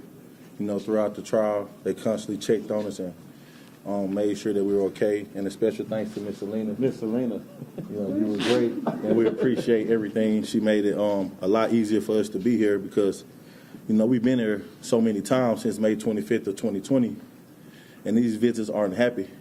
And, she did everything, and she was so great to comfort us and make this a lot easier because it's hard. It's a lot of sleepless nights. It's a lot of sad nights, holidays, birthdays, and you just wish George was here because, he was so family-oriented, and we miss him a lot. And, it's even worse because he was murdered. He didn't die of natural causes, and he should still be here. This day is historic because just not too long ago, the murders of Ahmaud Arbery, were sentenced, found guilty in federal hate crimes as well. There's like 2 in the same week or maybe the same month. I don't know the exact date. And, that's historic for this country because oftentimes, officers kill black and brown men and women, and we get little to no consequences. A lot of times we don't even get charges, let alone a conviction. So we'll take this small victory, and smile about it and be happy, but deep down we're still hurting. We want this to stop. This means so much to us because we've connected with so many families, that's in similar situations and receiving no justice. And, I'm shaking because my first trip here, the first press conference I did, I said that we're only coming here to get some justice and accountability. And today was another step towards that. And it feels good. We were very optimistic today, and when they said that the verdict, that the jury were deliberating because we saw what happened in the Kim Powder sentencing. There's no way that an unarmed black man supposedly accidentally killed and a cop is only sentenced to 18 months. I found that very disrespectful and hurtful because, I've connected with Dante Wright's family, and I just felt for him so bad because I know what Dante meant to Miss Katie and Mr. Arbery. So we were very optimistic and nervous depending on the outcome of this verdict. So hopefully this is a step in the right direction for people that's in power to do the right thing, to change laws and policies, that's going to protect people from these situations. And more than anything, that's going to hold them accountable and sends a message that says if you murder or use excessive or deadly force, it's consequences that follow. I think when you make a statement by convicting these officers, they start to feel like, hey, maybe I shouldn't do it. I can't get away with it. Because in the past, they've gotten away with it so much. So all in all, I'd just like to say thank you to everybody that played a role in this. Thank you to family, friends, the people that don't know us, the media, everybody that got out and protested, that just sent prayers. We really appreciate it because when these cameras go away, our pain don't. So thank y'all. Yeah. And also, if they can make federal laws to protect the bird, then they can make federal laws to protect people of color. Thank y'all.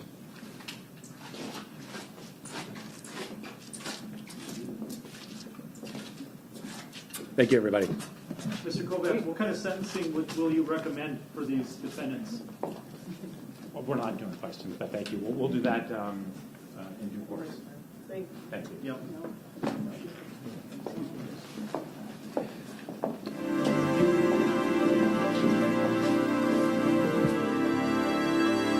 All right.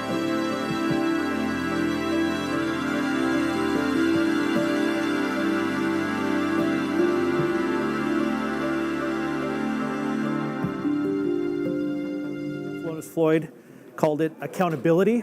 He said it doesn't bring his brother George back, but he's happy to see 4 white police officers held accountable for killing a black man. They said that they were nervous and optimistic as they awaited this verdict, and they hope to see some sort of prison time, but they are satisfied with what happened here today. So Lou, one line that you also heard there from several members of the prosecution team.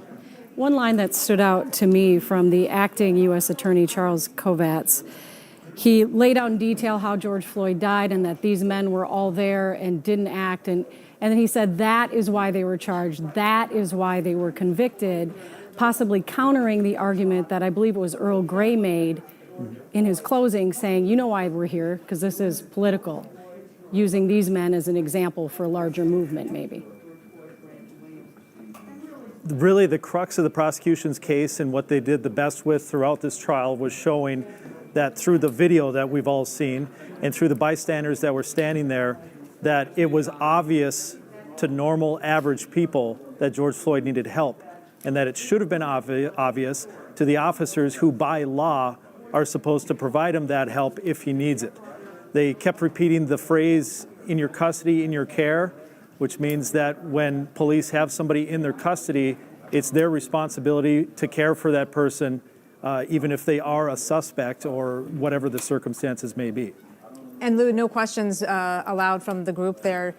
Did they say when they might be willing to answer some things from the media? We don't know, and we'll have to look for filings on the docket, because that's kind of how it works here in federal court.